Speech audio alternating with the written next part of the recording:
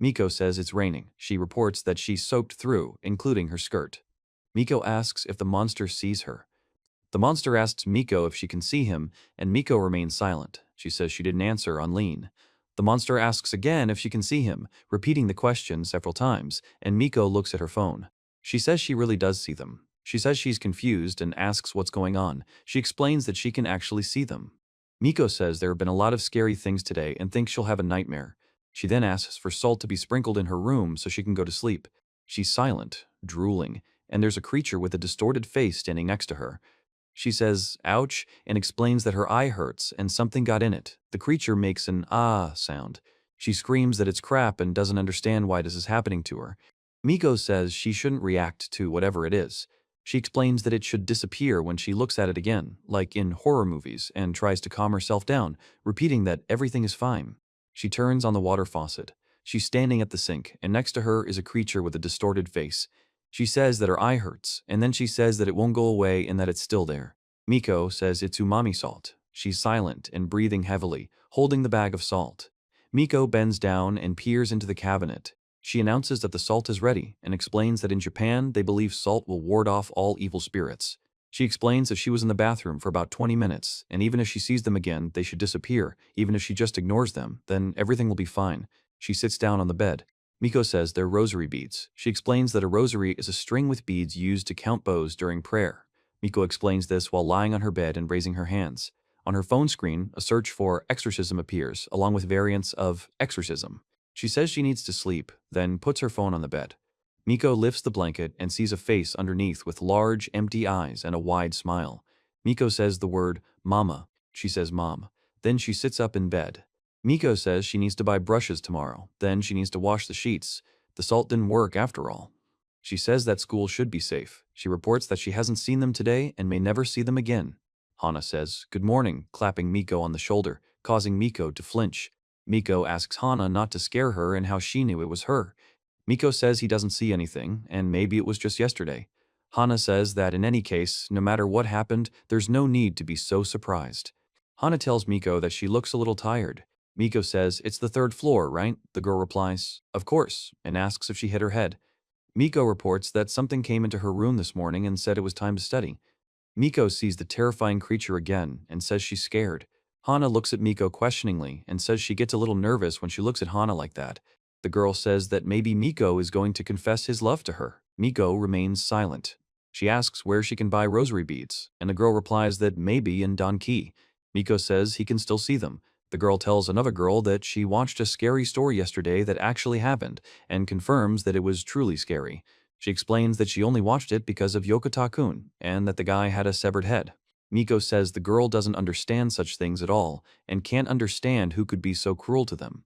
The girl says she turned on the TV, and something terrible just happened, causing her to spit out the borscht she was eating for dinner.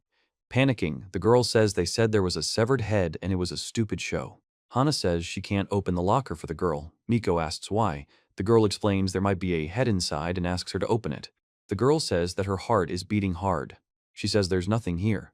The girl says that sometimes on TV, a closet is quickly opened and a monster appears behind her. She thanks him, and the girl says she's glad to have a friend like her and suggests they change quickly. Miko says she understands exactly what they mean. The girl with short hair says she really wishes they wouldn't do things like that and explains that she can't reach the top shelf. She asks the girl to get her phone, as she can't reach it herself. Miko explains that everything will be fine and nothing will happen if she pretends not to see who's hiding on the shelf. The monster lets out a loud scream. His hand clutches the remote control. Miko says he really wishes they wouldn't do things like that. The girl asks if Miko is okay. Miko says she still sees monsters in the school sometimes, even though they don't do anything bad to her. Hana helps her take her mind off these things sometimes. Miko asks Hana if she's stupid. She replies that it's windy here and she thinks she accidentally took off her panties while changing. The girl offers to go look for them together, but Miko categorically refuses. Hana says she's sure she can do without panties. The girl suggests putting a handkerchief on her chair, and Miko asks why not change into her workout clothes. Hana tells me there's a half-price sale at the store today. Miko replies that she knows. She says let's stop there on the way home. The girl says she likes their donuts and asks, "So what?" Miko sees monster's hands on Han. Hannah explains that with the French devil, it's impossible to make a mistake when choosing. She says she's feeling a little dizzy, and the girl with short hair asks if it's the anemia again.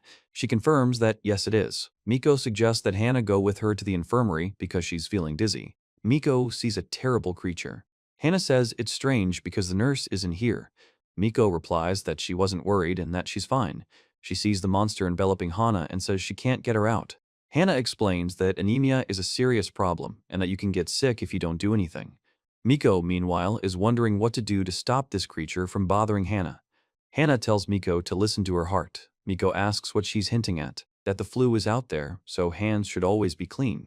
Stethoscopes are always full of germs, as they are constantly in contact with students who often catch colds. Miko asks if she wants to use hand sanitizer. Hannah says yes. Miko says he's doing it for her. Hannah says, "Hey, where are you going?" Miko thinks it's all for Hannah's sake and tells her to stand still and not make her bored. She says Hannah is all wet. Miko wonders if it works and if it could be that it's only Miko's chemicals that are harming them. She says that if she could make the monsters disappear. Miko sees the terrible monster again. Hannah and the monster ask where her apology is, and Miko reports that nothing worked out and again sees Hannah with a terrible monster. Hannah approaches Miko and says everything is clear now and she can examine her. Miko replies, "Please don't." Miko apologizes and says, "Sorry, Hannah, I only made it worse." She sees a monster approaching her. Miko thinks the best thing she can do is take her place. She's scared, but because of her, he's even scarier. Suddenly, someone from behind says that her heart is beating really fast. Ms. Kiddo comes in and says that they look like they're having a lot of fun. She says she doesn't want to listen to excuses and orders them to return to class. The girl explains that they didn't skip classes. Miko sees the monster grabbing Miss. The girl says that Miss Kilo has always been so sexy and that she heard that she uses perfume and all sorts of things. She explains that she feels cold and asks not to worry about it. The spirit was exorcised. The shop sign says, "Mrs. Dorna, there are 2 donuts next to it, and a noise can be heard." The girl says there's a big crowd here and suggests they have some donuts to recharge. Miko explains that everyone wants a half-price discount. The girl says they need to get in line before they sell out, and Miko agrees. She says they need to put all negative thoughts aside and that they're here to enjoy the donuts. Then she explains that they should see what they have this time. Miko says the mushroom muffin sounds pretty good. She says the line is here. The guy asks where she's been. Miko explains that it seems a bit sacrilegious and shows a 100 yen amen ring on her phone. Miko looks at him in surprise. She sees a line of scary monsters. Hannah says Miko is always on her phone. You need to watch where you're going. And Miko wonders why the hell the monsters are lining up. Hannah says you could run into someone or even get hit by a car, and reports that some people have disappeared this way. The girl explains what would have happened if she hadn't called her and warns that she could have been seriously hurt.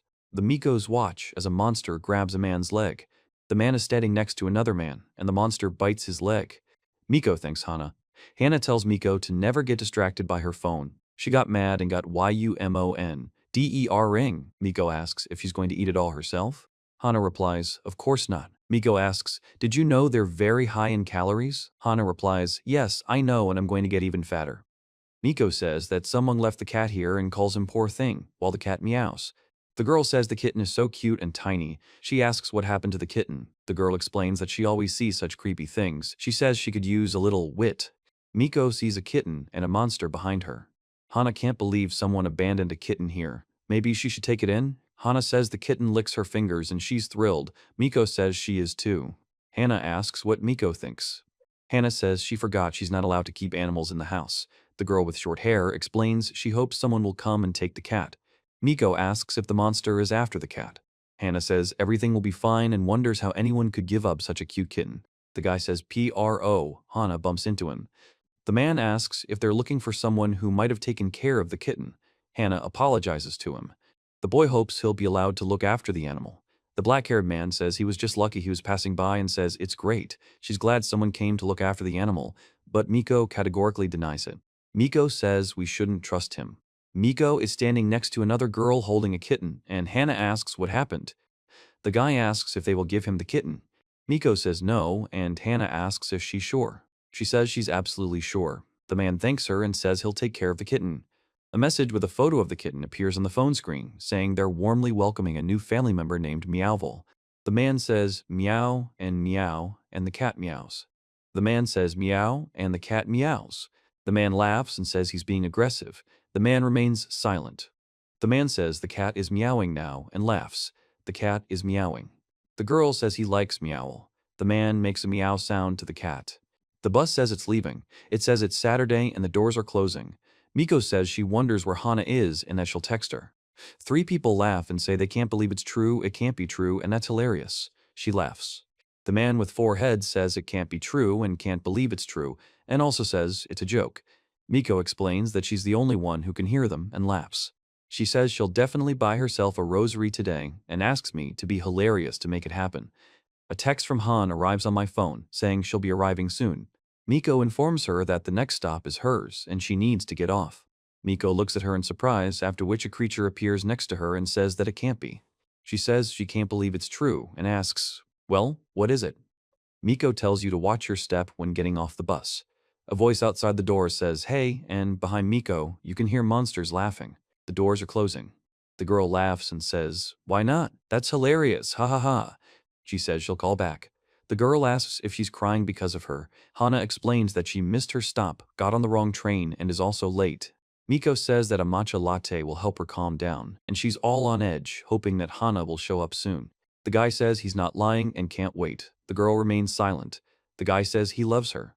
Miko says she loves him more and repeats that she loves him. The guy silently looks at his phone. She says no. She reports that he is smiling. She is surprised. Miko hopes he doesn't misunderstand. She says the creature is looking at her. She asks him to take the hint and says she's not looking at him. So what should she do? Then the creature starts to approach. She says she's already here. Miko says the creature won't get it. She says he's so cool and starts talking but gets interrupted. Miko tells him it's hers and it's mine. Miko takes a picture of herself and the man asks if she's taking a picture of him. The guy says she's watching Anaconda Anaguma. She's looking at her phone and a creature with long arms and a strange face is standing next to her. Miko says she did it. Miko, she says she can't stand it and wants to leave. Hana says she's late and says hello. Miko says she's on her way and tells him she's here. The guy notices her looking at him and asks if she likes him. She says she kind of likes him and offers to give him her number. The guy calls her slow. The girl asks Miko if she knows this guy and says she thinks he said something. Miko asks who exactly he's talking about and suggests they go. The girl apologizes for accidentally getting on the express. The guy asks what exactly happened and explains that he could fix it. She announces that this is a big new chapter. Miko says she bought some shrines that are supposed to keep her safe, and she must have finally gotten them. The girl with the plush toy says that Donkey really does have everything, and asks Miko if she bought another plush toy. Miko replies that the more the merrier, and she explains that these sacred bracelets are trendy and says she came up with the trend herself. The girl says she's never seen anyone wearing them. She says that's right, they're totally trendy. The girl asks if they'll become even more popular, to which the guy replies that yes, definitely. The girl asks if she can buy some too. Miko looks at her. Miko explains what they are. Miko takes out the bracelets and gives them to the girl, and the girl says, yeah. She says it's better to increase Hana's defenses so they'll be okay. The girl says that betting on trends is a good idea and suggests playing right now. She expresses joy and thanks him. Miko says he'll buy a bun to pay off the debt, explaining that they're chewy, fluffy, and delicious. The girl asks what he'll take for the bun. The guy tells her the store is right there. Miko looks ahead. The girl and the guy see 3 zombies in the alley. She says that's the whole power of these bracelets and is surprised that they avoid them. She confirms that they really do avoid them. The girl informs her that there are also strawberry booths, and she replies, okay. Miko says that these bracelets are amazing and that this is what they need, and the guy says that they only sell 50 strawberries each day and suggests that they go faster so as not to be late, after which Miko says that she has nothing else to do. She says that E.T. is running away. The man says E.T.'s name. Miko says that she can see the souls of the dead and that they are surrounding her right now. The girl asks if something is wrong and says that her shoelaces are untied. She remains silent. The man, with a distorted face and torn clothes, makes the sound itchy and says that Miko says she's fine and explains that her bracelets just broke. The girl says she just bought something. She tells him not to approach and explains that she said to move away because she's seen and someone is approaching her. She asks what will happen if she moves away and what she should do if she runs away from it. Miko says she doesn't see anything. The guy says the item is broken and offers to go back to the donkey shop and exchange it. She explains that she just bought the items, but the guy reassures her and says everything is fine. She explains that it was hard, but she's okay now and that people who don't see them are just passing by. The girl says it was close, and she didn't even notice she dropped it. Miko yells, "Stop!" The girl explains she was going to leave it behind and says Miko is a quick thinker. In the image behind her, there is a man in a mask with chains. She was crying and shaking, clutching a stuffed rabbit. She makes a sound expressing fear or pain. Miko says she won't let them get away with it and asks them not to do it after all this. The girl screams that she can't believe they were sold such bad bracelets and says she'll go back there and complain, asking if Miko is crying and insisting she's not okay. In the top right panel, an advert states that the godmother offers fortune-telling and exorcisms, improves luck in work, money, and love, and offers a free consultation. In the center right, a woman claims that ever since she put on the bracelet, men have loved and fawned over her like there was no tomorrow, and the woman says that if you subtract the amount she has to pay the guys who hit Sakura, she barely breaks even. The old woman explains that she'll probably come back here a couple more times. The man says he'd rather find someone stupid and rich. He explains that he's not going to pull the girl's pussy out after so many attempts. The man asks for forgiveness. The letter states that he's worried about the girl and offers to earn money for a living by telling fortunes. Miko asks if they really have a powerful holy bracelet. The girl explains that something doesn't break right away. The man says they're just brats and calls them a cute couple. She says she has a powerful holy bracelet that brings good luck, but they probably don't have any money. The man offers to sell some cheap trinket for 3,000 yen. The girl says it looks cool and asks if she can try on the bracelet. The man replies, "Sure." Miko says that she can do whatever she wants now and explains that the bracelet she wears is the key to her power. She says the machine is broken again. The man explains that he thinks it's old and says he'll buy a new one. The man says that it may be rotten, but it's not for nothing that they call it the godmother of the city. She says she can barely see it as black fog. She sees... The old man asks Miko if she's seen anything strange in the settlement, to which Miko replies that no, and nothing unusual has happened. The girl asks what they're talking about, and Miko replies that nothing has. The old man explains that Miko sees them but completely ignores them, calling her a strong woman. She asks if they're talking about anything scary here, and says that the girl really does have something, that her life aura is connected to something. The old woman reports that the girl doesn't seem to understand anything, but that's probably what attracts them, just like the light of a blazing hell attracts moths. Miko asks if they could give her a bracelet. The man replies that he'll give her a couple of minutes. The man turns around and shows her the box, saying that here it is. The man says he never thought he'd get it. Miko explains that he doesn't sense anything special about this girl, but she's definitely the right girl. She says she's not so corrupted as to let a girl about her grandson's age go through something like that. The old man explains that what came before was a toy compared to what he's showing her now, and says it's the most powerful thing he has, while he reveals that she is filled with his power from the depths of dawn, and says that his days of cheating are ending now, also announcing that the godmother has returned. Miko says it's happening. The man makes noises. The hooded woman raises her hands and looks at them. She says she's done with the bracelets and agrees to take the buns and go home. The girl explains that bracelets break very easily, and both of hers just now fell apart. The man returns to the alley. A man tells his mother he's a new woman. The text says the fortune-telling shop is closed forever, and his godmother was defeated with one blow. The right panel depicts a house against a skyline. The left panel depicts Miko lying on a bed, holding a phone in her hand with a stuffed animal next to her. She says no and asks not to. She makes the sounds ha and then says She makes the sound The man watches silently. Miko tells them not to sneak up on her while she's sleeping, as she almost had a heart attack. The guy greets his sister and tells her he heard her talking in her sleep, and also notes that she was dreaming of something vulgar. Miko abruptly slams the door. She says she was hugging a toy and thought she had a crazy dream. She then explains that she was talking in her sleep and sighs. A guy asks if her sister is acting weird, to which she answers in the affirmative. Another guy asks what strange means and gets a vague answer. Miko reveals that the girl has a boyfriend and explains that when a girl falls in love, she loses control of her soul and body, citing her sister as an example, who was the same way when she had a boyfriend. Miko explains that she recently heard the girl say, "Stop, don't," in a dream, and that lately she reads a book about supernatural phenomena and says that won't help either. The guy resolutely declares that he will protect his sister, despite the imaginary adversary who laughs and demands the shoes back. She takes the book from the shelf and looks at it carefully. Miko announces that she's leaving. Miko asks if he can go on a date and what she was reading there. The man asks what's in that section. On the shelf, from right to right, are books with titles like Drunken Forest, All or Nothing, Put It All in Your Mouth, 99 Ways to Please Your Partner, 100 Date Places, and The Story of Beans. A man is reading a page titled, "A Hickey is a Sign of Love," and the guy says it's a guide to saving the world. Miko takes off her jacket, then her bra and panties. She says she'll do it another time, but she did well and says that the thing in the store really scared her. Then she says, "Whew," and sits in the bathroom. She's standing under the shower, water is pouring on her, and she puts her foot in the water, which is dripping. You can see the window with steam. The guy tells her his sister is taking a bath. Miko says a hickey is a sign of love and suggests giving it to her. She says she can't believe he's here and explains that he looks terrible and that she doesn't know what to do with him. The man says he can't take it anymore and wants to leave. Miko says it's best to get out. She sits down in the bathtub and a man appears next to her. Miko says she's really scared, asks not to go into the bathtub, and exclaims, "Oh God, no." She says that the body in this state cannot move. She explains that it cannot even lift an arm. Miko says she can't and repeats that she's scared. The guy says they should shower together at least once a week. She says, let her rub his back and tells him she's saved.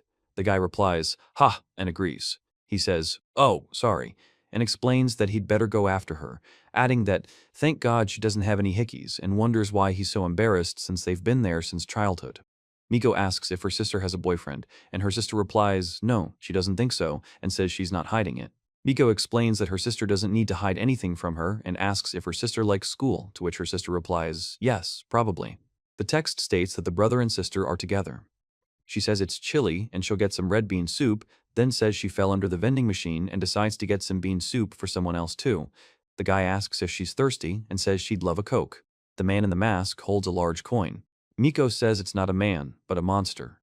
The man explains that he can't speak and doesn't understand what's happening. Miko reports that the monster has turned towards them. She says it's a tiny old man. The man says it's the same old man they talked about on TV and confirms that he really does exist. Miko says she dropped something again. She explains that he's quite cute because she's seen a lot of horrible things lately. She says what a big old man and makes a sound of admiration. Wow.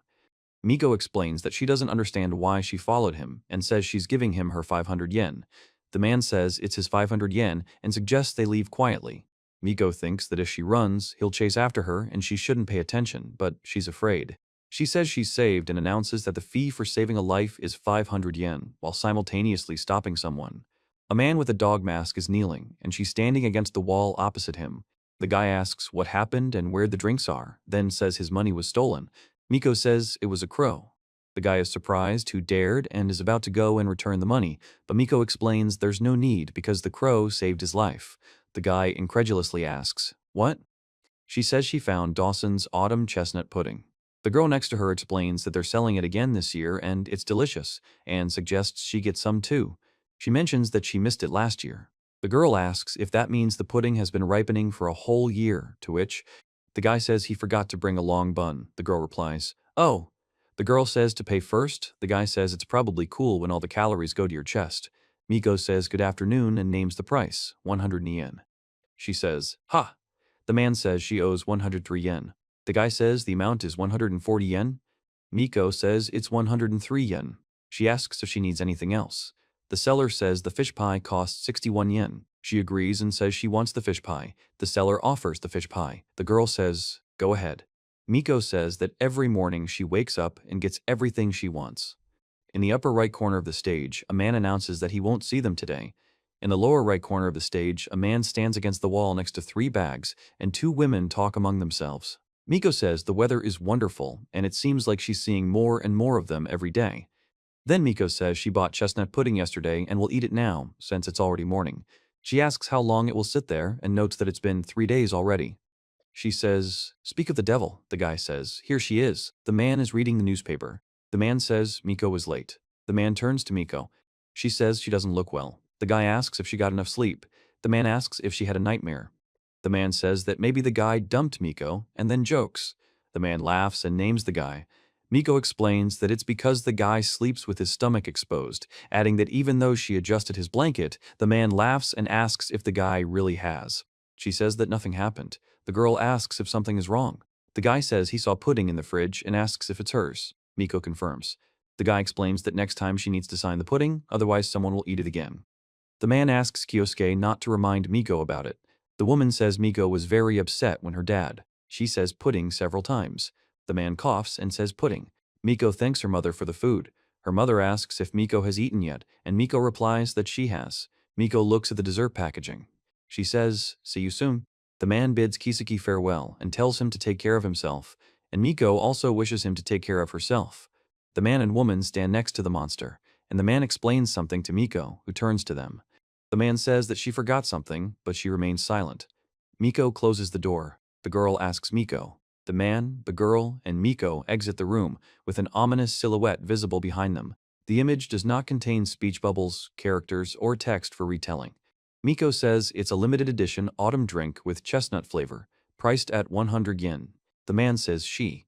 She asks if the man is addressing her. The man explains that he always wanted to apologize for eating Nico's pudding back then and asks for forgiveness since he never got the chance. She says bye. The man says he's not sure how he feels about seeing his dad's ghost. The man says it's his and denies the ghost's words. The boy tells Miko he has a cake. Miko looks at the boy silently. The store sign says they sell grizzly cakes. She says the cake is called Bear Walk in the Woods and asks if it's cute, right? The man says yes. The salesperson announces that this is the most popular item and the last one for today. The woman with short hair is surprised and asks what it's for. The girl with long hair asks Miko what they're going to do and explains that they only have one left. Miko says she's thinking of taking it. The girl with short hair asks, she says everything is fine and she'll take this Mont Blanc. In the next panel, she's silent, showing off the airy Mont Blanc. The girl at the counter suggests getting the cream puff pastries instead, and another girl says she'll take the Bear's Walk in the Woods cake. The store sign says they sell grizzly cakes. Miko looks ahead. The girl turns to Miko and says she's showing her what kind of cake. A man says it's cute, right? And another man says yes. The girl says she's thinking of taking it. Miko explains that it's really cute. The girl asks if the other one likes it, and she says no. Miko asks what they'll do, and the girl explains that they only have one left. The man and Miko hear someone repeatedly asking to let it out. She says everything is fine, and she'll take this Mont Blanc. A light Mont Blanc is on display. The girl suggests taking the cream puff pastries, and another girl chooses the Bear Walk in the Forest cake. The man asks her to let him out. Miko says she's so sleepy, yawns, and notices the clock has stopped at 3 o'clock again. Then she snaps her fingers and says, "That's great." She says there are too many and writes that she has a stack of pancakes. She takes a picture of the stack of pancakes. The woman asks Hana if this is enough for her. Hana says, "Yes, thank you." The woman asks if they've changed the light bulb. The man says it's fine and says goodbye to his mother. John barks, making woof and woof sounds. The girl says the dog is very energetic and orders him to sit, affectionately calling him Doggy. The dog growls and barks, watching the girl. Miko says that this creature is not a human but something else, and explains that it feeds on fear and despair. In the top right panel, the creature waves its hand. In the middle panel to the right, it tries to escape the claws. In the top left panel, the creature falls to its knees next to the On's leg. In the bottom left panel, claws pierce the creature. In the bottom right panel, the creature with a distorted face reports a strong. Miko says she's not afraid. The creature with long claws and disheveled hair opens its mouth and touches its face with its hand. She says, "Hooray," and explains that she should eat more pancakes while she is eating a bun with melon. Miko asks why the boy is crying and sweating. The boy screams and explains that Chico's collar came off and he ran away. The boy says his dog's name is Chico. The boy explains that the dog ran away there. Miko says she's been calling him for a while, but he doesn't come out, making a wah-ah sound. Miko then explains that it's a building where accidents happen every time it's scheduled for demolition. In the next shot, Miko is silent. The guy says he loves dogs and asks to give them to him. The guy thanks her. Miko says it's scary and asks what if she sees a ghost there. She says it's her, Hana, and asks where Chico is. 3 creatures invite her out and tell her not to be afraid, calling her Doggy and noting their warmth. The girl asks for Chico, and a creature with long claws begins to burn her, frightening her. The girl calls Chico over and tells him to come out, promising it will be fun. Chico explains that he shouldn't be afraid, otherwise he'll be scared too. A dog peeks out of the kennel and makes noises. Miko says she thinks she heard him. The boy sits with his knees pulled to his chest and suddenly looks up. She's carrying the dog in her arms and calls out, "Chico." The boy thanks her for the dog and she says, "You're welcome," and notes that the dog is a little bigger than she thought. Miko says she can't help but laugh. Miko explains they came here to pick up a package. The man announces that the package has already been delivered and the child waves hello. The woman stands nearby. The girl says that she will never do that again and that it was very scary. She says her name. Miko asks why. The girl apologizes for the delay and explains that she was helping the boy find his dog and didn't notice how time flew by. The girl explains that she found the dog in the previous building. The text block states that a bakery was later built on the site and its business flourished. Above the stage, chaos erupts in a cursed building. On the right, a girl calms a dog. In the center, a man struggles to escape from beneath a huge monster. In the lower left, a man lies on the floor, and in the upper left, a ghostly silhouette with long arms is visible. Miko reports that the route navigation is complete, and they're there. The girl says she thought they were going to the movies. Miko explains that they have a day off today. The girl is surprised that movies have days off too, and Miko confirms this. The man reports that they've arrived at their destination. She says they came to the temple, but asks why exactly. Miko says she thought it would be nice to go to some sacred place, and the girl replies that it sounds really fun. The man says they need to do something about the creepy thing that's been following Hana around. The girl says it's such a magnificent place. The phone screen shows. She says she just followed the GPS here and asks if this place will definitely help them, noting that there's no one there. The man calls out to her and tells him to come here, and she replies that she's just going to check. The girl asks if 5 yen is okay for an offering. Miko replies that, why not? The girl asks to be allowed to eat delicious food until she's full. She asks to do something about the scary thing next to Hana, promises to do anything to get it off Hana, and asks to lift the curse from Hana and help her. Miko says she's counting on the spirits and is ready, although she doesn't know if it will help. The girl says she's still whispering. She asks why there are more of them. The girl says it's a long wish. She asks what she wished for and answers that it was health. Miko says she thinks only an exorcism will help in their case. The girl says the place has a pleasant atmosphere. She explains that it's like being in a Miyazaki film. She says she'd like to see her neighbor, Trommel. The man tells the ash gremlins to come out and urges them to hurry up. Miko says her favorite Meebly movie. A man asks Miko what her favorite Meebly movie is. The man offers options, The Werewolf Princess or The Return of the Dog. The guy reports that they were exorcised by ghosts. Miko says she didn't see anything. Miko explains that from what the other character listed, she missed out on a lot of great movies. Miko asks if the other character means she only saw her visible troll. The man asks what's going on here and is surprised that. She says that maybe some deities or something like that will forgive them for this terrible thing and asks for a chance. Miko says they can do it. The man with the long tongue screams in pain. The girl says look, she screams, the man is silent. Miko says the sun behind the torii creates a cool effect. The girl with short hair says it's absolutely stunning and suggests taking a selfie to get 1 million likes and shares. The girl with short hair invites them to come here. The man asks if they're done for now. The girl says it's hard to get the right angle because of the sun. She stands nearby and listens. Miko says that might be the case. The man makes a huh sound and makes inarticulate sounds. She says it looks great and asks to say cheese. The girl next to her expresses surprise in response. Miko says it looks so mysterious and enigmatic and that these holy places are truly amazing. The girl with short blonde hair says yes, it looks great and asks Miko to take a look. She says she can't believe there's not even a filter and asks what the hell it is. The man explains that the creature just ate someone and asks if it's God, then says he doesn't know if they're saved or not and that something terrible is happening. Miko stands before the enormous monster, silent.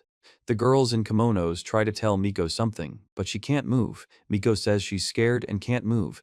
The monster speaks 3 times. She, standing next to 2 girls, listens. In the right panel, the girl says she feels like a weight has been lifted off her shoulders. In the middle panel, Miko says she's also glad they came here today. In the left panel, the man says something happened to him, but everything seems fine. In the upper right part of the scene, a girl begs to be accepted as a disciple, asking her godmother and exorcist to accept her, calling her request a free consultation. In the lower right, the godmother explains that she does not accept disciples and asks how many times this must be repeated, and on the left, she adds that the girl is only. Miko says that although she looks young, she's already a high school student. The man explains that she can take this bracelet and go from here. The man explains that this bracelet is imbued with powerful spiritual power. The girl reacts with admiration to the bracelet. Yuria Nigredo reveals that her name is Yuria Nigredo and that she possesses a mysterious power, seeing things from another world, which means she's now his apprentice. Yuria explains that this one doesn't seem dangerous, and this time she'll let him go. She says she's not afraid of these creatures at all, just as she is herself. The girl says she could become an exorcist, a medium, or something else, and become the envy of millions, as well as the most successful. Several girls say this is disgusting, that she's just looking for attention, and ask what it means that she can see ghosts and so on. The girl explains. The girl is surprised that the fortune teller's shop is closed forever. The man explains that she went back to the village because she reached the limit of her strength, or something like that. The boy asks why. Miko announces that the bracelet shop is permanently closed. The girl says that seems to be the case. Miko notices that they are from the next class. The man explains that if memory serves, 2 young girls came to her last time and says that it was them. The man says it can't be otherwise. She explains that it's no wonder they closed down because their bracelets were too fragile. The girl with 2 ponytails says she doesn't understand what she said. The girl with short hair says they'll go buy some buns and go home. Miko asks her to wait. Miko laughs. The girl with 2 ponytails watches silently. She says there's a slipper there. The girl notices the slipper and jumps. The man screams. Miko says the avenue looks like a cockroach and asks not to scare her anymore. The girl with pigtails says she can't figure out where she stepped on someone and apologizes, explaining that she imagined it. The girl with pigtails apologizes again. Miko says she's truly sorry and she says the girl has a minute. The girl replies that everything is fine and it's no trouble for her and asks if she's from the next class. She apologizes for having to help with the cleaning. Miko says the woman is Miko and asks if that's true.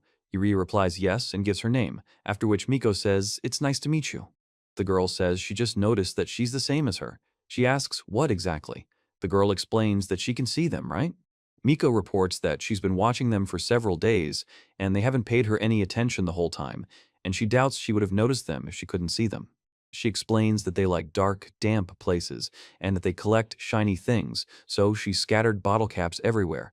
The girl says that there is no need to worry, she is the same as her, and that now they are alone, so she does not have to hide her powers. She asks what she is talking about.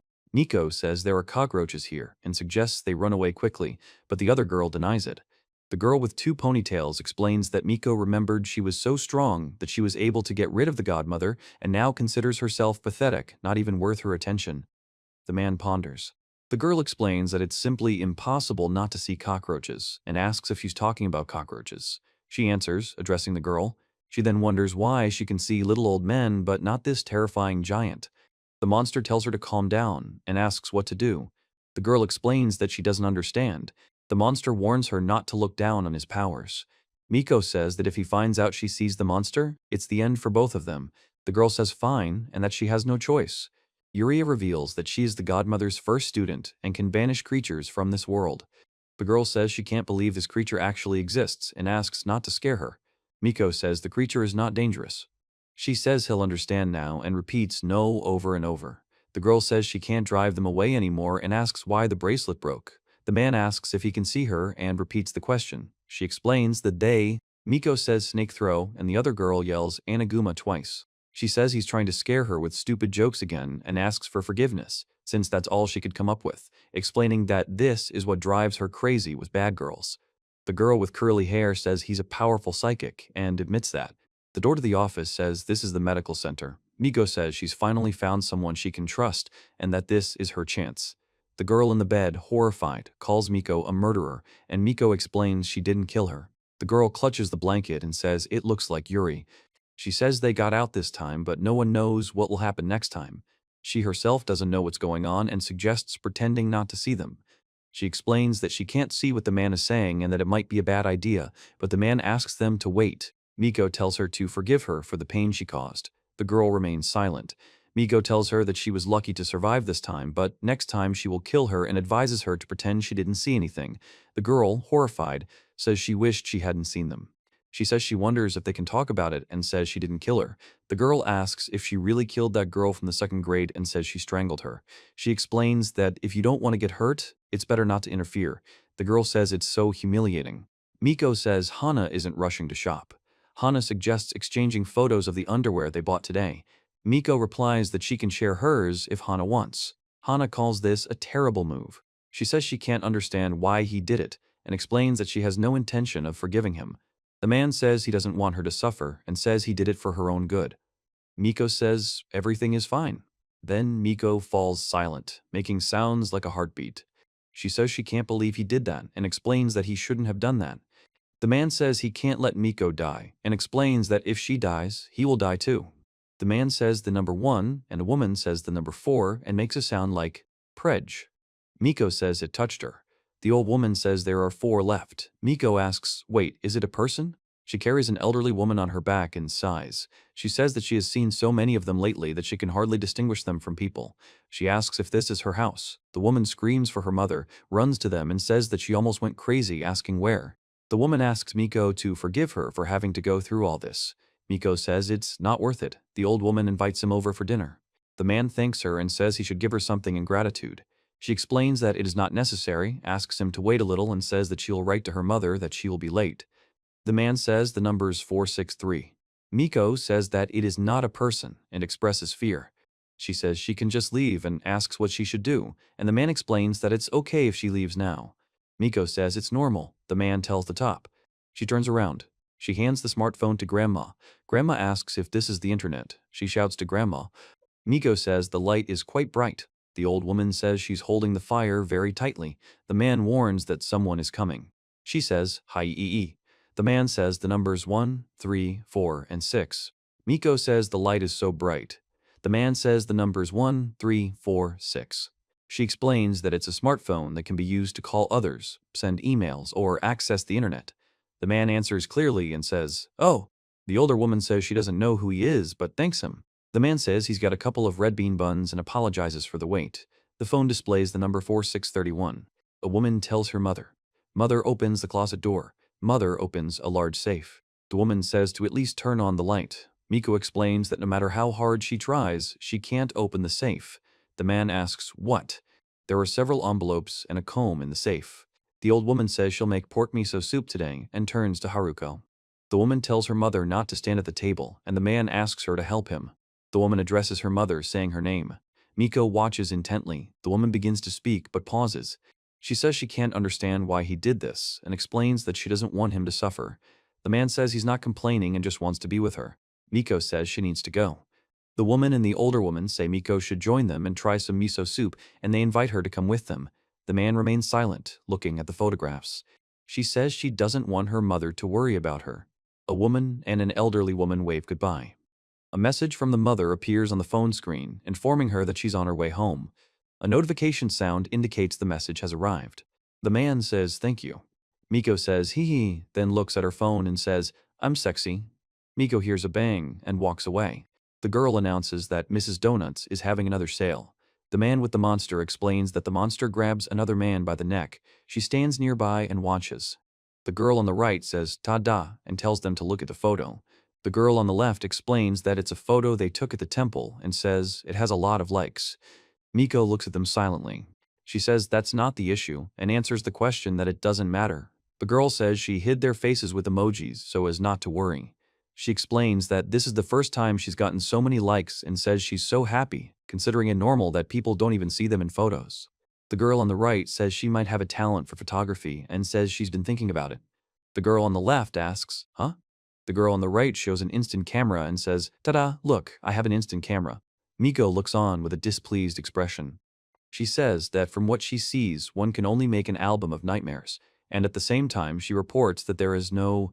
The girl says she has to be strict for Hana's sake and is worried, and Miko explains that Hana has good photos and all that, but asks why she did it, since she had a great expression on her face. Miko shows the photo and tells him to look. She says something flew by.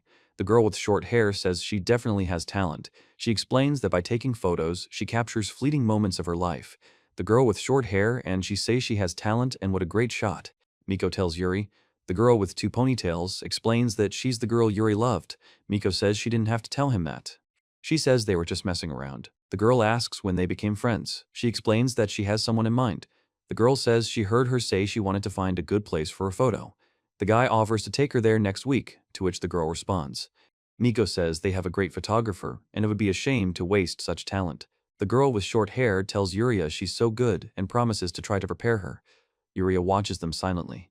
She says she doesn't know the other girl's level of spiritual power, but she's taken it upon herself to find out. Yuria says she's her godmother's first student and will make her acknowledge her powers and will never forget that humiliation. Yuria tries to breathe but can't, and she asks what's wrong with her. The girl on the right asks if this is really a good spot for a photo. Miko says it'll be fine, and the girl on the left says they're getting close. The girl on the right explains that these are just mountains, points, and says they just have to go through the tunnel. She explains that strange events often occur in this tunnel and warns them to be careful. The girl explains that many people avoid this place due to rumors of ghosts and unexplained phenomena. The man says that despite this, they need to go through the tunnel to reach the next point on their route. The girl with pigtails says the scenery on the other side is beautiful. The boy asks if they need to go through that tunnel, noting that it's dark. The girl with pigtails demands to see what the other girl is made of. Miko reports that a rock hit her shoe. The top right says, she says that they really need to go through it, and the girl asks why it is so dark here in the middle of the day. The girl reports that someone threw something and it looks like a stone, and asks if this is some kind of ritual. Miko says she almost fell. The girl claps her hands. She says it's a barrier and reports that she has installed a barrier. Miko asks if she saw him trip and explains that it's okay, everything's fine. The girl with two ponytails is surprised that Miko stands out in front of her and immediately sets up a barrier, repeating the words, "It's okay." The woman with short hair says it's so dark and scary in here. She says there's no point in pushing herself for the sake of some photos and suggests going back. The girl with two ponytails yells at Hana to stop. She asks if she really agrees, and the girl with two ponytails points out that she's very talented and asks if he wants to let her fear deprive her of that. The girl tells her that a world of endless possibilities lies ahead and that it awaits Miko at the other end of her cell. Miko says it's more like a world of endless nightmares. The girl with the short hair explains what it means to be like. She says it's a good try, but she won't let anyone hide her powers from her, and warns him not to think she'll win just because of the barrier she set up. The girl with the camera tells her that the whole world awaits her, and she won't run away again, and she asks if he's serious. The guy explains that. Miko says she doesn't understand why she was chosen. In the top right, she says she doesn't know, but thinks her interlocutor looks somewhat aesthetically pleasing, and she confirms that yes, very aesthetically pleasing. In the top left, she demands to see the spiritual powers that managed to drive away her godmother, and says she'll see how long she can hide it. The photograph shows Miko standing among a group of people with distorted faces and bodies, some of whom look like ghosts or zombies. She says it's a stunning photo. Miko says something has appeared. She says it's dangerous to stay here. The girl says she feels she'll take even more great photos outside, and then suggests going through the tunnel. Miko says the chains can't hold the creature, explaining that it's too strong and fast. The man says they need stronger shackles and explains that they've prepared a special device to capture it. Miko explains that despite all measures, the creature breaks free from its chains and continues to. She says what she said. She explains that she banished him in an instant. The text says that Yuri saw it. Miko reports what's happening to Yuri. The girl with pigtails says Miko simply waved her hand and doesn't even need tools, noting how terrifying that power is. Miko explains that if the girl sees this, she'll definitely agree that they need to leave.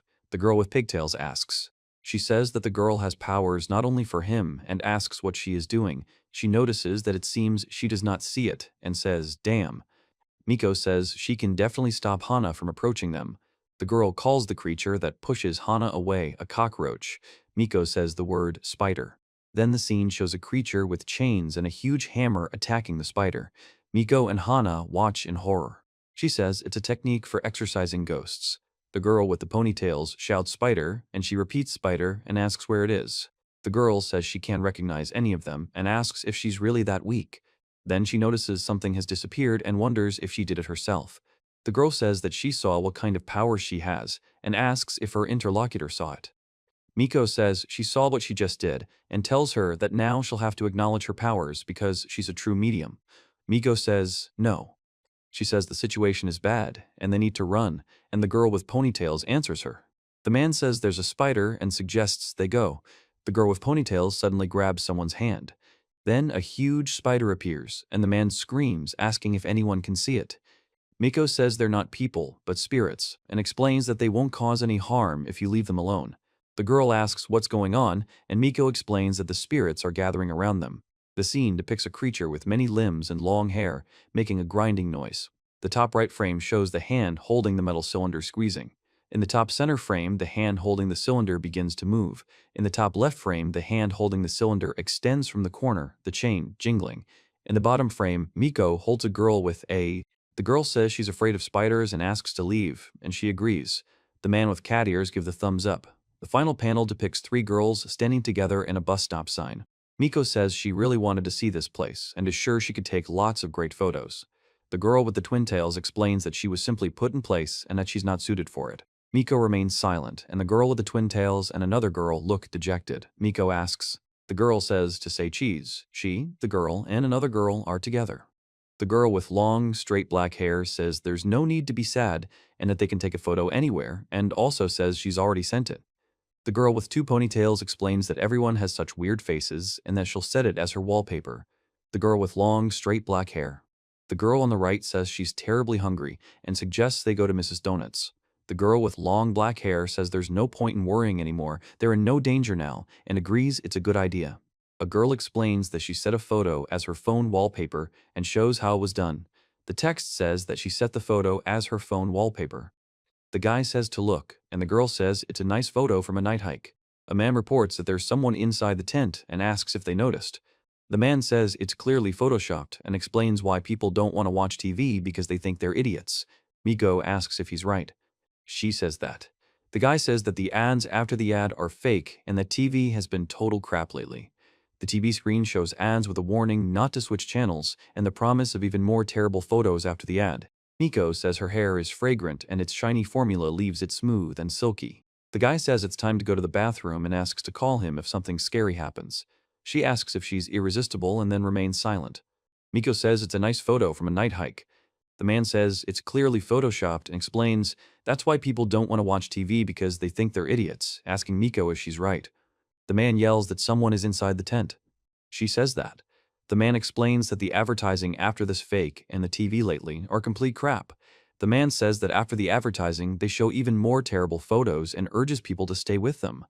In the upper right corner, a woman announces that she's going to get someone and demands their return, asking why him, and also orders them to die, wishing they'd never been born and be cursed. Miko explains that now is the time to go to the bathroom and asks to call if anything scary happens, and she looks at the dress and says she wonders if it would suit her mom. The guy asks if he should buy it. She replies that the dress seems nice. The guy remarks that it would be cooler if the dress had a lion or something like that on it. She says he didn't even need to ask. The salesperson asks if they want to try it on. Miko replies that it's not for her. The man explains that Miko and her mother seem to be the same size and offers to try it on. Miko agrees. She reports that the guy is shopping with his sister and asks if they should be very close. The guy replies that not really. Miko announces that her mother's birthday is coming soon and says that they're buying her a birthday present. How sweet. The man asks if she can open it yet, to which Miko replies, no. The man says Miko has been stuck there for a whole year and suggests opening it a little longer. Miko asks him not to rush her. She says bye. The man says the size is perfect and it looks wonderful. Miko says it looks great and turns to the girl. The girl says it's ready. The guy says it looks wonderful. The guy and a woman say they'll take it and are sure it will suit the girl's mother too. The woman thanks him. She says she wants to pay right away and rents it at home. The boy asks why. The woman explains that she doesn't want to rent it because her brother complimented her and says it's so sweet. Miko says she's never coming here again. The guy asks what she'll give her mom now. The guy suggests, maybe this. Miko replies, no. She reports that he is drooling. The boy says that it is good that they were able to buy something for his mother. The man whispers, psst, psst, several times. Miko announces that another one has appeared and says, phew. She says it's not a man, but a monster, and explains that it attacks passengers. The man strikes a seated person with a club. Miko says he doesn't understand what's going on. The man says there are a lot of people in the area who don't want to be disturbed. The woman explains that if someone doesn't want to talk, it's best not to push them. She says that sometimes it's best to just leave, to avoid problems. The man says that sometimes it's better to be discreet and not interfere in other people's affairs. Miko says he's coming here. She says they need to leave and calls Kiyoshige. Kiyoshige is asleep and she's holding his shoulder. A man in a suit answers the phone saying hello. She looks at him with fear. Miko says this can't be true and says she can't believe what's happening. The man explains that it really is true and that he's not joking. The man says he's fine and asks how his interlocutor is doing, who replies, of course not. She screams that she can't get up as a hooded man with an axe moves through the subway car. Miko says nothing bad happened to the others and that she can just ignore it, everything will be fine. A hooded man with a club says he can handle it and that everything will be fine. Miko starts to speak but doesn't finish her sentence. She says she looks bad and the girl asks what's wrong with her. Miko says it's not a toy but a real axe and warns that if anyone picks it up, they will die. The hooded man raises the axe and strikes Miko. The top right man is saying what he found. Below, he's rubbing his hand and speaking gutturally. On the left, he jerks his hand away, and the man behind him asks what that was. In the top left, a girl with long dark hair is saying it hurts, and another girl next to her is making a noise. Miko says no and asks him to wait. The man says they're arriving at station. The man says he can't. She reports that she is clutching something in her hand. The hooded man suddenly strikes her and the other people with his sword. The man remains silent and announces that the doors will open on the left side of the train. Miko remains silent. A hooded figure announces that the doors are opening. In the crowd of people behind him, no one speaks. Miko says there's nothing in this world that can't be bought with money and explains that even human souls can be sold. The man reveals that he's a soul trader and offers to make a deal. She says the subway is very crowded today. The man explains that rush hour is always like this and advises caution. The woman says she's tired after work and wants to get home quickly. The man says he had a hard day at school and is dreaming of the weekend. The next station is called Egg, says the guy who reports that he was poisoned. Miko says they're getting off here. The guy asks why she's standing there and says this isn't their stop. Miko explains she wants to go to Shimamura, and the guy asks why. She says she needs to change her underwear, and the man asks what exactly. Miko says it seems like being a girl isn't easy, and adds that it isn't. The guy asks why, and then exclaims, ah. She says that someone is moving. The girl says something is wriggling in the teacher's stomach. The woman laughs and says it's wriggling, and Miko explains that it's not a worm that would wriggle. The woman says that it will wriggle then. Miko asks the teacher if he's going on vacation tomorrow. The teacher replies, a little, and she says she'll hug the child right there in the classroom and asks him to give birth to a healthy baby and come back quickly. The woman says she can be relied upon and hopes she'll change the child's diaper. Miko says okay. The girl with short hair explains that it's like, she says it's something strange and makes a sound of surprise. The man explains that a smoking cloud in the shape of a hand is coming out of his body. The woman with short hair asks if something is wrong, to which Miko replies, no, nothing. Miko notices something entering the teacher's stomach and wonders what to do. The woman with glasses considers whether she should say something but doesn't know how. Miko thanks the woman. The teacher tells her not to eat lunch after the first period while she's gone. The girl with short hair replies that she won't. She says that if she tells IA about this, she'll get really upset. Miko tells Sensei. Sensei explains that it's not his hand. She explains that you need to take care of yourself and be careful when going downstairs. She says everything is fine and asks what's wrong. The woman tells you not to lift heavy things and to take care of yourself. Miko says everything will be fine this time and that she thinks so.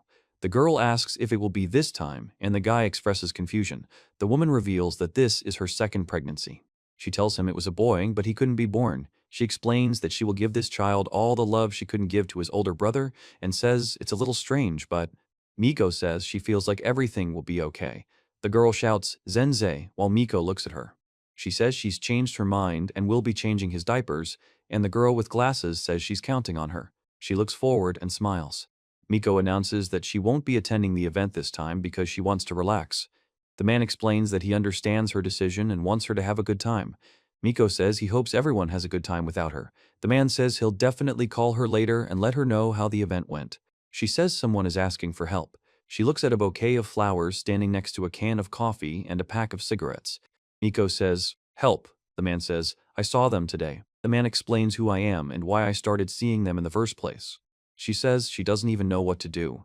The man in the picture says he needs help. Miko says it might be time to do something about it. She says she can do it too. The woman says, for example, like Uria, who tried to exorcise spirits with that granny's beads.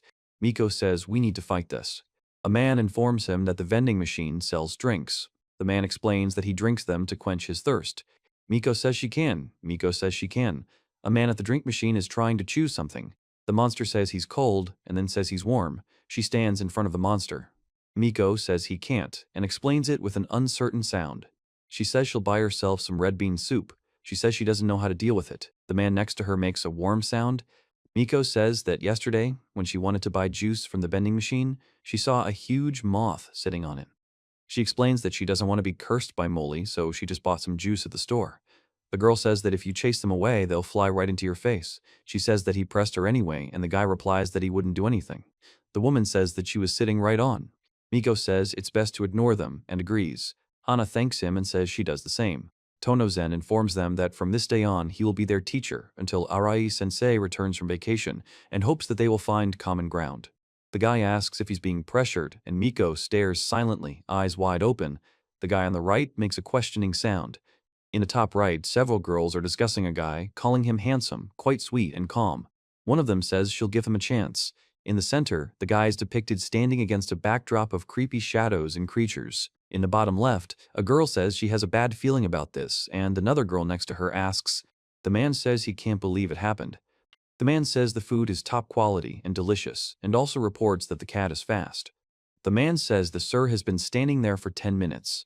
The girl says he's carefully selecting the goods, and the man advises not to disturb him. The man remains silent, holding 2 cans of food, which 2 cats approach. The man says he'll take it.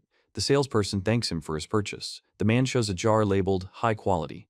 The top right corner shows a sign for a GRI Zelly bakery. In the center right corner is a cake with forest bears and the caption, "Forest Bear Cake." The man is silent. The man says it's a forest bear cake. A guy with 2 white creatures announces that he'll be there soon and apologizes for the strange name. A man walks down the street with 2 bags. A man stands at a flower shop. The right panel depicts a house with a balcony and a window. The left panel shows a can with a label for delicious, premium quality pet food. The cat meows, Miko says, laughing, and asks if the cat likes it. The man says they liked it too, and the 3 cats meow as they eat their food. The man looks at the cats. Miko says the wedding is scheduled for the 21st. She says, "Happy anniversary," the man replies with a meow. The girl on the right says she wouldn't mind if Miko were friends with her. Miko says he doesn't know how to be friends. The girl on the left explains that friendship is just having fun together. The guy asks if he can see him, and the creature repeats the same question. The sign says, "Shop." Miko explains that it's a large yakisoba bun with condensed milk and chocolate chips, priced at 300 yen. The girl with short hair asks for 3 pieces, and she says it's stomach abuse. She explains that she's been terribly hungry since this morning, but the girl with short hair points out that she ate a melon bun during class, and that doesn't count. She's surprised. The girl says she can't remember exactly where.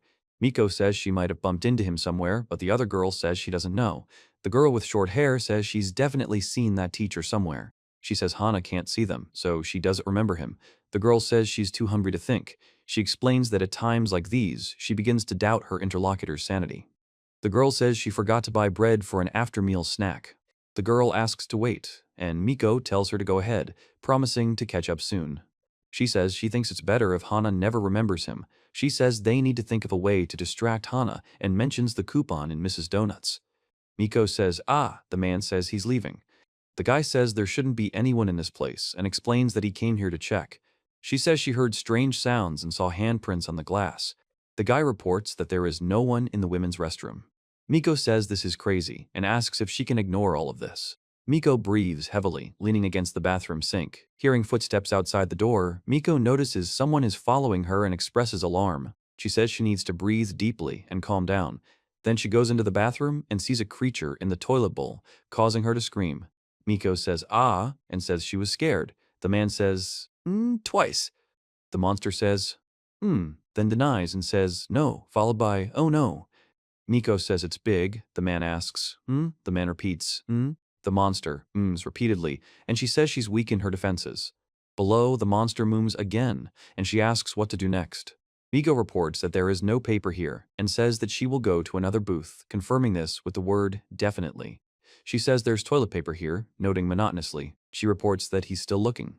Miko says it's meat she can't eat, explaining that it smells strange and makes her nauseous. She says she can't understand why anyone would eat something like that.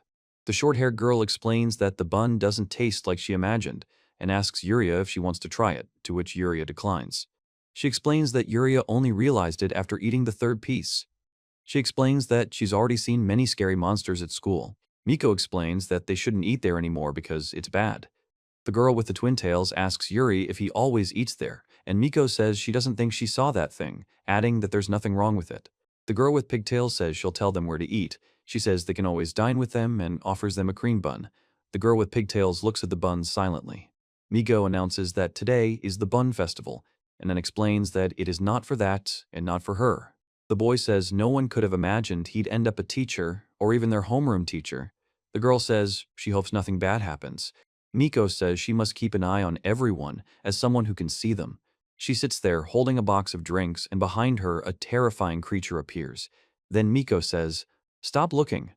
She says that simplicity is the best. The girl on the right is explaining something while sitting on a bench with her and another girl.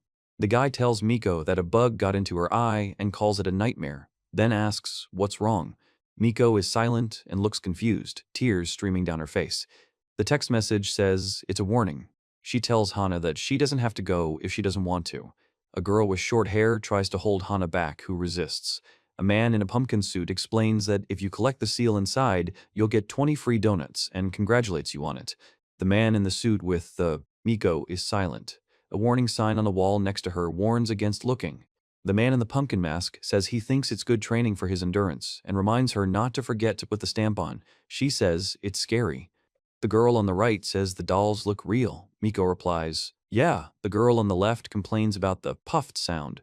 The girl explains that these cheap tricks won't work on those who can see real ghosts and says it's all fake. Then she says, you just need to find the seal and get the donuts.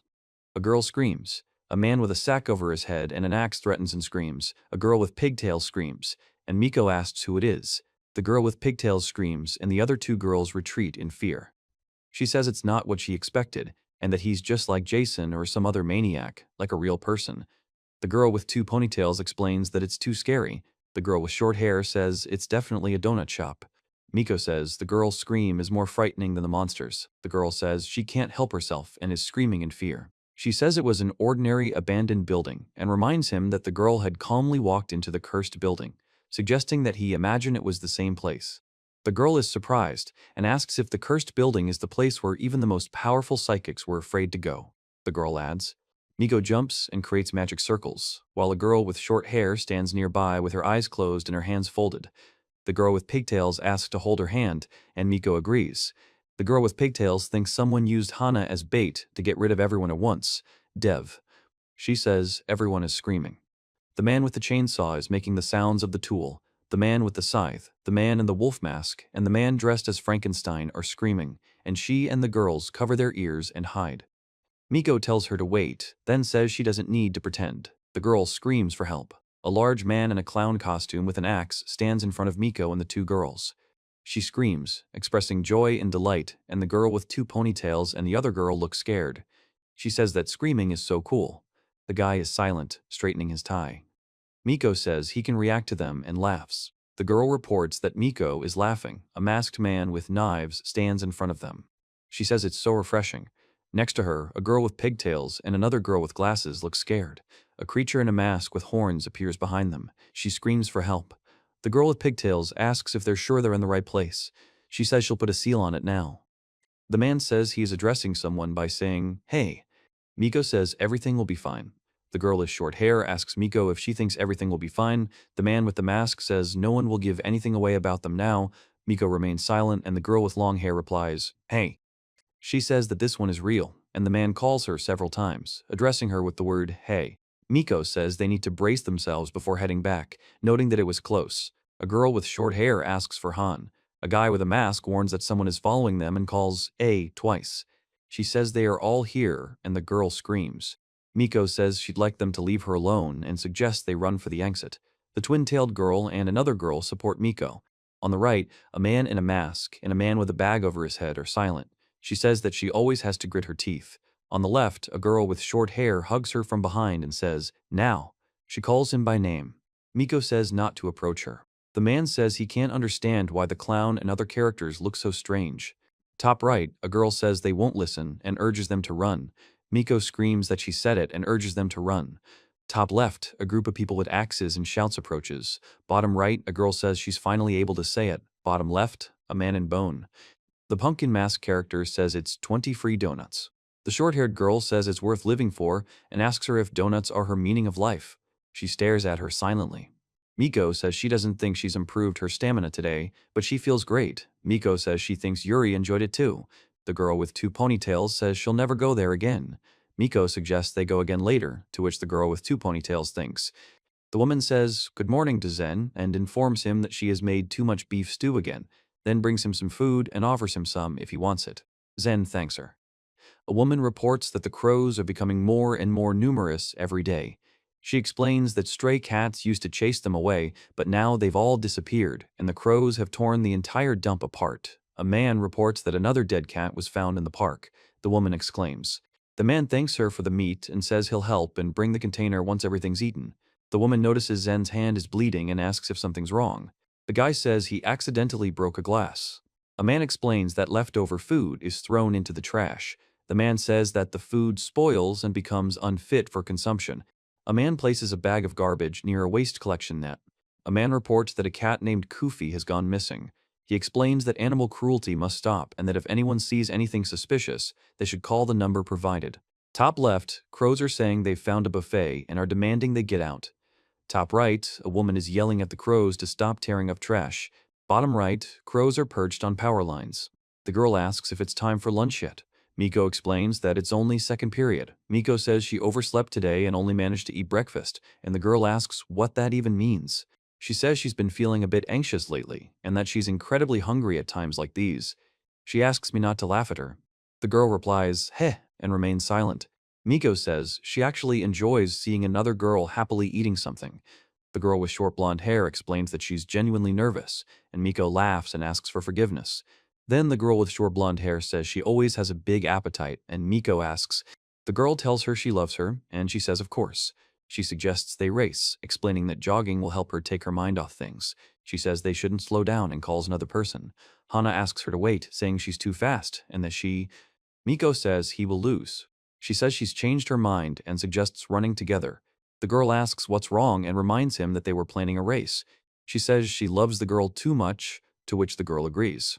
The teacher reports that the head was sticking out on the desk, and the bleary-eyed girl with a grin says that there was black blood between the teeth, and suddenly, Miko says they ran as fast as they could through the thicket to the open shore. The boy thanks Yamada and asks to sit down. Marina says that's her name. The girl laughs and says that they're confusing their names, and another girl remarks that they don't even look alike. Marina asks him to remember her name and says that they have terrible memories. The boy apologizes too. The ponytailed girl tells Tiz that she's head over heels in love with the new teacher, and the other girl tells her that he'll definitely remember her now. Miko remains silent. Then the ponytailed girl asks what exactly she likes about the teacher, and the other girl asks if it's his looks, and then T appears. She says it's the same ghost. Swazuki asks to eat the next part, and the creature says they don't have anyone with that name. Miko tells her to stop looking at someone she saw recently. The guy complains that it's unfair and suggests another option. The girl tells people not to look and stay away from the beast. She remains silent. The girl in glasses reads a book. Miko says that if she doesn't pay attention, he'll soon be gone. She explains that the poor wreck was harmless and creepy, and it seems he doesn't know she sees him. The guy says that but he stands among creatures making growling and hissing sounds. The guy says he's eating now. Miko explains it comes from within him, just like the girl sitting next to her. She says she doesn't even know if she can trust him, but that's not the main issue right now. She then explains that she doesn't know how to ask him for a favor and doesn't understand what she's even thinking. The hooded man with the bat says he found the guy and suggests that maybe she should ask for help from. Miko says she doesn't understand, and the guy says he calls her Miko. The guy says hi and asks her if she will read the text on this page. She starts to answer. Miko says she can't believe it's true and explains that it's impossible. The creature explains that it's always been there and that now Miko must understand the truth. The monster tells him not to look. She says it's an island. The guy is silent. Miko says no and explains that something burned. She asks him not to cry and calls it a rag. She says that he had tears streaming down his face and was shaking with sobs. The man says to hold on. The guy is silent, then says something is wrong. Miko says no. The girl asks for forgiveness and explains that she is dying of hunger and cannot move, then asks if she can go to the infirmary. Miko reports that Hana said she was starving. The boy asks someone to feed her. The girl tells Hana not to leave them, and another girl explains that Hana really needs to rest. The boy stands and looks at Miko, who turns to him. The guy says, "I'm sorry." She explains that she doesn't know what happened and that her stomach has been churning with hunger since third period started. The girl asks what she said. She says, "Haha." Miko says that she loves him and that he saved her. The boy asks if he's going to die soon. She says no, he's saved. The girl with the twin tails expresses bewilderment. Miko says, okay. The guy explains that there are so many people here on New Year's and warns Miko not to get lost. The text says, it's New Year's. The man announces that they're pounding mochi and invites them to watch. The guy says he wants freshly pounded mochi. The girl laughs. The man says he's going to start now and laughs along with three creatures with big mouths who are also laughing. Miko says, Happy New Year, and tells Mochi it was her turn. Mochi says, Happy New Year, and laughs. Miko laughs back. Miko notices how quickly things are happening and says she's gone and doesn't see what everyone else is doing. The girl apologizes. The man asks what happened and if she's feeling unwell, and the girl replies that she's not. The girl tries to say something but stumbles. The man says her friends are there and invites her in. The girl says they're friends. Miko talks about Yuri. Yuri says hello. She says she saw them walk down the hallway and is glad they came to visit her. The girl asks how she is, and she explains that she's just hungry. She explains that she missed lunch, which is the meal between breakfast and lunch. The girl says she has some mushroom candies and offers to take some if she wants them. The next two frames show a hand with candies and then an empty hand. Miko thanks him and explains that she feels alive again, asking if the girl is that hungry. The girl says she can't believe she had to go to the infirmary because she was hungry and says that Zen-sensei will definitely think she's weird. She explains that it's now clear why the girl's aura is worn out, given how many of these things are haunting him. The girl asks if this means it's their teacher, and she clarifies the meaning of the word aura. Miko explains that she burned her calories because she was tired of seeing everyone following the teacher around, and now she feels better thanks to the candy. The girl is happy. Miko notices that another girl is tired of looking at her. The girl with twin tails says that Hana doesn't know anything about it. Miko reports that. The guy tells her that Hana isn't feeling well because of him. The girl with the twin tails says she's glad he's okay, but stops mid-sentence. She looks forward with a serious expression, while the girl with the twin tails is shocked and open-mouthed. The girl reports that Miko has gone crazy, but claims she managed to hide it. Miko asks Yuri to come out for a few words, and the girl with ponytails explains that Miko might know something. Yuri asks Miko what's wrong, and Miko answers. The girl with ponytails she says, "Hold it," and expresses joy. The girl says it's delicious, and Miko explains that she ate so much during lunch, even though it was a long time ago. Miko says it looks like Yuri won't be coming. The girl asks if Miko wants some, to which Miko replies, "No thank you," and asks what the hell that is. She says it's so nice here. Miko says that wherever you look, they're everywhere. She explains that one of them is even about to get inside that man. She says it's so peaceful here. The girl replies that it's only if you can't see them. She says that she doesn't see any aura or anything like that. Miko says Hana always has a big appetite and what a wonderful texture she has. Miko explains that maybe they're drawn to Hana because she started seeing them, and even if that's true, this has never happened to Hana before. The boy and man laugh, saying the kids are so energetic. She explains that she ignored them, thinking the problem would resolve itself, but now realizes she was wrong. The girl with short hair says she's feeling a bit sad today and asks what's wrong. She replies that something's wrong with her. Miko says the kids are really energetic and that she's making them worry about her, so she needs to do something about it. The man says he's seriously worried about Miko, and she replies that everything is fine. The boy says he's burned to ashes and can't die. The woman explains he can't die because his body is completely burned. Miko says she can't believe this happened. The guy runs forward, the woman stands, and says that he can't be here. A man shouts for the police to stop. Miko sits on a bench and watches the scene unfold. A masked man and two horned men are trying to grab a short-haired girl holding a small creature.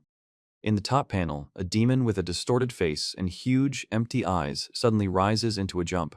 In the bottom panel, three young men leap toward the demon, while three young women sit on a bench and watch the scene unfold. Miko reports that the creature suddenly falls to the ground and somersaults. She explains that the creature rises and kicks the opponent hard, after which the creature falls unconscious. Miko watches this with surprise and fear.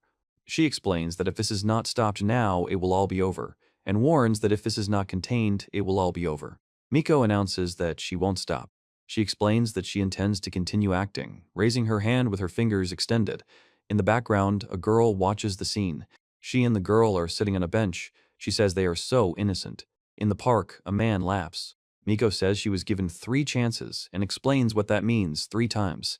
She says they were protected 3 times and asks if this was the second time, then explains what last chance means. The man on the right explains that he has one last chance left, and the girl replies that she just ate. The text warns to use the chance wisely. The guy says he got 98 and asks if it's true. The woman says that an explanation needs to be made. The woman explains that she's missing 2 points and asks why. Miko says she's not angry at all. The man says he's shocked that Miko got the question wrong and can't believe it, since she should have gotten a perfect score. She says she doesn't need an apology and asks why he made a mistake by demanding an answer. The guy apologizes. The guy asks if Miko will be home soon. Miko says they'll be late for the birthday party. The woman asks what happened. The boy asks his mom, explaining that he bought the gift with his savings and promises to get an A next time. His mom says he can go, and the boy says yes. Miko says that if the interlocutor wants to be the one who breaks his promises and betrays her, like his father, then let him go and have fun. The guy says it's his choice and gives her 5 seconds. Then the guy counts from 5 to 1 and she counts from 4 to 1. The boy says he can't make it today. The woman asks for forgiveness. The woman says that this is the right choice and calls Zen a good boy. Then she asks him not to play with these children anymore and asks if he understood well. The guy says there's a gift in the box. He explains that the gift is for Miko.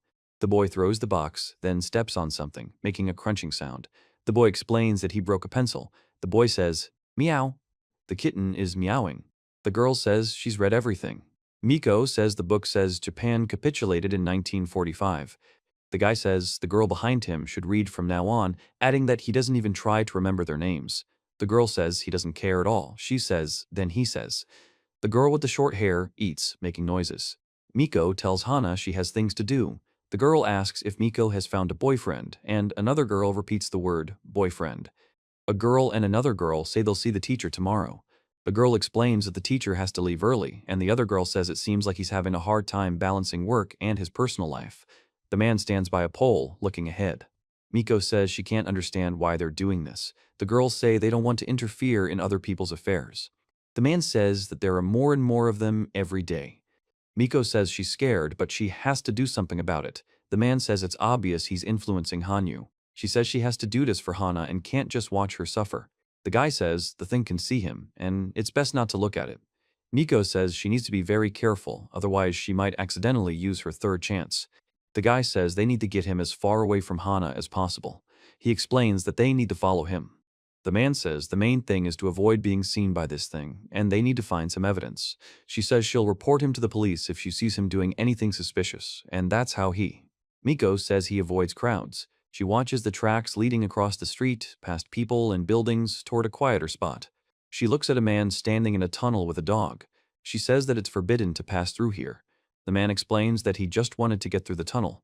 The boy hears the kitten meowing. Miko hears meowing and notices a wet kitten, after which he picks up the phone. Miko informs that it is impossible. The guy says that she definitely remembers. The guy says it's the girl from the park who didn't give him a kitten, and the creature next to him calls her the same name. Miko tells him not to look. She reports that. The man explains that he is petting an animal. The guy asks what Miko is doing here and wonders if she was following him. He then asks Miko to give him something. She says she can't afford to lose this kitten. The man explains that the kitten belongs to him and he's been looking for it for a long time. Miko says that if she had secretly photographed him and reported him to the police, he could have been arrested and fired from school, but she can't let this kitten die. Then Miko exclaims what she's doing and falls over, holding the kitten, making a noise. The guy says the girl never responded when he addressed her. The boy asks why Miko doesn't want to give him the cat and demands an explanation. Miko exclaims, "Ah," in response when the cat jumps into her arms. The boy asks her to wait and asks if it's really her. Then he tries to stop the cat, who runs away saying, "Stop." She says the dog shouldn't have been on the road and explains that if it gets hit by a car, it will die.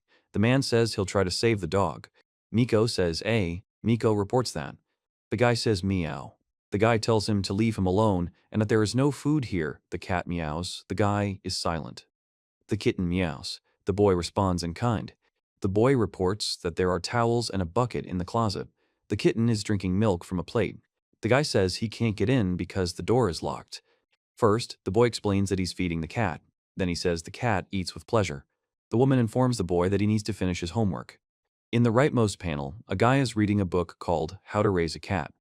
In the middle panel, a guy is explaining that a kitten is tugging at his sleeve. In the left panel, a guy is playing with a kitten holding a toy above it.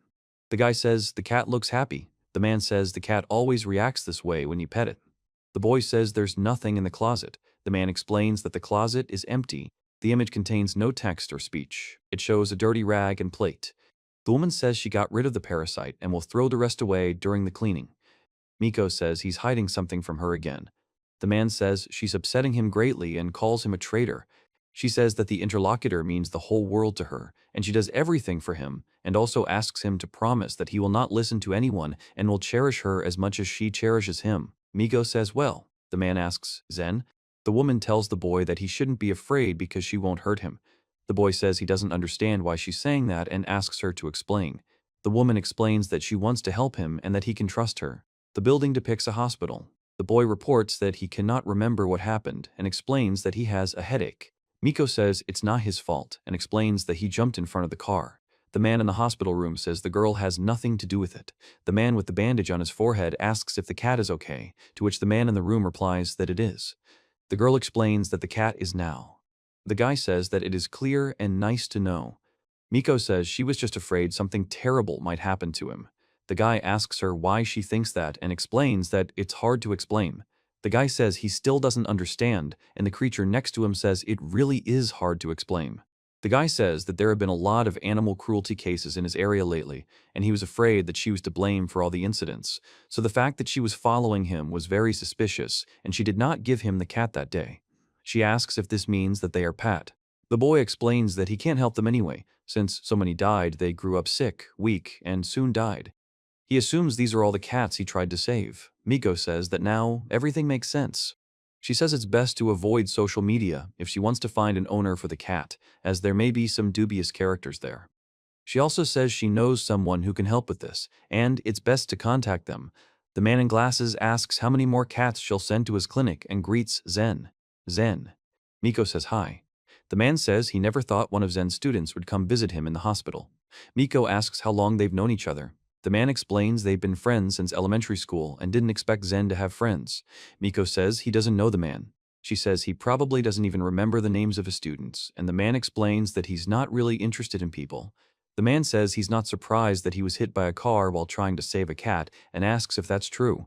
A man reports that he recently sent a message saying that one of the cats he rescued had kittens. The woman explains that he's not allowed to keep animals in the house, so she helped him carry them out. Miko says she's currently looking after all the animals. She says that he couldn't keep the cats, and that he seems to really love them. The man with glasses is silent. The man with the wet wipe explains something wordlessly. Miko reveals that he had a very strict mother who once found his cat, which he was secretly keeping an eye on, and offers to change his bandage. The man says she said the cat died because of him, but he is sure she did it herself. She responds with a question. Miko explains that she was a truly frightening person, and that what she did to him was beyond what is considered proper parenting. And the man says that he remembers her always yelling things like, "Don't look," and "Get out." She says, "Don't look," and then tells me that's what it is. Miko says that rescuing cats is a way to move forward, but it's a dangerous endeavor. He explains that even now he feels like the weight of the rescue weighs heavily on him. Behind them, there's a creature that says, "Don't look." She asks why he does so much, and the man explains that all he does is treat cats that are adopted by someone else and help them find a new home. The guy says he just wants to help his friend in a difficult time, and that's all. Then he says he's glad they were able to chat. Miko asks. She says she hopes that one day he will stop seeing cats as a means of redemption and start seeing them as creatures to whom he can devote his love, and she very much hopes for this as a veterinarian and as his friend. The man reports that he now understands that he gets along well with his students. The man asks the other not to tell him about their conversation because he would be embarrassed if he found out. Miko explains that he's doing all this for his friend. The man notices his wife calling him and says it's best to get back to work. She says she can't forget what happened and that it left a deep mark on her soul. She explains that she now wants to move forward despite the pain of the past. Miko asks where Satoru is. The guy tells her that Satoru is back at work and says hello. Miko says that's understandable. The guy explains that, as he said, you can trust Satoru's clinic if you're looking for someone to give your cat to, and calls Miko a teacher. The guy hopes that she will get better soon. She says that then he will be able to take care of the cat himself when he gets home. Miko explains that it all happened because she misunderstood and asks if she's wrong, adding that he really does like cats. The guy says he can't and denies it. The man on the bed orders her not to look. The guy is silent, and the creature next to him tells him not to look. Miko says she's right. The man replies that she's wrong and that otherwise she wouldn't have jumped in front of the car trying to save the cat. She says not to look. Miko says that maybe that's enough, but the guy remains silent. She says that if they are not killed now, they will attack everyone. She explains that these creatures are not people but monsters, and they must be destroyed. Miko says it's time to leave them alone, then tells you. A boy with wounds on his face looks at a creature with a creepy face and long arms. A spider-like creature is visible in the reflection of Miko's eye. The image contains no speech bubbles, and the characters don't speak or convey anything. It shows a close-up of a creature with large eyes and an open mouth. Miko says she can't come in. She explains that the creature is not a human but a monster, and explains that it cannot harm her. She explains that the creature cannot harm her, and a man with horns and a cloak attacks the monster, striking it. She looks on with alarm. Miko says that if they can't stop this, everyone will die. She explains that these creatures are demons and cannot be killed with ordinary weapons. Miko explains that there is only one way to destroy them, using a special spell she knows. She reports that this is the third time. The guy says that today is the 23rd. A man sits on a bed in a hospital ward. A man reports the sound of a blow. The monster makes sounds and repeats the word Zen several times. Miko looks at the monster. The guy says he wants to understand why she came back. Miko explains what it is. The man explains that it is something that shouldn't exist. The man explains that this creature was created by a curse. The monster commands her to die immediately. The man says he can't die. She stands between two bloody, clawed creatures with their hands raised. Miko says smoking is prohibited in the hospital and asks everyone not to smoke in the room. The girl explains that smoking is prohibited in the hospital because it's dangerous. The man says he wasn't smoking and the cigarette fell on its own. She says it was her third time. The girl says it's something unusual and that she can't figure it out. Miko says it's really weird. The man explains that it's something he can't explain and that it makes him scared. She says her heart is beating very fast. The girl with the ears says her heart is beating very fast too. The girl with cat ears says it's evil, then repeats it's evil. Miko stares ahead silently. She says she doesn't understand what's going on. The guy says he doesn't know. The guy says he can't understand why Miko is crying, because he didn't do anything wrong. Miko says he can't stop crying. She says she's alive. The man in the hospital room says she's really weird. She slams the door shut and says, "Yeah." The woman asks what they're doing here, and the girl with short hair says that's where she is. The girl with two ponytails asks Hana to be quiet in the hospital. Miko asks Tanaka if he's a teacher and if he's okay, and the man in the hospital room calls Yurikawa Hana and asks if she says she'll go herself. The girl with short hair notices that she's crying. The girl with two ponytails asks her to pay attention to it. The teacher thanks her for her concern and asks her to take care of herself. The girl with short hair says she's glad the teacher is safe. Miko says that it's great that they tried to save the kitten and all that, but you can't just go and die in front of your own students, and the girl with two ponytails says that he didn't die. The man in the room explains that she's been sad since they were hit by the car and asks if they could live knowing it only traumatized her because she was there by accident. The girl with short hair says it wasn't an accident. She says she was wavering. Miko tells Hana not to say that, and the short-haired girl explains that Hana came to check on him and noticed she was crying. Hana says it's not because of that, and the short-haired girl asks if he did anything else to make Hana cry. The man remains silent. She says she's not sure what's going on, but apologizes for worrying her. The guy explains that it's all his own fault, and, as he said, the girl didn't do anything wrong. The girl says she's fine now, and the other girl simply makes a sound of surprise.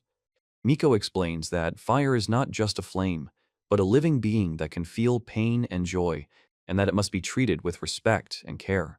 She explains that fire can be both a friend and an enemy, and that it is important to understand its nature to avoid harming yourself or others. She says that the spirits he was possessed by are all disappearing.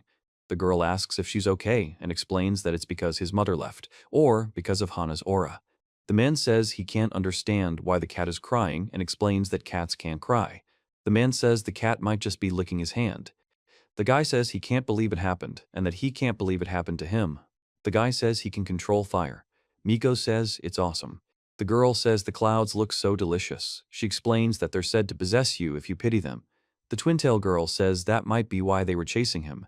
Miko says that maybe they're just attracted to this person, but in a different way than Hana.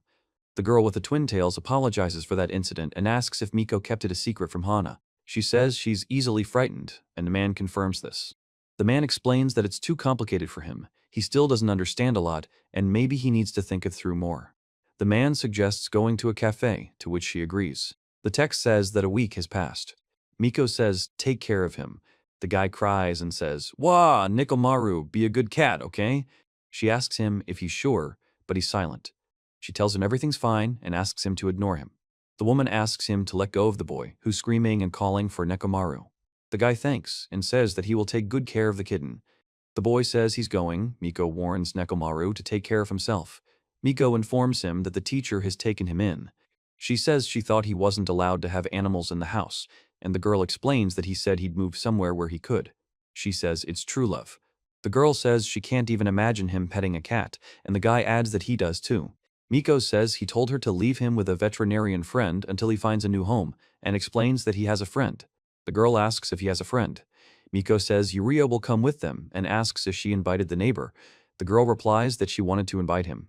She says the other person is being too strict. The girl explains that this isn't kindness, but a warning about being late. The other person replies that they are late.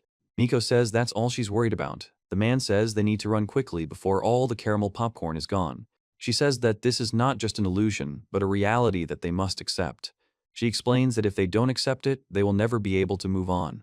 Miko says there are many abandoned buildings in the area and explains that shelter could be found there. She explains that such places offer a safe haven from pursuers and that this seems like a good place to spend the night. The cat warns, Hess. The man says he'll rip her eyes out and laughs, then reassures her that she shouldn't be afraid. The hooded man rustles his clothes. Miko says she's caught the man, and the hooded man asks who he is.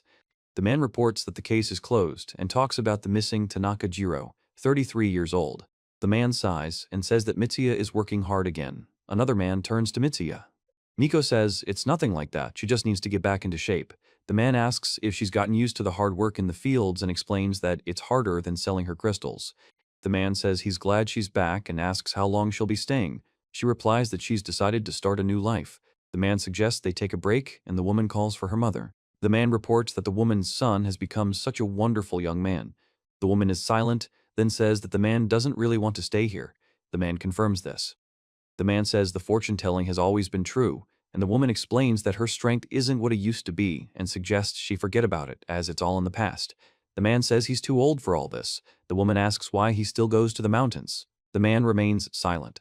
A man asks a woman who she is talking to, and the woman reacts with surprise. The man says she always said she'd die if she didn't quit drinking, and now her words have come true. He explains that deep down she's a good person and asks her to fulfill his final request. The woman says there's no point in going to a fortune teller here. The image shows a house with an extension and a minibus parked nearby. Miko says it's not his fault, and the woman says she's very sorry he had to go through that. She says thank you to her dad, and she thanks her dad. Miko reports that the room is cold and explains that it is because the window is open. The man says he came here to find a cure. The man explains that his daughter is seriously ill and he can't afford to waste time. The man says he heard that a rare plant grows in these forests that can cure illnesses. The image shows a waterfall falling over a cliff into a lake or pond, surrounded by trees and rocks. A hooded figure is depicted at the bottom, facing the waterfall. A sound effect reproduces the sound of falling water. There is no speech. Miko says she's come to the mountains again and has been coming here often to focus on her strength. She explains that she feels stronger than ever, but only after meeting those girls. The man asks what happened. She reports that she's starting to feel herself slowly approaching the other side. The guy says he brought a letter. The older woman asks who it's from. The guy explains he doesn't know. The sender isn't listed. Miko says she sees a question on the paper asking what she sees there. The man remains silent. The man asks what the other person sees, and she asks if he sees anything here. The man says he recognizes the handwriting. The man says it looks like there's a photo on the other side. The man looks at the note and asks what it says. The girl announces that a new ritual has been introduced at the temple this year and explains that one must make a wish by taking a selfie at the gate. The man explains that the number of likes and shares influences the wish's fulfillment and says they already have 666 likes and 42 shares. The man says it looks like a Twitter post. Miko says there are a couple of girls there. Miko can't believe it and says it's just impossible. The man asks what is going on. The man says his mother has gone somewhere and asks what this photo is. She remains silent and explains that it's the temple. The man says that this does not exist. The guy says he'll be gone for a while. Miko explains that even though they hid their faces, she can tell by their aura that it was those two and there's no mistaking it. It's definitely them. Miko says it's an unexpected twist of fate. Below, an elderly woman sits by the water and says, the man says he needs to get back quickly before it's too late. Miko announces that they have the best seats. The girl with pigtails says she bought a lot of food for the two of them, explaining that she needs to eat well or she won't be able to watch the movie properly. Miko asks why she needs so much food, and the girl with pigtails replies that watching a movie is a real challenge. The girl with pigtails. She informs him that if anyone notices a recording of the film, the viewer will be sent to hell and back, and recording the film without permission is prohibited. The girl says she's forgotten the last time she watched a film with Hana, and Hana remarks that she's very happy. She thinks this guy doesn't think about others at all.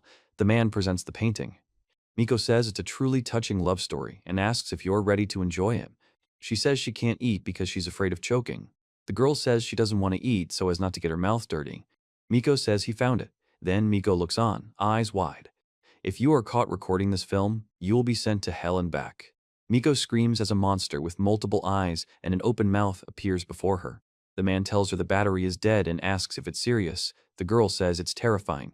The girl says she can't hide her feelings anymore and wants to be with him. She says she's also wanted to confess for a long time and is glad they're together now. Miko says she understands the truth, and the man pats her on the shoulder. She says she especially liked the part where the troll fell apart and asks if he actually fell apart. The girl says it was awesome, and she agrees. The guy explains that the girl actually ate all the popcorn herself, to which the other girl is surprised. The guy says the idiot shouldn't be standing in the way and demands to be let through. The man with the hat says he has a headache and found something, then expresses bewilderment, asking, "What the hell?" Miko reports that the account, with 42 followers and 666 likes, posted a photo of two masked characters in front of dragons.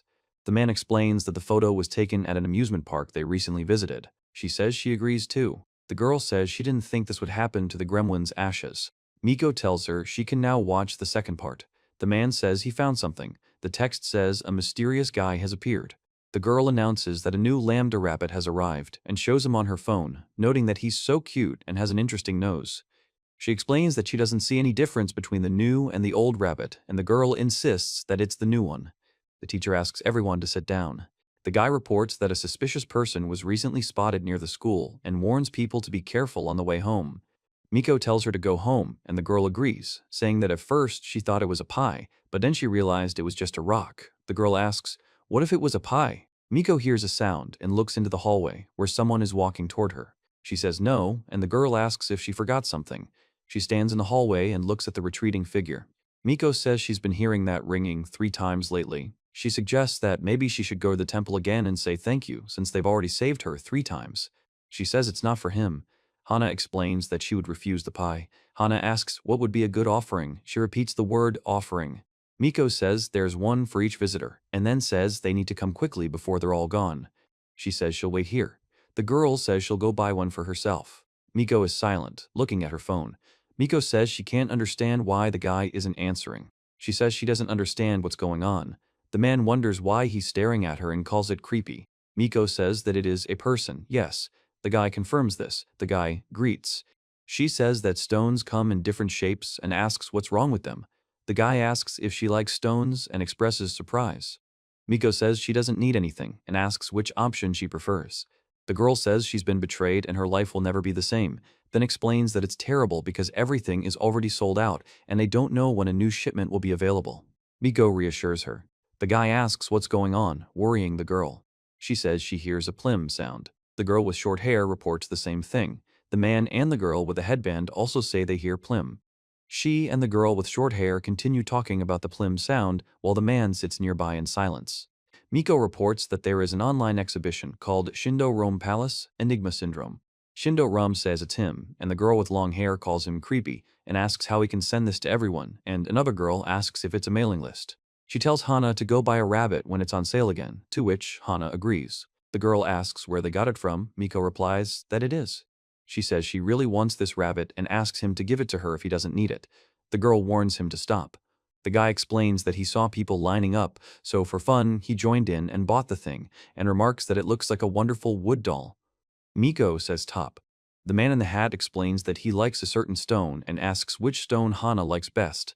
Hana says that she's easy to force things on her and asks what kind of stone it is. The man replies that it's a durg. The man in the hat says that, of course, he likes it. The man reports that it's not just a monster, but a creature that walks in heels. The man explains that it moves by making a stomping sound. Miko asks what the hell these are. The man explains that the stones are so wonderful and filled with power. The girl says they're cute, and the man says they're nice to look at. The man explains that the doll is for bunnies or donuts and apologizes for being in a hurry. The man asks if she really needs the doll. The man speaks of the divine. The girl says she's in too much of a hurry and screams in terror. Miko says they just need to pick them up and get out of here quickly, and the guy thanks her. The girl with short hair and Miko look at something on the floor. Miko reports that something has stopped.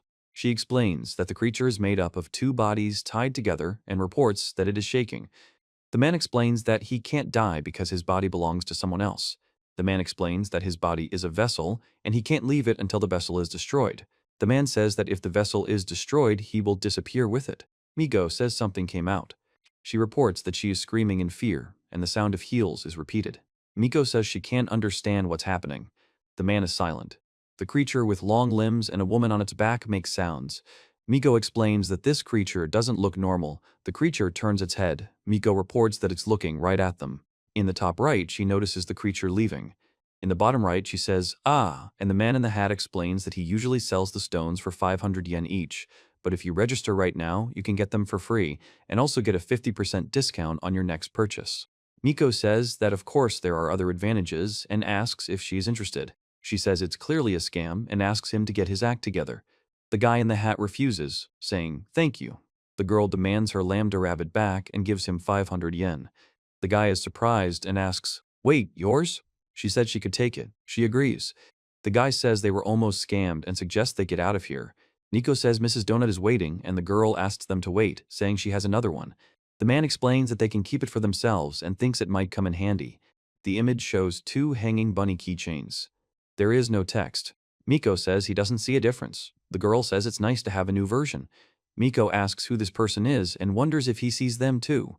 She looks at the Power Stone, which imbues one with strength and power, and informs them that even one of them will bring happiness and costs 500 power yen, with the effectiveness dependent on the person and non-refundable. She then remains silent, looking at the stone. Afterwards, she squeezes the stone in her hand and says, Miko says the tofu is for an offering and asks why there is so much tofu. The man explains that it is understandable. She informs that you can support the author by subscribing to his Pixiv account and explains that a monthly subscription costs only 100 yen 69 rubles, and that over 6 months you will spend the same as for 1 volume of the Mirako-chan manga, with the money going directly to the author.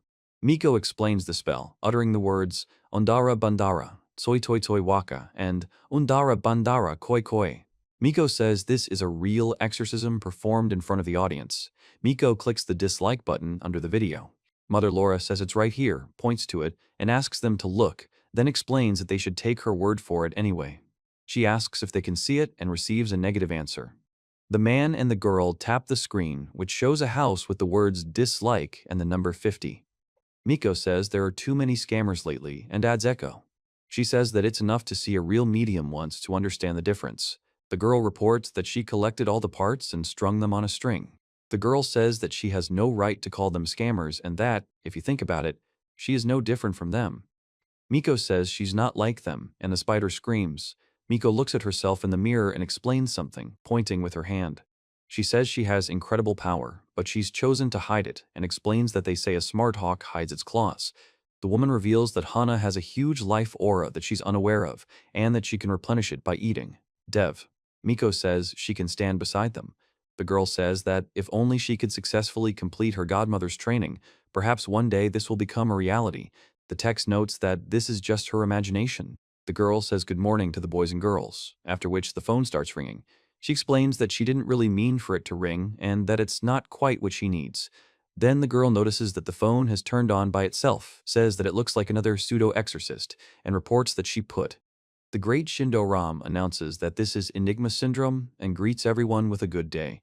The guy asks if Miko can see what's in the glass now and says he'll perform a magic trick today, adding that it's not that important. Miko is surprised and asks how he's been, or says good evening. She says it's an old man and asks if he's real and if they're broadcasting live. Someone in the chat comments that it's somehow suspicious, another confirms that they see it, a third says they don't see anything, a fourth thinks it's not that important, and a fifth suggests they start showing their F. The man explains that right now, in front of everyone, he's holding a completely ordinary power stone that will pass through the bottom of this glass. The man says he's been practicing this trick for a long time, and it's a bit nerve-wracking to do it live, so he then puts a stone on top and covers the glass with a regular handkerchief. The guy says he can make a person disappear. The guy recites the Enigma illusion, then removes the cloth from the object and says it can now be seen. The girl reveals the name of the illusion. The man reports that they succeeded and is waiting for comments, and also says that you can take the Power Stone yourself and repeat this trick at home, noting that it is simply amazing. The girl says that she leaves a link to the store in the description where you can buy the product, and reminds you not to forget to like and subscribe. Miko explains what he just did and expresses surprise. She says they didn't understand anything and asks if he has any other videos. Miko reads the title of the video, clearing a cursed apartment complex with a drone, and sees comments saying he's a cheater, that he didn't see anything on his own, and also, the man says all he has to do is fill the drone with holy water and sprinkle it all over the building, and asks to see the result. The man says the building is now cleared and leaves a link in the description for anyone interested in buying a similar drone. Miko says it's real. Miko asks who this guy is and explains that again, no one understood anything. The dialogue says he's just wandering around the area with the drone and someone's calling. She announces the name Shindo Ram Palace and Enigma Syndrome. She explains that one needs to subscribe to Shindo Ram Enigma Syndrome. The girl remains silent and presses the button. On the right panel, a man explains that the Power Stone imbues you with strength and power. On the left panel, a man explains that you can get one free upon registration. The offer ends today, the promotion is limited, and you should hurry. He also warns that there is a cancellation fee and that you should read the terms and conditions before registering. The woman says they're giving a free stone for registering, then asks what 500 powers are, after which she says she took them just in case. The text informs that there's a new user. Miko says she's going shopping with Hana. The guy asks where she's going and reminds her they were supposed to watch a horror movie. Miko apologizes and suggests they do it when she gets back. The guy agrees and says he'll go play some games for now. Miko asks if she should buy something. She says it's best not to drag Hana into all this. A message from Hana appears on her phone asking her to go for a walk, to which she replies that she's busy right now, after which Hana agrees. Miko says she went to the temple herself. She says she hopes they'll enjoy the fried tofu and explains that she's incredibly nervous. She says this is the place where she first met him and explains that they often walked here together. She explains that the place is now abandoned and looks completely different than it used to. Miko says that this place has always been like this, and at the same time asks a question. She says that maybe this is another entrance, then explains that according to the map, she is in the right place and hopes that nothing happened here. She says that she will simply leave an offering and go home. Miko reports the navigation is complete and the destination has been reached. Then she says, She says she didn't notice she'd gotten lost. She announces that she's reached her destination and suggests trying again. Then she calls out to someone. Miko says it's Miko says it's nothing of the sort and says no. She says, haha, then reports that the situation is bad. Miko says it's ready. She notices she thinks she just heard Miko's voice and asks if that's right. Miko then says she tried too much and needs to level the cake. She eats the cake, saying it needs to be leveled. The girl says that, even so, it's a work of art and takes a photo of the cake. She says that she made a candle cake. Miko is silent, then announces that she is going to hang the laundry out to dry, after which she begins to do so and hums. The girl greets him and says she brought a cake. The guy notices it's whiskey and says she's setting a bad example. The girl explains it's the only bag she could find, borrowed from her dad, and remarks that the guy's shirts are cute as always. The guy asks if she's home. Miko says she's not answering calls or texts, even though she usually replies quickly. The guy says he was home all day making this cake. Miko asks what she's doing now. The guy asks what. The phone screen displays a message about a complete lack of connection and a discharged battery. Miko says what's going on because everything was working just now. She screams. The man says, hey. Miko says she knows exactly where she needs to go and tells her she needs to get out of here as soon as possible. Miko clutches her phone and says thank goodness the GPS is working again. Then someone shouts, hey! She says she's in pain, then falls to the ground and cries out. Miko says sneak attack is unfair. She says she has something in her eye and makes a whoosh sound. She covers her face with her hands. The man screams that there is no. The monster asks Miko if she can see him, and Miko remains silent. Another monster also asks if she can see him. A man with a disfigured face knocks and asks if she can see him. She breathes heavily. A man with another disfigured face lists names: French Devil, Bloody Fashion, Amitabh's Ring, Mushroom Cake, Chocolate Chip. Miko speaks of bitterness and tension, then reports what she sees. The man with the ugly faces repeats what he sees. Miko and two girls in kimonos attack monsters in the forest. She says it's a curse. She screams. Creepy creatures with distorted faces and open mouths appear in the background. Miko says something. The man asks what. Miko says they saved her again. Miko explains that she thought she'd wasted her last chance. She says she doesn't know what to do. On the top right are creepy creatures with open mouths. On the bottom left, she explains that she's turning into a cat-eared creature and praying. Miko says it's her offering. She's silent. Her hand picks up a bag of extra-large fried tofu. Chopsticks pick up a piece of tofu.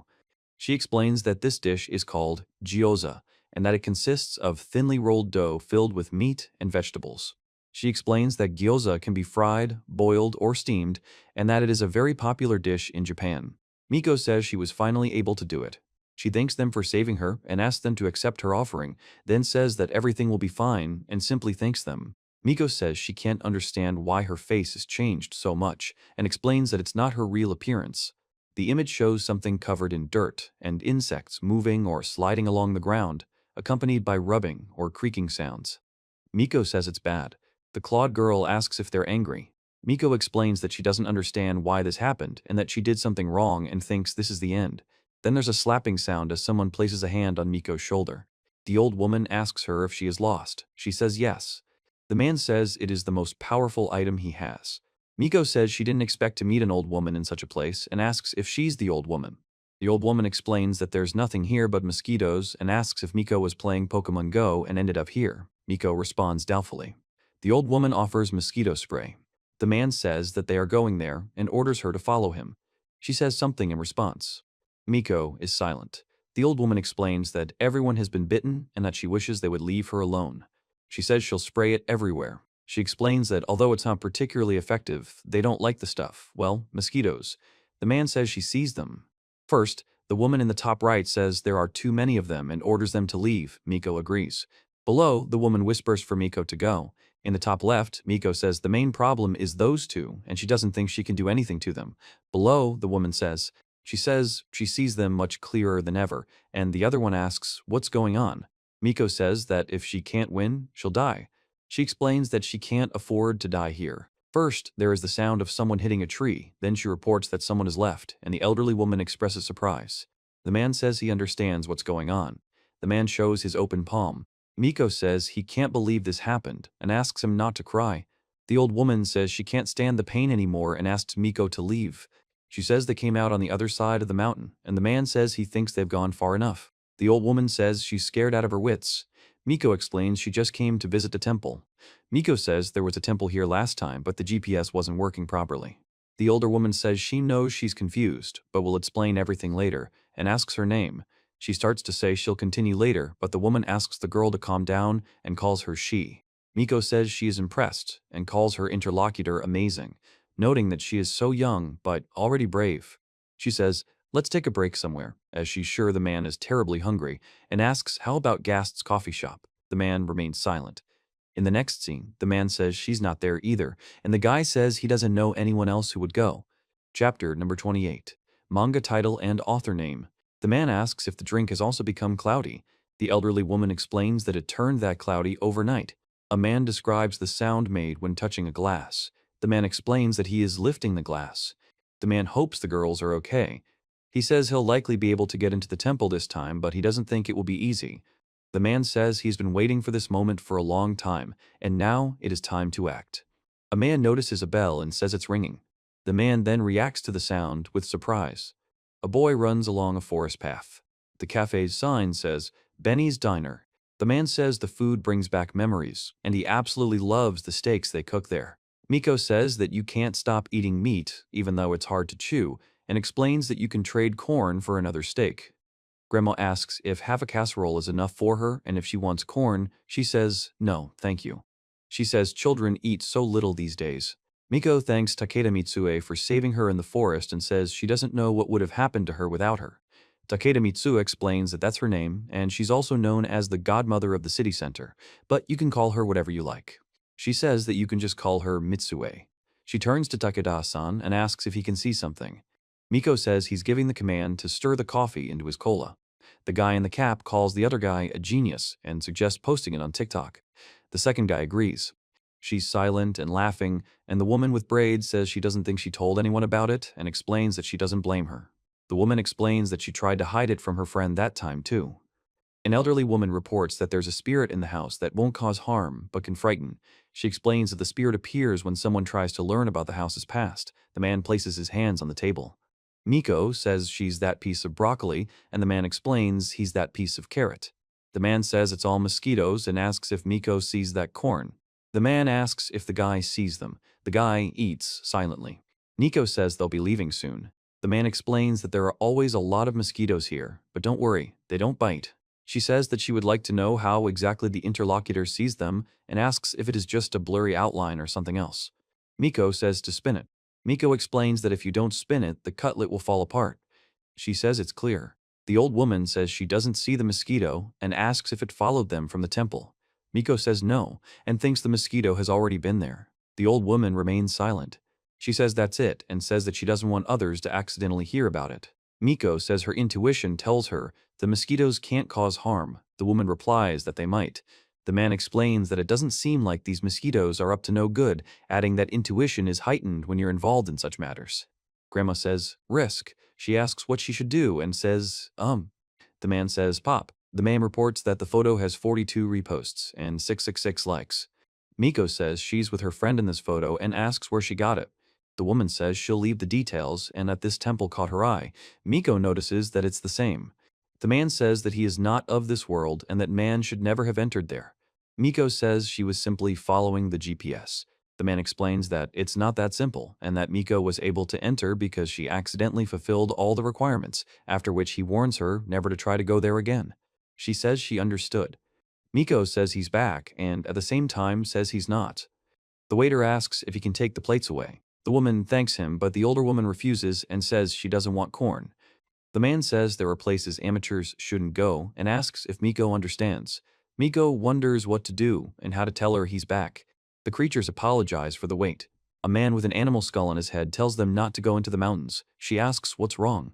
The man explains that they line up and disappear after a while. He says not to worry about them as he sees them all the time. The woman says she doesn't know. Maybe this is a stairway to heaven. The elderly woman says there are several similar places, like in the alley near Mrs. Donuts and somewhere else. Miko remains silent. The image shows a creature with a skull-shaped head and tentacles, instead of hair squeezing and breaking the body of another creature with similar tentacles, from which liquid flows. The creature makes a throwing and crunching sound. Miko says it's terrifying. An elderly woman says she thinks she saw something terrible. She remains silent, and the elderly woman looks at her. Miko says the other man doesn't even notice and asks how he can be sure. The man explains that everything is fine and asks to trust him, adding that it's just intuition. The other man thanks her for her support. The man reports that these creatures cannot speak but can understand human speech. He explains that they feed on people's emotions and feelings, making their presence in crowded places dangerous. 3 creatures are pressed against a wall with the sign, Drink Bar.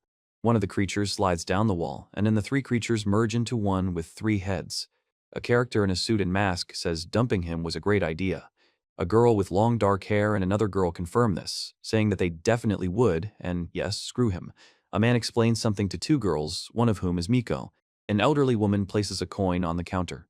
The waiter asks if he can take the order, and the elderly woman orders 2 large brown sugar parfaits, to which the waiter replies, good. Miko says 2, and the older woman asks if Miko likes sweets. An elderly woman says to consider it a reward for bravery. She listens. The man says that he can't let the poor girl suffer any longer and tells her that she doesn't need to worry about the temple anymore. He will take care of everything. The woman says he'll be fine if he doesn't go there. Miko asks if it's just intuition again. The man says it usually doesn't let him down. She says that she should at least buy some time, then she can find a permanent solution. Miko says she knows it's weird, but she's very happy right now. The older woman asks why. She says that this is the first time she can talk to anyone about this and that she couldn't trust anyone before, so she kept silent from the very day she started seeing them. The man understands this. Miko tells him he can just stop by her store if he needs anything, and is surprised it's not closed. The man says he doesn't see himself as good as Miko, but dares to suggest he has more experience. The man says the store is his life's work and asks if she closed it. The waiter announces dessert and apologizes for the wait. The older woman comments that the dessert looks delicious and is so big. Miko says she doesn't think there's a need to order so much, and the man asks why. She reports that the waiter said it was okay. The guy says he said it out of politeness and suggests they finish eating quickly and get back to searching. Miko says that here she is and asks what they are doing here, and the guy calls her by name.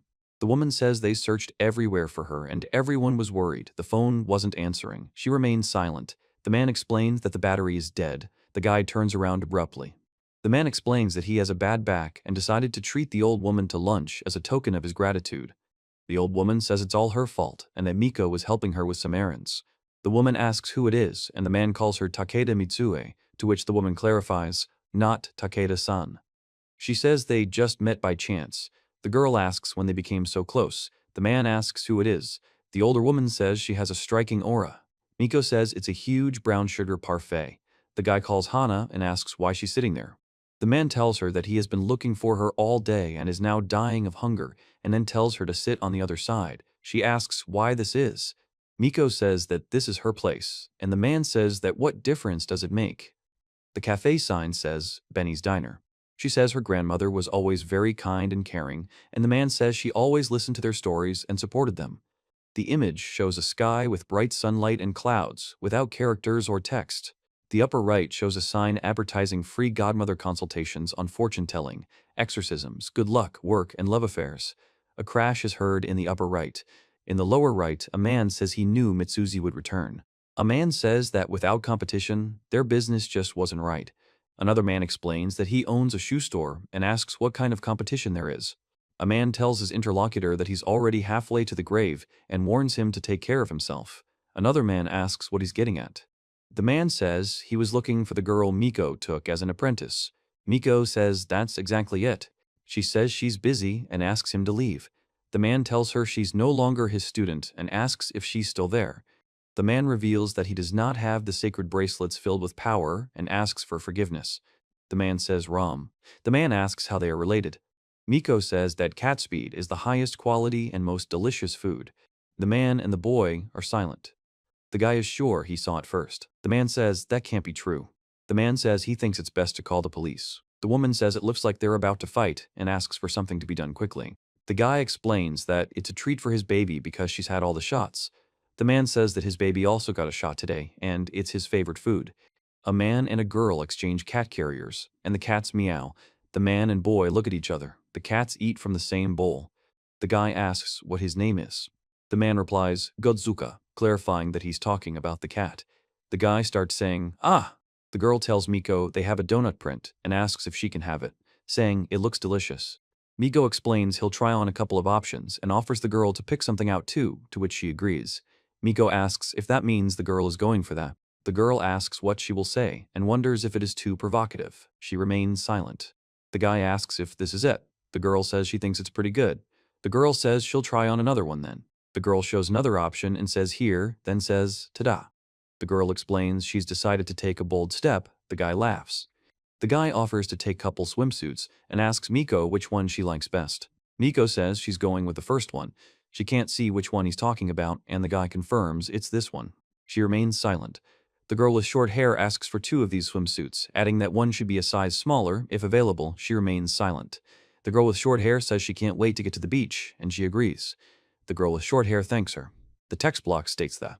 A girl with short hair tells Miko they have a donut print and asks if she can have that one, explaining she'll try on a couple of options. Miko asks if that means she bases her outfit choices on that, and says that's just her. The girl with short hair. The girl asks what she will say and wonders if she looks too provocative. She remains silent, looking with some embarrassment. Miko says she thinks the swimsuit is nice. The girl says she'll try on another one. The girl says it's not the same. The girl shows off another swimsuit and says she's decided to take a bold step, laughing. The guy offers to take the couple's swimsuits. She says she'll choose the first one. The guy confirms that it's the same swimsuit even though she can't see it. The girl asks for 2 of these swimsuits and asks if they have a smaller size.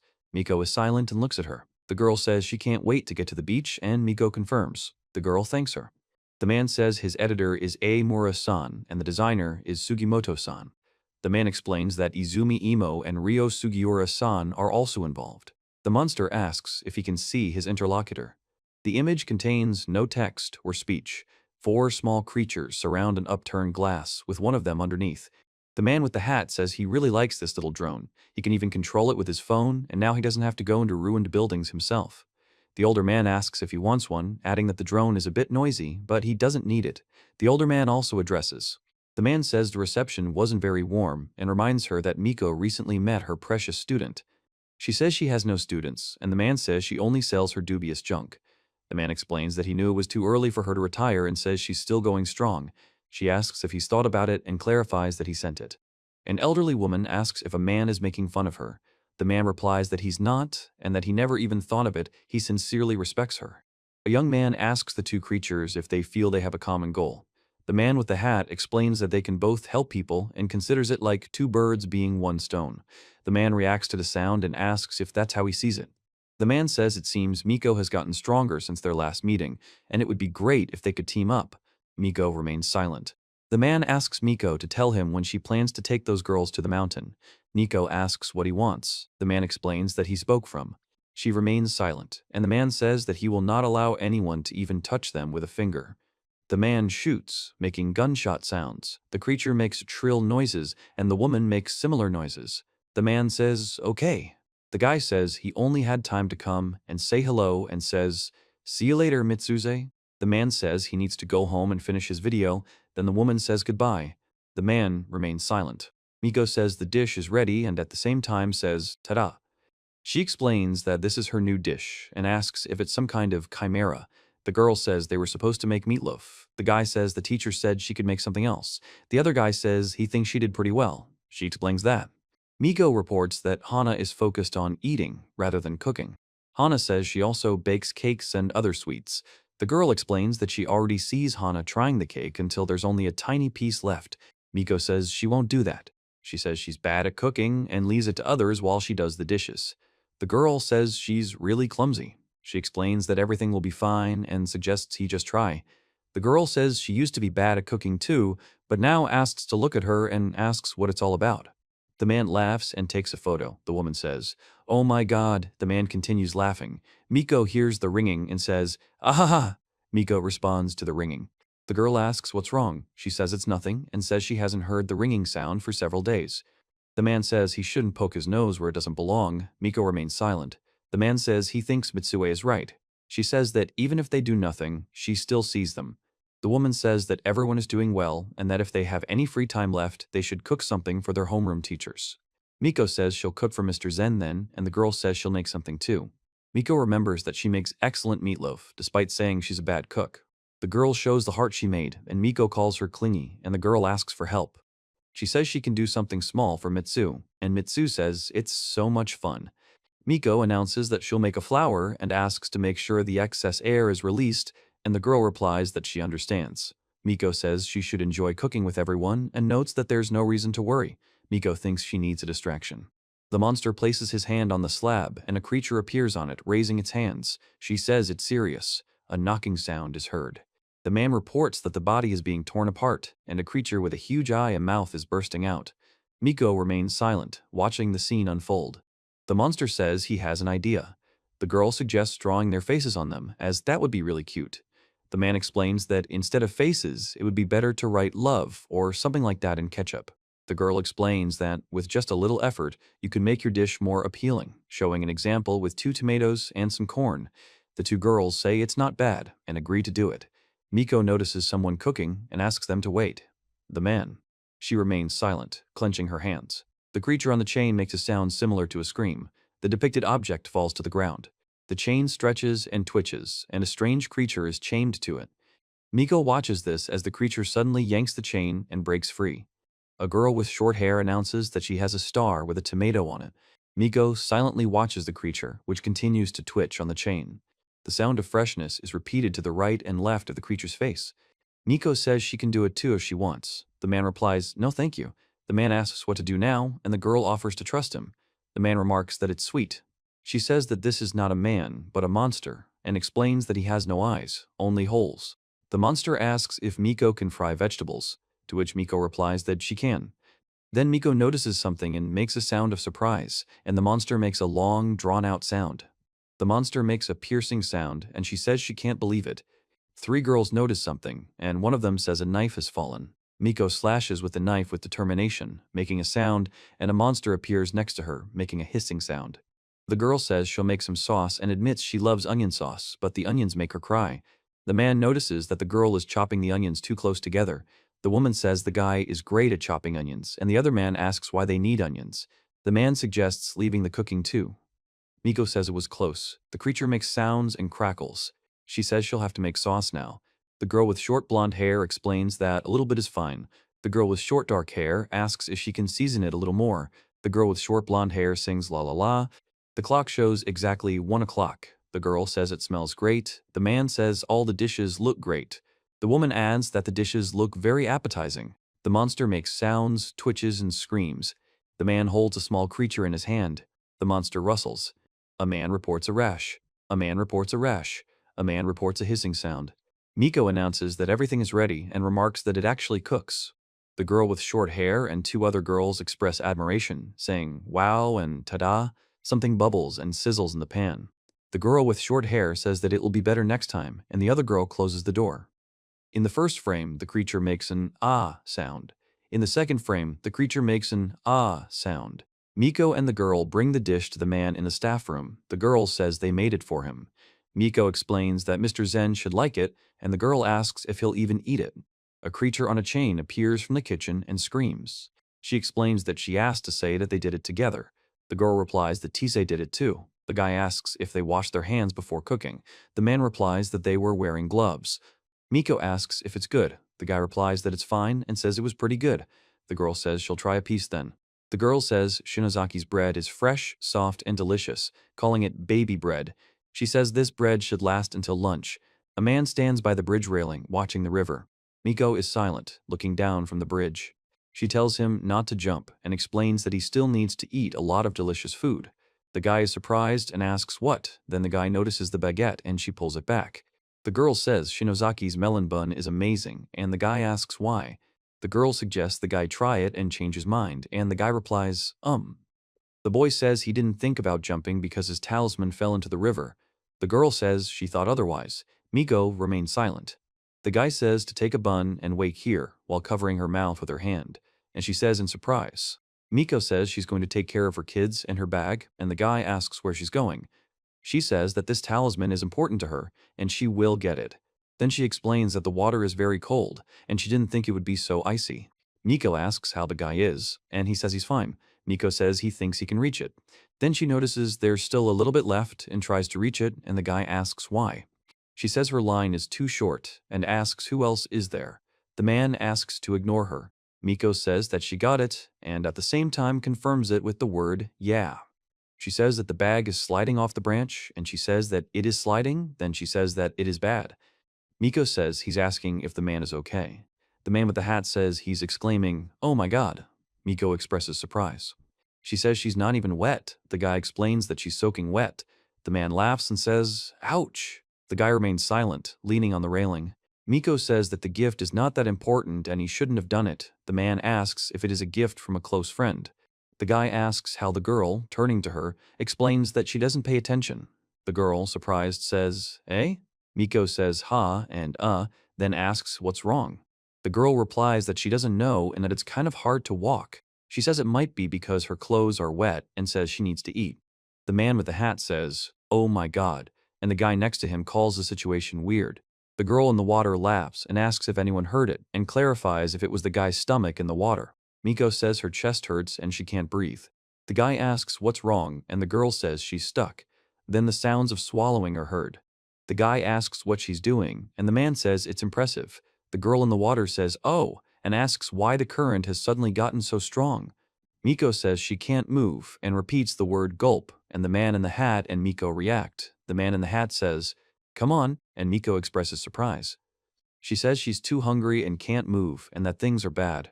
The man warns her to be careful. The guy says this, then turns around abruptly. The man with the hat explains something, holding the control panel. The man shows the drone. The guy tells her that if she doesn't get out of here, she'll die, and explains that this place is a trap where she can't breathe.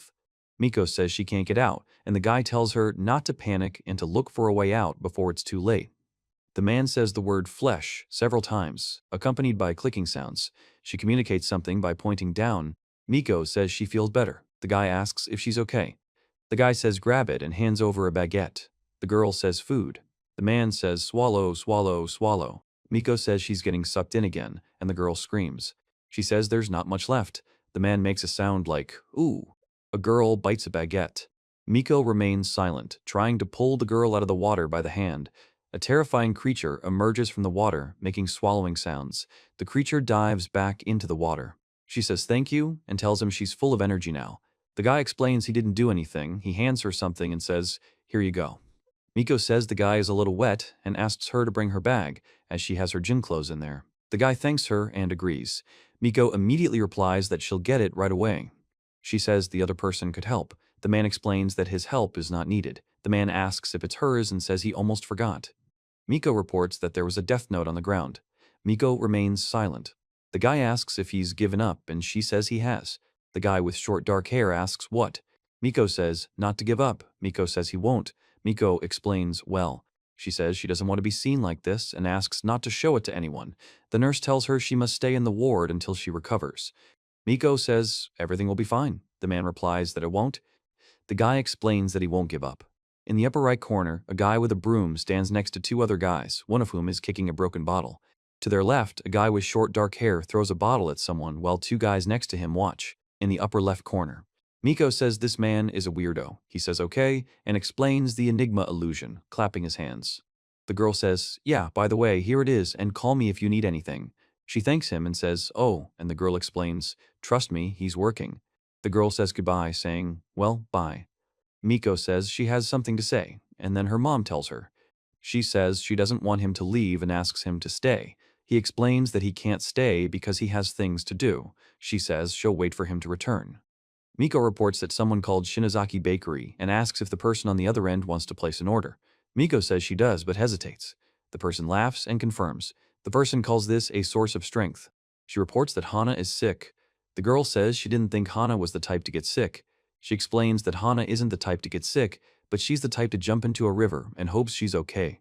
The girl explains that Hana recently jumped. Miko says it's a message from Hana. The girl with two ponytails stares at her phone in silence. She says she's hungry and the porridge is gone. The girl asks what it is. The girl with the pigtails says that she looks terrible and even her aura has become weaker. Miko asks what an aura is. Then Miko says that if this thing attacks her, then she is now vulnerable. The guy says what will happen to her. Miko says he's going to her. The girl on the bench tells her to stand and asks, what? The woman in pajamas says she didn't have to come because she's fine. The girl with two ponytails says she's still a little dizzy and explains that she came home for the first time to visit a friend. She asks how she's feeling, and the woman replies that her fever has gone down a bit. The woman in pajamas. Miko says her stomach is growling again, and the man invites her in. She says thank you. Miko says thanks for the apples. The guy says his mom went out to buy groceries for lunch and says she'd rather die of hunger than of a cold. She says she's glad his appetite hasn't gone away. The girl asks if he thinks they need to be peeled. Miko says it feels so good to eat something. The man reports that her aura has returned. Miko swallows while sitting on the couch, while long hair emerges from the fishbowl containing the woman's head. She informs him that he is indeed after Hana and asks what she should do. The girl reports that she feels very warm and comfortable, while tongues of fire are burning around her. The girl says that her aura is restored very quickly as soon as she eats something and asks how it works. Miko says she'll make some tea now and asks them to wait. Then she asks Hana to sit here and says they'll do everything themselves. Hana agrees.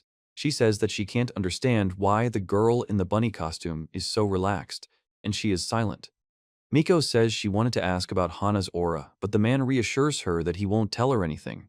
The twin-tailed girl asks what's wrong, and Miko says her aura has returned, thank goodness. The man explains that as soon as Hana eats something, her aura returns. The girl reports that her aura is weakening again. She looks at her with concern. The guy says he is tired and wants to rest. Miko says eat a couple more apples. The girl with two ponytails says, wah. The girl in the beaked hat says, yes. The girl says she's back. She's silent. First, they show a zombie swallowing. Miko is silent. Miko tells Yuria that her aura is weakening again. The girl with pigtails isn't so sure. The girl in the hat sighs and says she feels hungry, but isn't. Miko and the girl with pigtails sit next to each other. She says she's not even sure of the reason, and the man asks if it's because of the illness or because of this thing. Miko tells Yuria that she has a favor to ask of her and asks for a sign if she sees Hana's aura weakening. Yuria responds to this. She says they made ginger tea. The girl asks if it's melon soda, to which she replies it's ginger tea. The girl with two ponytails asks if it's some kind of ritual and asks what the sign is. She explains that the tea will warm her up. The girl says there's a ghost in the house that won't harm you but might scare you. Miko says the ghost can't harm you but might scare you. The boy explains that a ghost is a creature that can't harm you but might scare you. She says it was worth buying a couple of those stones, although she doesn't even know if it will work, and what if they have the opposite effect. Miko tells Hana to eat more apples, and Hana says they're delicious. Miko explains that all she can do is maintain Hana's aura as best she can. The girl notes that her aura seems fine and asks why she wanted her to monitor Hana's. She says this could be her test for seeing spirits and reports seeing 3. The girl reacts with surprise. Miko explains that the girl wants to test how well she can see Hana's aura while she's unstable due to her illness. Miko says she doesn't think she can do anything and hopes the thing gets tired of hanging around and goes away. The girl says she doesn't want to eat. Miko says the morgue. Miko says the sky. She says that although she blinks terribly, she turns sharply. She sits opposite a boy in a hat with ear flaps who looks tired and is wrapped in black ribbons and looks at him. Miko says the hair has enveloped her. The girl laughs and asks what happened. She says, "Eat," while simultaneously holding out several donuts. The girl with 2 ponytails looks at her in surprise. Miko explains that these aren't just any donuts, but a special dish, and warns that it's very spicy. The twin pigtailed girl says she's not afraid and demands to try it. Miko informs her that if you eat this dish, you'll get a strong burning sensation in your mouth. The twin pigtailed girl tries the dish and the guy says he ate too much and feels like his temperature is rising. He's breathing heavily and holding his stomach. Miko says her aura is like a demon's. The girl asks Miko how her aura is. She says it seems to have weakened significantly due to Hana's aura. The girl with short hair says it's hard to breathe and suggests opening the window. She says they're safe now. Miko says she almost forgot, and the man asks if she has any free time after this. She says that. Miko says the wind is strong and could blow away everything on the table. The girl says they need to put things away immediately so they don't fall. The boy explains he opened the window to air out the room and warns of the possible consequences. She says it's impossible and explains that hair can't grow that fast. The girl reports that her hair is being pulled out by the roots, and she explains that it's not hair, but her hand. Miko says she's feeling dizzy. The girl says there's a strong wind blowing and asks what it is. Miko falls to the floor, and the other 2 girls laugh. In the top right, she tells him that if he isn't killed now, he will rise again and kill everyone. In the top left, she explains that he can't die until his horn is destroyed. In the bottom right, the man says that the horn is about to break. Miko says that this can't be true and explains that she can't believe what's happening. The monster begins to burn and disintegrate into ash. She asks Hana if she's okay and notices that her aura is weakening. Hana replies that she doesn't feel well. Miko says they've been following her this whole time and expresses surprise. The girl with pigtails and Miko explain the situation to the man lying on the floor, and 2 women with ears point at him. Miko, astonished, asks what's going on. She says the intercom is ringing. Miko says she can't answer because she can't speak. The man asks Miko if she will answer. She announces that she's brought an order and it's sushi delivery. She says hello, hearing the bell ring. On the stage with 3 girls, one of them is holding the hand of a boy who's lying on the floor, clutching his head. Miko says she told her mom about the guests, so she ordered sushi and is glad it was delivered on time, even though she completely forgot to mention it earlier. The girl with 2 ponytails and Miko say they feel much better now and suggest they swarm over the sushi. A man with ears and claws stands by the window. She explains that there are many different spirits in their world, and they can be both good and evil. And the girl says that spirits can influence people in different ways, causing both happiness and unhappiness. The guy explains that he studies spirits and tries to understand their nature to help people live in. Miko explains that there are many old buildings in the area and explains that her grandmother lives in one of them. The girl says that she sometimes goes there after school to help her. She says that they definitely needed Hana and asks if it has to do with the fact that they were at the temple together. Miko says that even the big one came, but at least they left quickly, and says that he doesn't think he can just ignore them. The woman says she'll probably have to consult her godmother. The girl with 2 ponytails says that if she could see Hana's aura better, she wouldn't have fallen. The girl with 2 ponytails asks if it's her fault. She says she screwed up. The girl with 2. Miko asks what the other girl is saying, then says she doesn't even know what would have happened if she wasn't there, and says she was amazing. The girl thanks him for his help and says she's always ready to lend him her strength if needed. She says it still doesn't work and thinks the girl is trying to wink. Miko says he doesn't even know what would have happened if the girl hadn't been there, and says she was amazing. Miko lies on an inflatable ring and slaps her feet against it, making sounds. She says she was just watching from the sidelines. The girl reports that she did nothing. The guy says that he needs to get stronger to fight alongside Hana and Miko, and that he is still too weak. The poster announces an exclusive event tomorrow, a haunted house tour led by Sinad Rams. She says it's tomorrow. Shindo Ram greets the Enigma Syndrome members and announces that he is their guide, expressing his joy at meeting everyone and hoping they will enjoy the trip. Several girls note a special aura around him, and one of them exclaims that it is Ram. the masked girl. The guy explains that this Shindo Ran costs 10,000 might per person and will give him an autograph later, but the girl says that's too suspicious. Miko says she needs to find out how strong he is, and if his power is real, ask him to train her. The girl explains that she wants to avoid anyone realizing she's still a child. The man says that people call this place the Pond of the Croaking Frog, and explains that a girl, heartbroken by unrequited love, committed suicide by jumping into this pond, after which her restless soul does not leave this place and local residents avoid it. Miko says it feels a little cold now that they've told her, and feels someone's eyes on her. The woman with glasses explains that there's definitely something there, and another woman confirms it. The man reports hearing a woman crying and asks if he's the only one. She says she feels nothing at all and that it's cold, and the girl in the mask asks what they're talking about.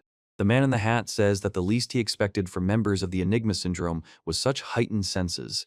Miko says that she has a remedy that can drive away the evil spirit, and at the same time asks not to be afraid. The boy shows a small bottle and says it's salt infused with power. The girl explains that this small bottle, seemingly ordinary salt, possesses immense power and will protect against any evil spirit. The seller says he usually sells salt for 10,000 sile, but will offer a special discount for Enigma Syndrome members, offering one bottle of salt for only 8,000 sile. The man says he'll take 3 bottles at a time, and the woman agrees. The hooded girl, astonished, asks, "What?"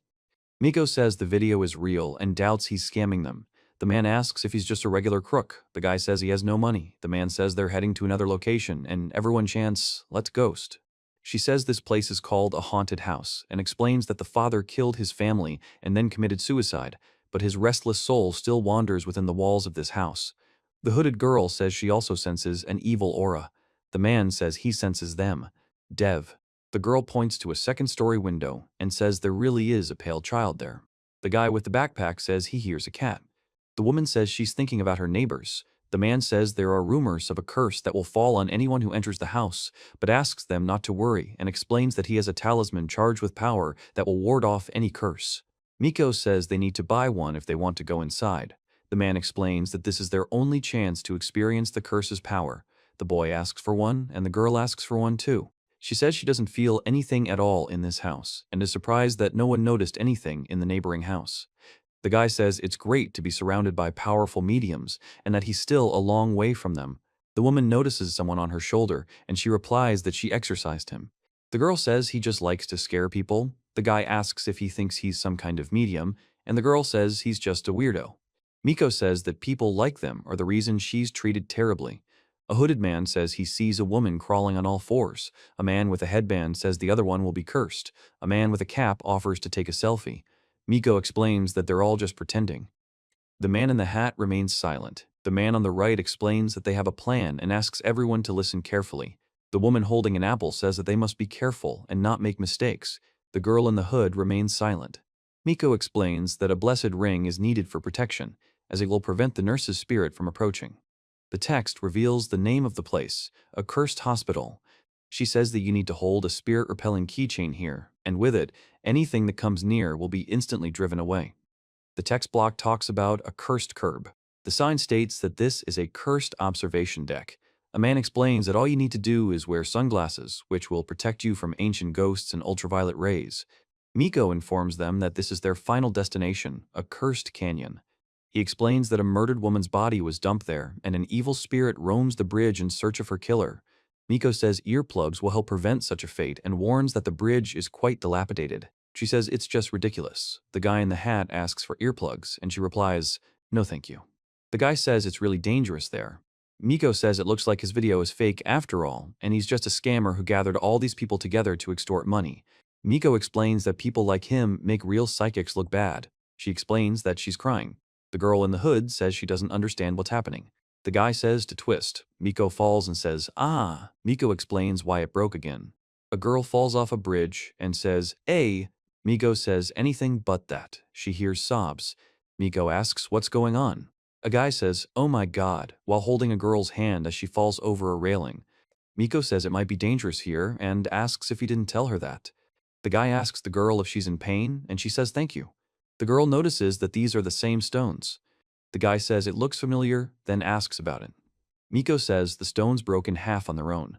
The man says they need to go, and Miko asks for forgiveness. The man answers with a question. The man says, "Oh my god." Cracking sounds are heard.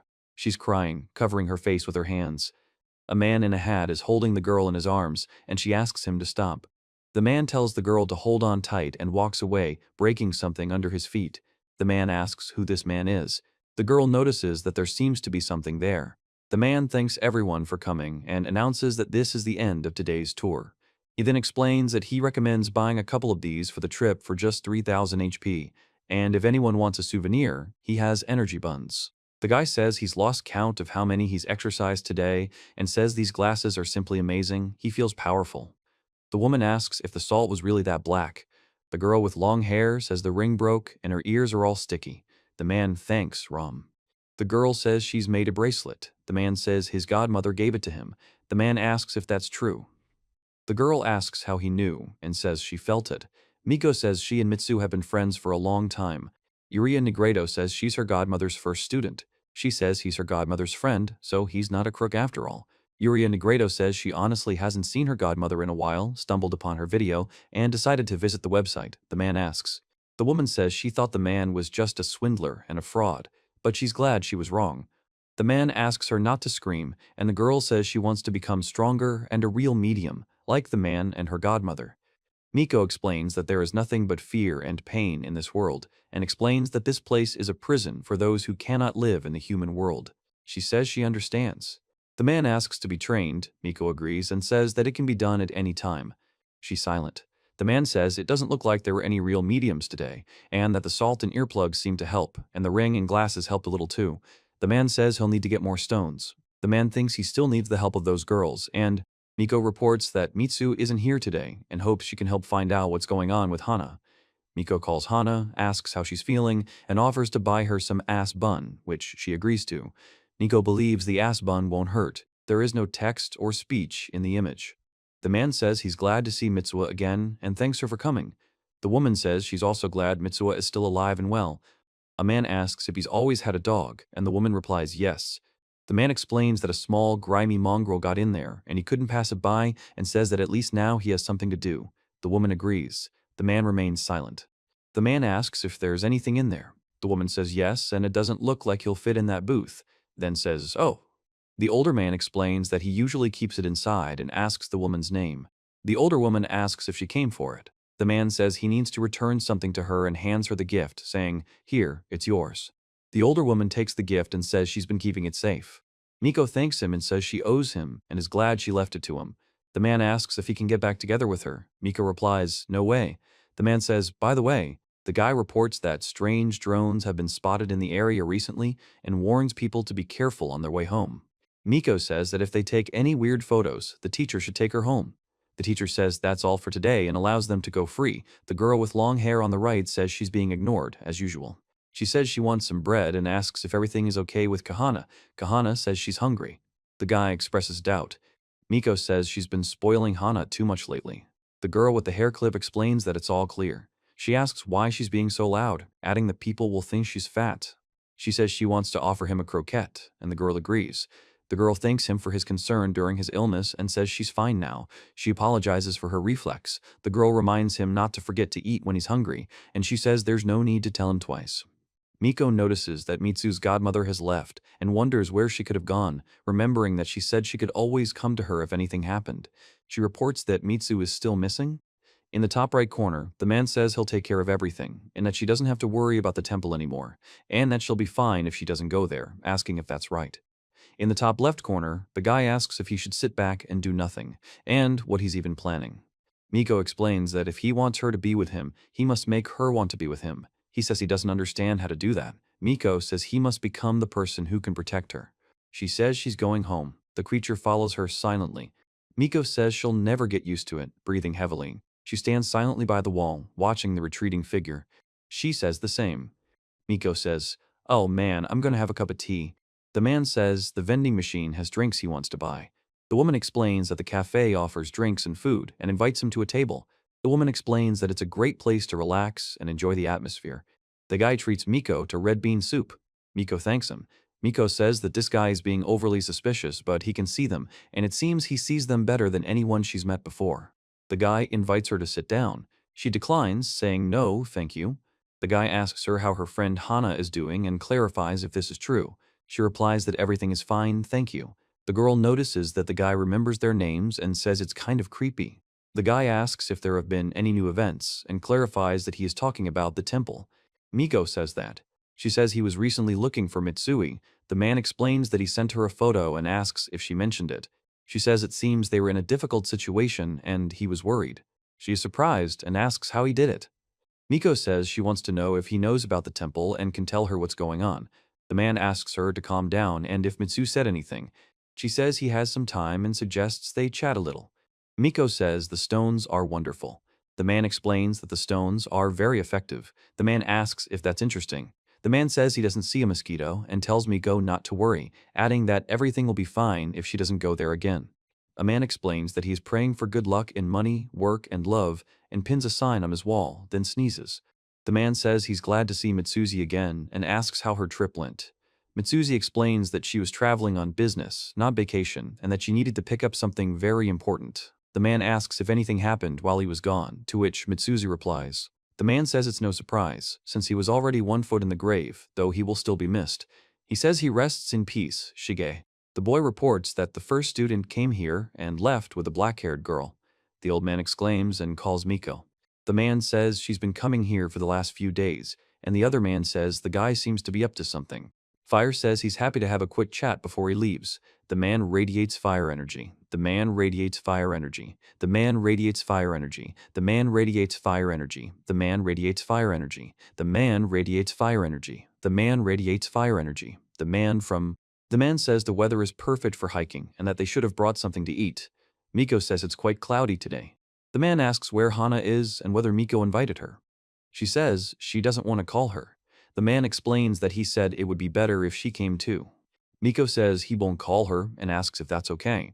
The man explains that he understands her concerns, but first they'll go to the temple and asks her to tell her they're just going on a hike. The man asks what will happen after that.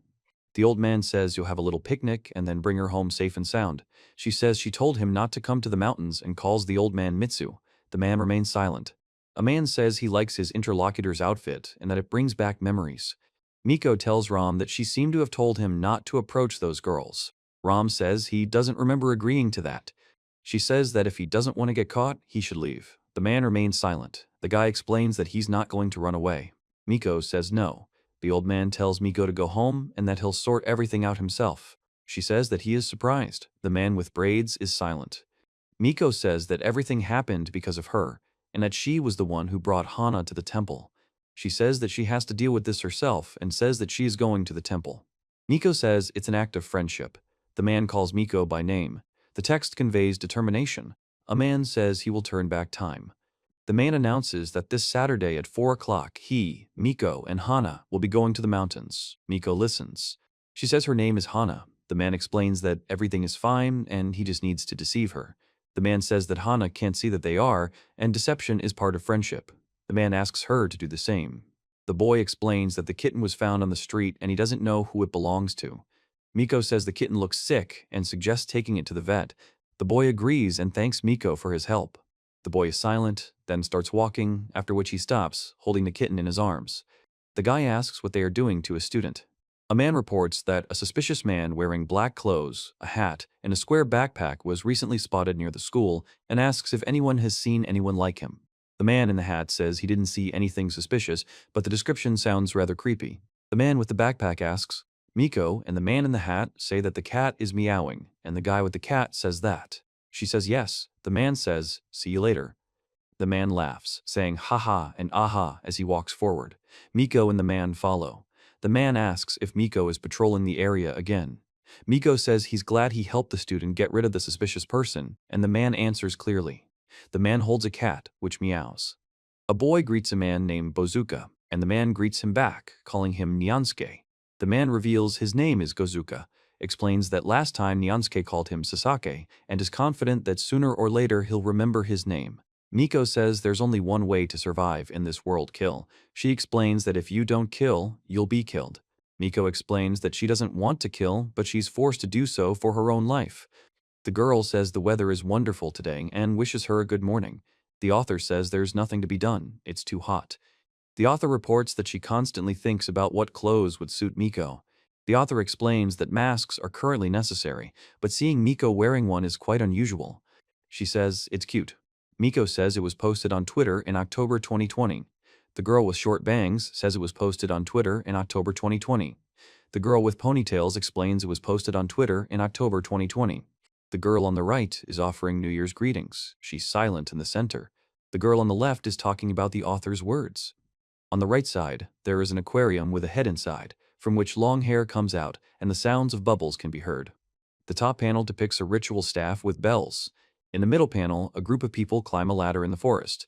In the bottom panel, 3 people in ritual attire walk along a path, one of them holding a staff with bells, while Miko stands to the side. In the top panel, a fox peers out from behind the bushes. In the next panel, part of her figure is visible.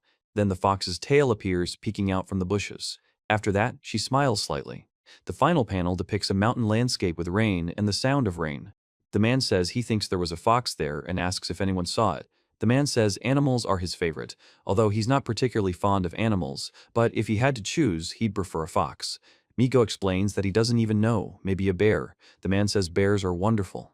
The man says that, of course, she has a favorite animal and asks which one. She remains silent.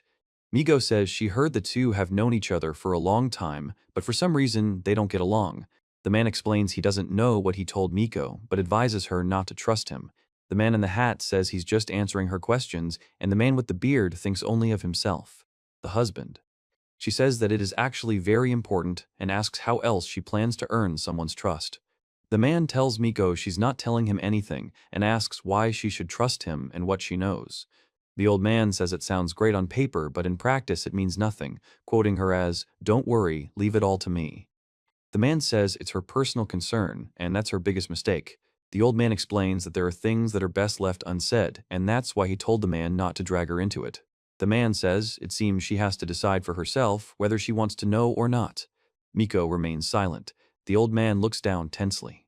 She says, "Sparrows." The man answers A. The man turns to her. Miko says she likes sparrows. She is silent. The man in the hat says that it seems she wants to talk now. She silently looks at the figure in the hooded cloak who is standing in the forest. Miko says it's a creature. The man reports that it's not moving. She explains that spirits inhabit this forest and that they can be dangerous. The man says they need to be careful and not attract their attention. The boy says they need to move quickly and not stop for too long. Miko and the man are talking.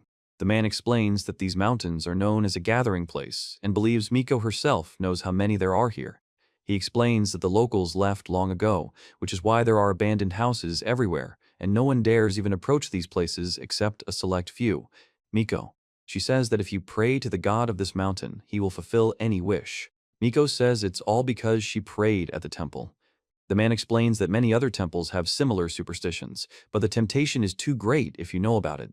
The man explains that the deity can grant a wish, but for a price. The guy explains that when you sign up for a site with free registration and member privileges, they usually charge a cancellation fee, and points out that this clause is written in fine print on the site.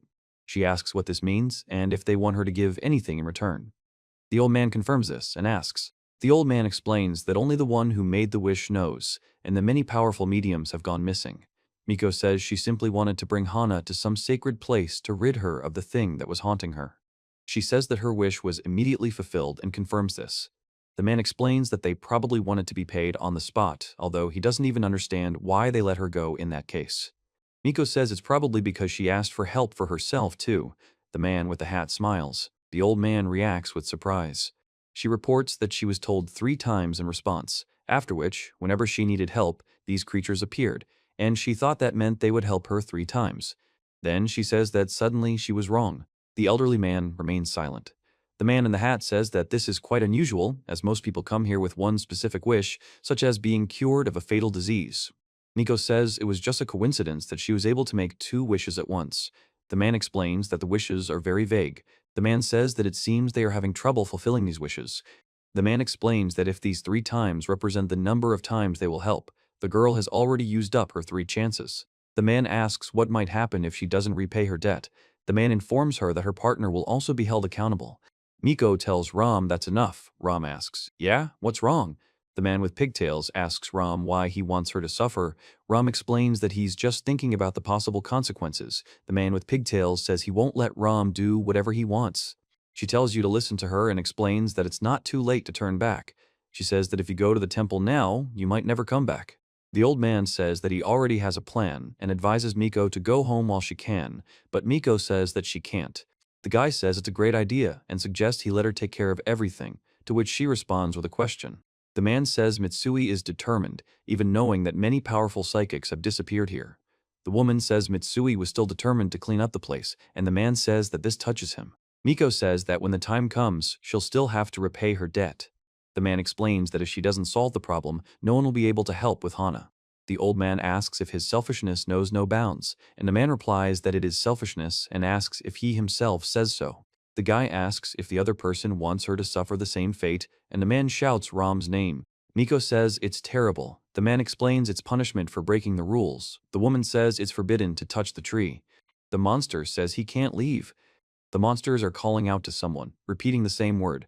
Miko, the man with the hat, and the old man are also calling out to someone, repeating the same word. She says it's bad, and he says, "Oh my God." The boy asks Miko what they're going to do and if she has a plan. Miko remains silent. The man in the cloak lifts his hood and announces that on his signal, everyone should run away from here. The man says the dolls are made from fabric he made himself and explains that a part of his soul is embedded in them. Miko reports that arrows are flying their way. The hooded man explains that he's scaring them away. The hatted man says it works. The image is silent. Several eerie creatures with distorted faces are shown rising from the ground among the plants. Miko says they can't afford to relax because the enemy is close and could attack at any moment. She explains that they need to be prepared for battle and remain vigilant. She says it's cool and asks what it was. The man reports now. Miko says his methods are almost as outdated as he is. The hooded man says they don't have time to fight them all. The girl asks if that's true. The top right panel shows monsters walking through the forest. She says they're following them. In the bottom left panel, a man says it's time. Miko says it's a doll she made herself and explains that it can grant wishes but warns that there's a price to pay. She says, "Lambda rabbit." The man replies, "E?" The man tells Ram that he wants to know where he got it from. The guy says he took it from Hana and then explains that it's their ticket to the temple. The image has no text or speech, only a bear with a sad expression. Miko asks what they did with Hana's rabbit. The man explains that he simply borrowed some of her aura and that there's nothing wrong with it. This lambda rabbit is imbued with power. He says it would have been much better if Hana had been here in person. A man asks if everything was planned from the start, to which another man replies that it wasn't quite and reveals a backup plan. He says he's not sure it will work, but doesn't think they have time to stand around and chat. Several creatures call out to someone. Miko says, "Take a rest." A man says the word pause, another man says the same, and the rest remain silent. A guy turns on music on his phone. The guy throws the phone down. Miko and the guy stand in the pouring rain. The guy holds the phone on a chain. Miko looks at it. A man asks what the noise is. The man says it's heavy metal. The man asks if it works. Miko explains that if the source is not destroyed, the darkness will spread further and consume everything around. The man says that they need to act quickly, otherwise it will be too late. The guy says that he is ready to fight and asks to show him where to go. The sound of movement accompanies the appearance of a bright light. The bear makes sounds. The man says it seems to be working. Miko reacts to the sound. The old man says it's ringing. Below, a group of creatures notices the flying bear. The man says it cracked and asks if anything worked. The man asks them to tell him which one will win and asks them not to break down. The man also asks them to tell him. The man yells that Miko doesn't treat all her clients like that and calls her a bitch, asking why the hell she does that. Miko replies that he's a client. The hooded character says the person is no longer a client and offers to take their money back. The man says he was called Godmother and asks why. Miko says he's a crazy witch and asks who he called a witch and whether he wants to die. The man makes a sound. The girl says the man should stop gambling and reports that his wife is worried. A man says his wife died in an accident 3 years ago and calls the woman a fraud. He asks if she's still there, receives an affirmative answer, and is surprised. The woman explains that her wife meant something completely different and wasn't lying about what she said that last night, and deeply regrets it. The husband, the guy says he wishes he never married her. A braided character tells her to get back on her feet and show what kind of man she is. The man explains to the girl what she needs to do. The woman says business is bad.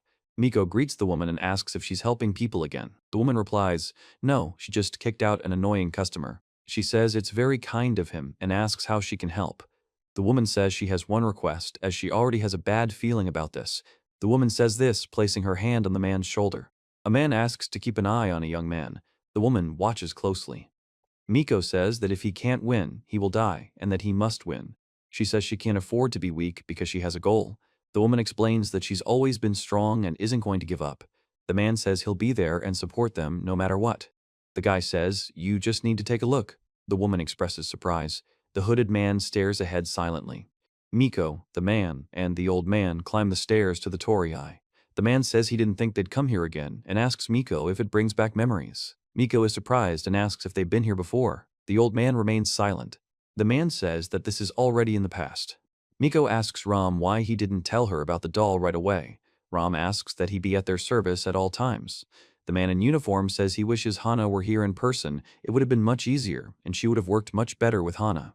She says that's what it means. The man asks if they needed Hana to get into the temple. The man in the hat confirms it. Miko says that's why they can't just show up there, and the man says that there's a barrier there. She informs them that unless they destroy Hana, they won't be able to enter, as her aura is capable of breaking the barrier. The girl explains that she became suspicious when she saw the photo, but then became convinced after killing Hana herself. The two girls notice the torii and say they're almost there. Miko says she's not afraid because the stones in the doll had no effect on Hana. The man in the hat explains he placed a couple of stones in the doll to borrow some of her aura. The hooded man tells Ram that Miko will never bring Hana here. Ram asks. The man in the hat says he's even more glad he didn't have to resort to Plan C. The woman is silent, standing next to the hooded man. Miko asks what to do now and suggests that if it's a god, perhaps they should make an offering. The old man explains that he's only a god in legend, only called one, and no one knows what this terrible creature really is. Miko reminds him that she forgot what happened when she tried to make an offering. The man says it's do or die and asks her if she's ready. She responds silently to the question. The image shows 3 frames of the torii and the shrine. The top frame shows the torii against a backdrop of trees and falling leaves. The second frame shows a close-up of the torii with a view of the shrine and the mountain in the background. The bottom frame shows the shrine's facade with a bell and a rope for ringing it. Miko says that this place is called a shrine and explains that spirits can be found here. 2 identical characters with horns indicate that they are guarding the entrance to the sanctuary. Miko says that she can't afford to relax because she has to guard this temple. On the right, the girl with ears announces that she won't let them pass. On the left, the girl with ears says that this is the end, and she stands silently between them. In the upper panels, on the right, the girl with ears appears depressed. On the left, she takes on a sinister appearance with her mouth open and her eyes glowing. Miko says the glasses, amulets, and salt are needed for something, and a man explains that they are his amazing products, imbued with power, which will increase spiritual protection. Miko asks if nothing will happen to her and says they seem evil. She asks about protection. The man says she needs to listen carefully, then says her task is to enter the temple herself. The old woman tells Ram she knew he was trying to go anyway and asks if he should go or if he wants to go on his own. Ram asks what he needs to do. Miko asks why she has to go alone. The old woman replies that Ram doesn't need to do anything. She says he can't do anything and therefore shouldn't do anything. Only she can handle it. The man explains that she has one clear task, to remain silent and not react in any way. No matter what they say or do, she will be bait. Miko says it's here. She explains that the flesh and bones of the footstool are 3 times. The monster screams. Miko says it's saying something. The man explains to the girl that they have business with her and says that last time they didn't demand payment because she was behind a barrier. Miko repeats the word God to herself several times. The voice states that this is the so-called mountain god, who probably cannot maintain his powers outside the barrier.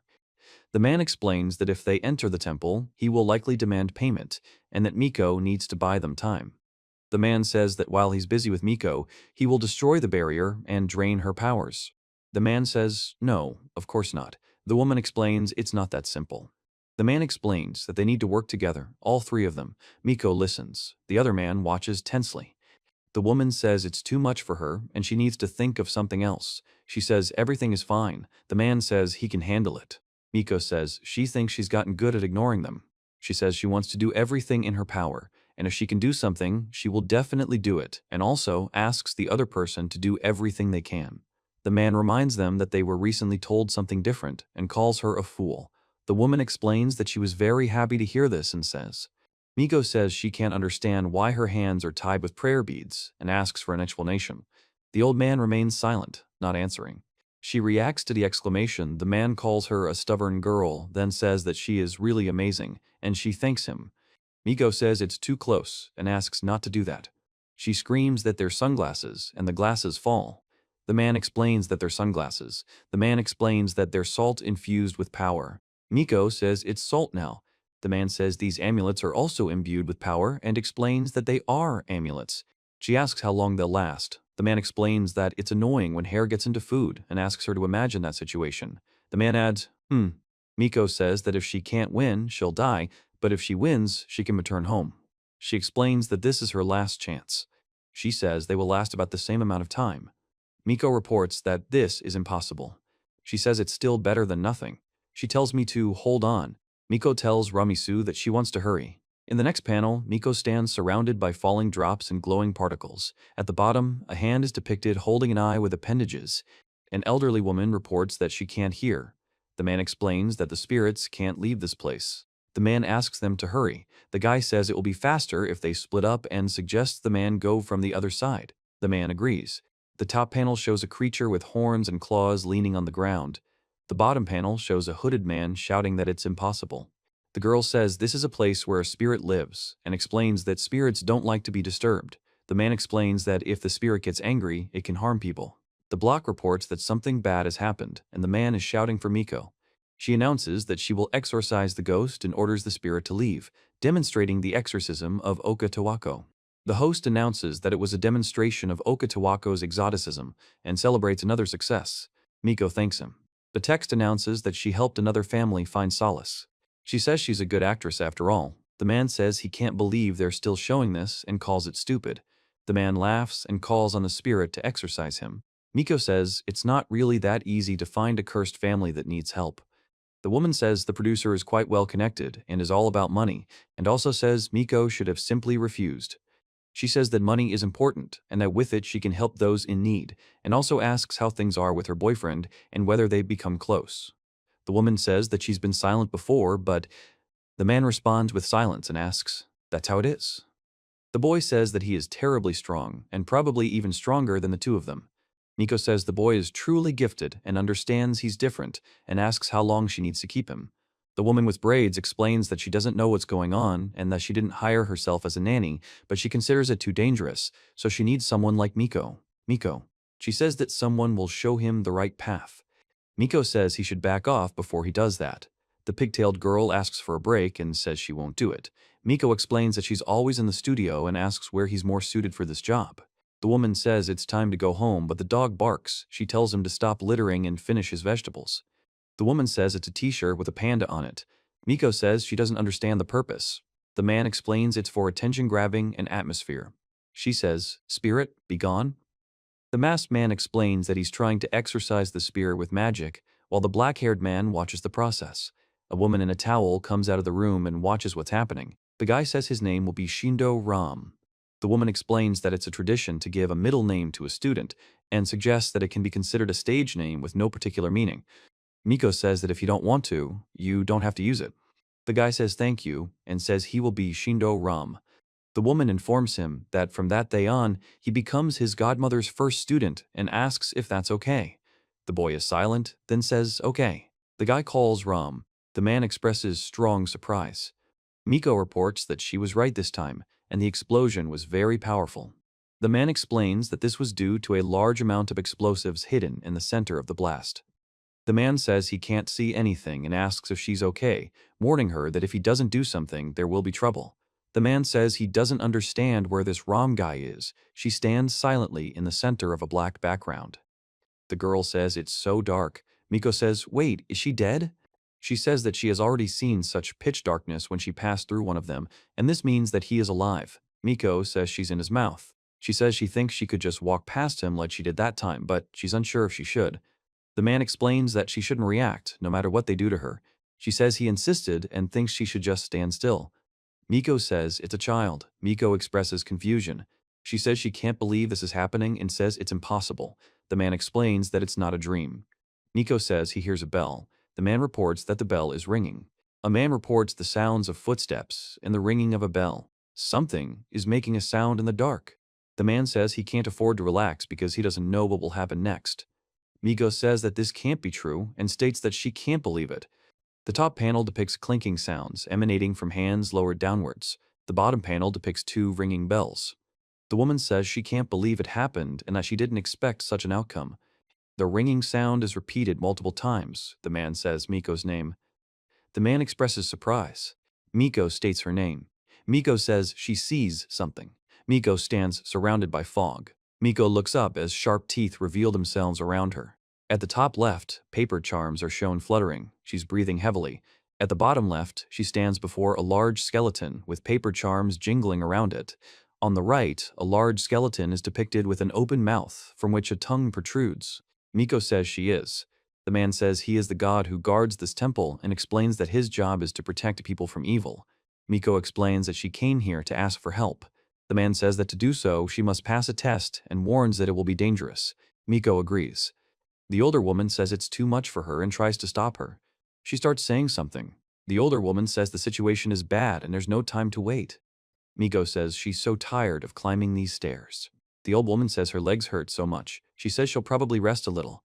Miko says she can't stand up straight and at the same time says, "Oh my God." She says that this is all she can do, but she has to be strong. Miko says she wants to do everything in her power, and if she can do something, she will do it. The hooded man looks at Miko, who is sitting on the ground amid smoke and fire. She says he's done enough, and if he lets her suffer any longer, then she won't be the godmother of the city. Miko says that's true.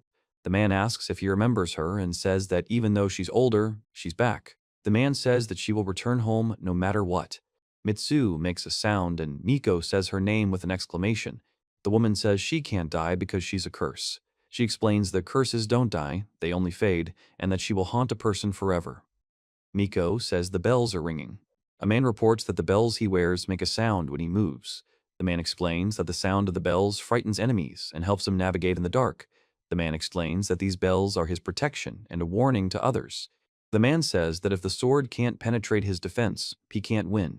Miko says the sword isn't just a sword, but a sword that can penetrate any defense. The man explains that the sword is just a sword and he doesn't believe in its power. She says it's not scary and explains that it's just a spirit that means no harm. The creature says it doesn't want to harm anyone and asks them not to be afraid of it. Miko says he can't believe it. Miko says it's impossible.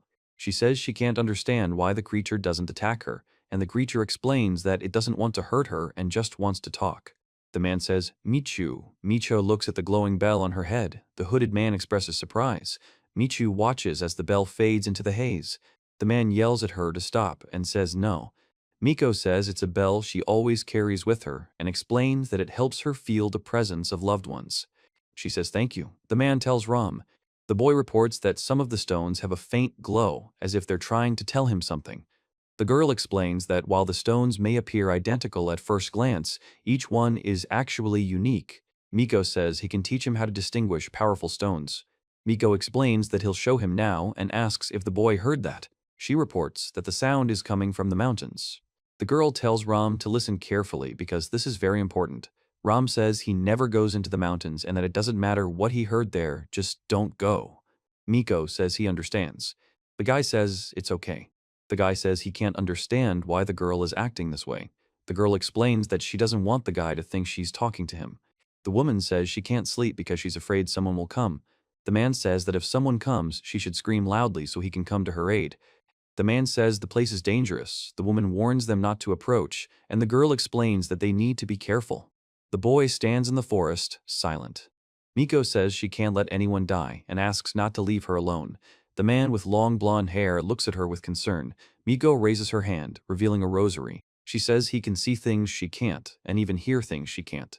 She says she has to help him, but she doesn't even know what to do because she's not good enough to be his mentor. Miko says she's always been like this. The man says it's been like this since the very first day they met. She says she decided to do everything she could to support these children, even while running a mysterious fortune-telling shop. Miko says that the children who come to them are special. They have no one to rely on. They are completely alone, and they need help more than anyone else. She says the man works hard but only thinks about the children. The girl with pigtails says it's time to take care of herself. Miko says he's acting like their mommy and that it brings back memories. The man explains that it feels a bit strange to call himself their godmother in front of them. Miko says that's true. She says she thinks the other person was right and admits she put too much pressure on her. She explains that the child is very talented and needs someone to show him the right path. She says that she should have taken care of it herself, but instead she made up excuses and used her interests as a cover. Miko says she can't believe she did that. The girl with pigtails explains that it's not because of Miko, but because she herself isn't good enough for it and is angry at herself for even thinking that. She says she'll take care of everything herself and asks him to leave it to him. The man says no, he'll look after him since he's now his apprentice. Miko says that he will definitely go to the mountains again, and next time he might wander into some dangerous place, and also says that if this happens, then… She says it's not a toy, but a serious tool that shouldn't be used without training. She explains that if you're not careful, you could harm yourself or others.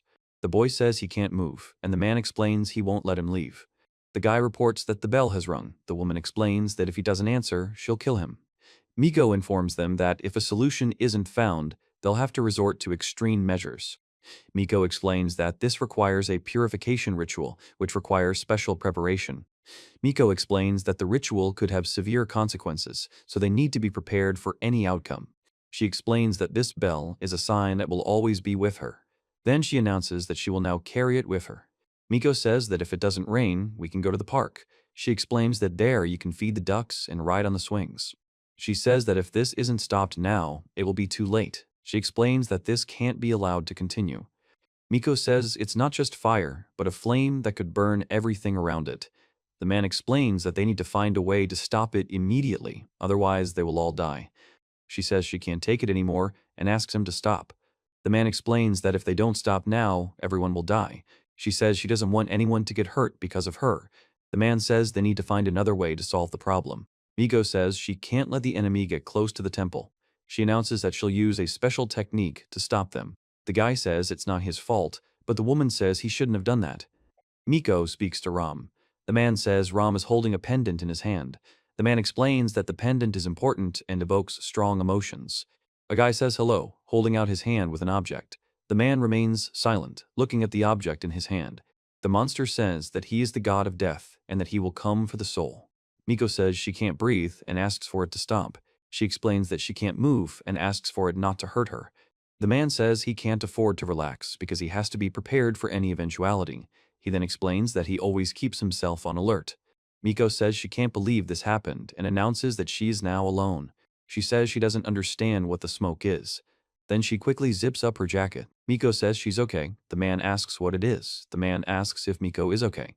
The man explains that it's insect repellent, imbued with power, and he's placed it everywhere in advance. He warns that it can also harm people, so don't breathe in too much. The man advises Mitsu and her to leave as quickly as possible, as the barrier has weakened, but the man tells Miko not to worry, and says he won't charge for it. The guy says they're running out of time and they better hurry, asks what the woman is thinking and what she's up to. She replies with a question. The woman says she's tired of this crap. Miko is silent. A man in a hat stands in the smoke. A man with a fist in his hand holds a medallion. She says that all these years this bell was meant for her. Miko says something was taken from her and she came to get it back. The man explains that's exactly why he came here. The man says he thanks you for your help, and the old man asks what happened. The guy says he's sorry and then says goodbye. Miko and the old woman report that everything happened so quickly. The man reacts sharply to something, and Miko and the old woman shout for Ram. The guy says it's not just a curse, but a curse that can't be lifted. He explains that the curse will haunt him for the rest of his life and even after death.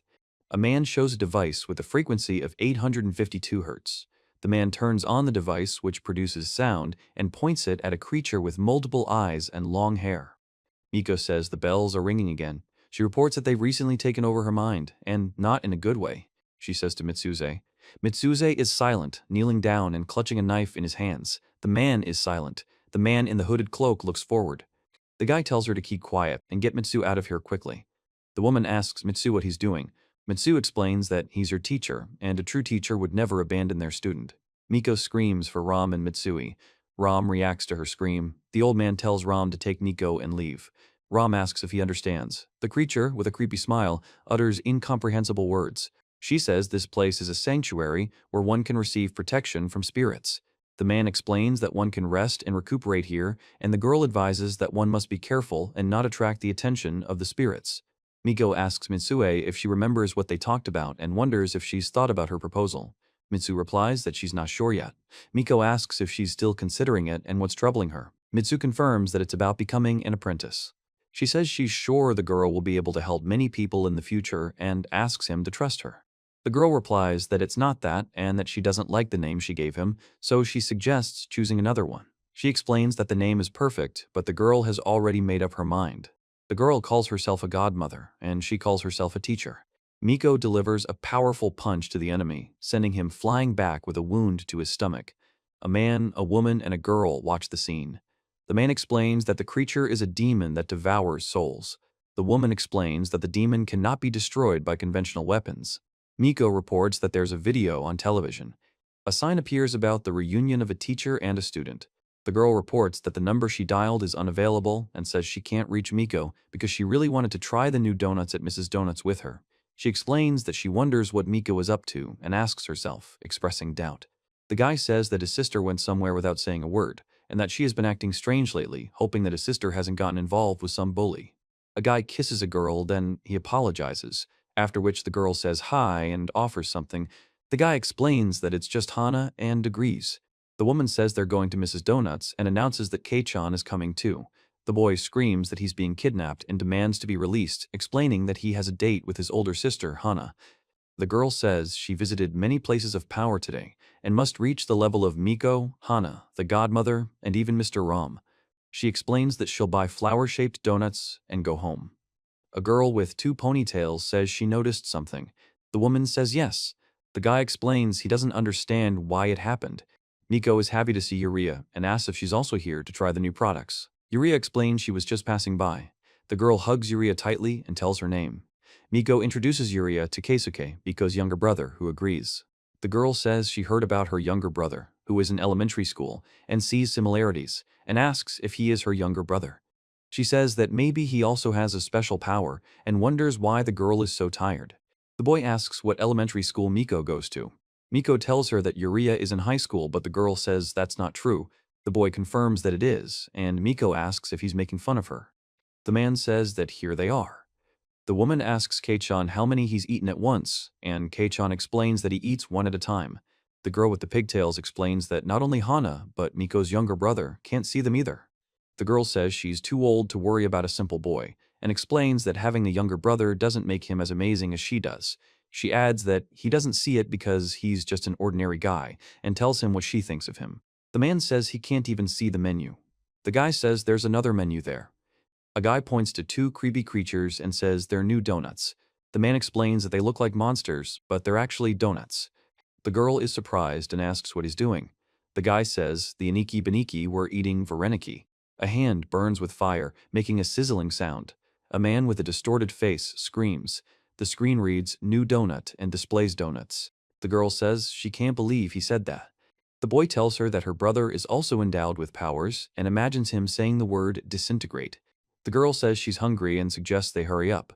Miko asks if all the Yotsuya family members are really that strong. The girl says she needs more power. The girl with short hair says he should get some for her.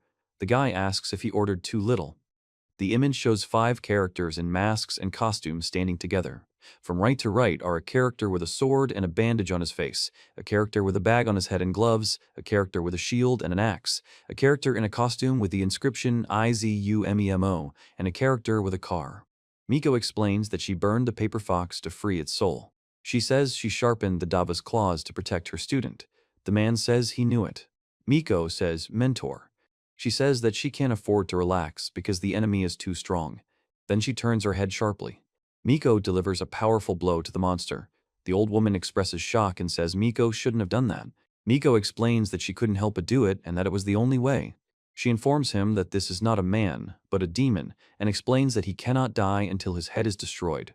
Miko says that ringing the bell will summon spirits, and warns that it's dangerous. The man says he's not afraid of spirits and plans to ring the bell. The man says, temple. In the top right panel, Miko says she doesn't understand, and the man next to her tells her to go to the temple. The top left panel shows a monster covering its face with its hands. In the bottom panel, a guy is looking at a phone. In the top right panel, the creature is blowing steam or smoke from its mouth. In the top left panel, the creature is fighting off a flying drone. A man with pigtails tells it to run, and it starts running. The creature watches as it runs away. Miko backs away from the monster, which approaches her with its mouth open. Then the monster's hand strikes hard and Miko falls to the ground. The man says it's a curse that can't be lifted and explains that it will haunt her until death. The woman explains that the curse is hereditary and can't be broken, even if she leaves her home. The man explains that if the curse isn't lifted, it will consume her soul and body. Miko explains that if the curse isn't broken, it will be passed down from generation to generation, eventually turning the person into a monster. She explains that to lift the curse, the dolls that are its source must be destroyed. She says that she calls the interlocutor's methods outdated and takes back her words, and the man confirms this with the word, yes. The monster reveals that he is a demon who devours souls and warns that anyone who encounters him will die. Miko approaches the temple and hears a creaking sound. A terrifying creature appears on the right. She opens the door and says that there are a lot of talismans and amulets here. She is silent, looking at the room. Miko explains that things that could attract evil spirits cannot be left in the temple, and warns that if anyone breaks this rule, they will be punished. She explains that the creature is the result of an experiment that got out of control and warns that it is extremely dangerous. The man says that they must find a way to stop it immediately, otherwise the consequences will be catastrophic. Miko says that a goddess lives in the temple, protecting people and bringing happiness. She explains that this place is sacred to her and she always comes here to pray and ask for help. She explains that this place is a sanctuary where sacred objects are kept and rituals are performed.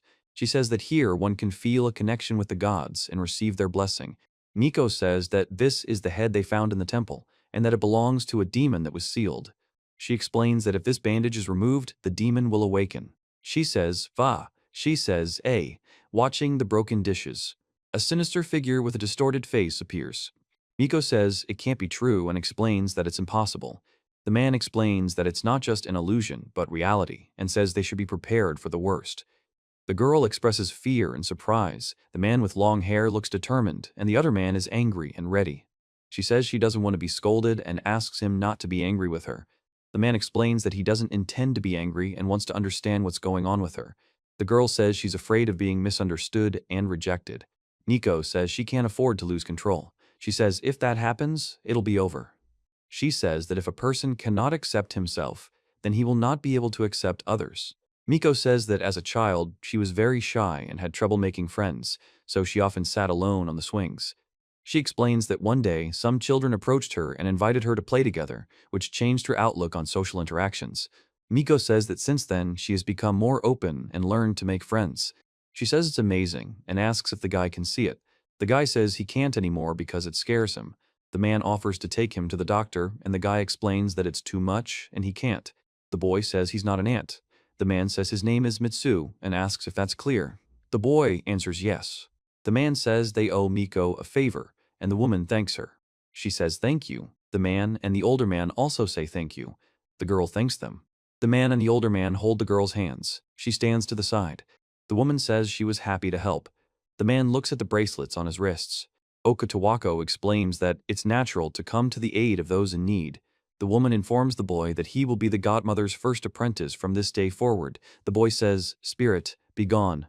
Miko says she can't understand why he does this and explains that it's weird. She explains that there's nothing in this world that can't be understood if you look closely. The man explains that if you don't pay attention, you might miss something important. Miko tells Ram to listen carefully, that this is very important, and never go into those mountains again. No matter what he heard there, don't go there. Ram asks what just happened and if Miko heard anything. Miko explains that she's asking for help and asks if Ram understood. She informs him that the temple is guarded by spirits and explains that they will do no harm as long as the peace of the sanctuary is not disturbed. The man explains that he came here to ask for protection and help. Miko explains that this place is a temple where a spirit lives who protects the village. The boy says he came here to ask the spirit for help. Miko says the spirit can help if you ask it with a sincere heart. She says he can't be here because he died. The man explains he didn't die, he just left. She says he can't come back because it's impossible. Miko says that you should never go into those mountains, and no matter what the man heard, you can't go there. The man says that they need help more than anyone because they are completely alone and have no one to rely on. The guy says he heard a voice. She says she came to help. The The guy says, "Syndrome will be your name." The image shows the feet of a person wearing sandals standing on a stone surface. There is no text. The guy says he can't remember who he is or where he is. The guy says he's sorry for keeping you waiting. Miko says he doesn't understand where they are and asks if they've returned. The old man remains silent and breathes heavily. She says she recognizes him. Miko says it's Mr. Ram's toy. The woman says it looks like they've returned. Miko explains that the barrier is broken, which is probably why they were expelled. The woman asks if the temple is gone. She says she can't afford to lose and explains that if she loses, she will die. Miko says there was something inside, tied to ropes. The old woman says she went in and picked it up, thinking it was a human skull, and got scared. She says that when she threw it, it fell apart and everything around turned white. The woman calls out to her. Miko says everything is fine now. The man says the same thing. In the top right, a girl says she's not afraid of the dragon. Below, the dragon explains it won't harm her. In the top center, the dragon is shown touching the girl's hand. In the bottom center, a scary face appears, saying nothing. In the top left, the girl says she doesn't understand what's happening. The older woman tells Miko that she's doing well, then takes her face in her hands, and Miko starts to cry. She sniffles and says that she can stop holding back, and apologizes for having to go through all this. The man explains that she can see them, but ultimately she's just an ordinary girl, and confirms that she really is a strong girl. Miko says she didn't know what to do. The man says no one knew, and that the temple is like that. She says she can't afford to be weak, because she has a family to protect. She explains that even if things get difficult, she must keep going for them. The man says he understands her feelings and supports her decision. Miko says, "By the way, where is Mr. Ram?" The old man remains silent. Miko says he's here.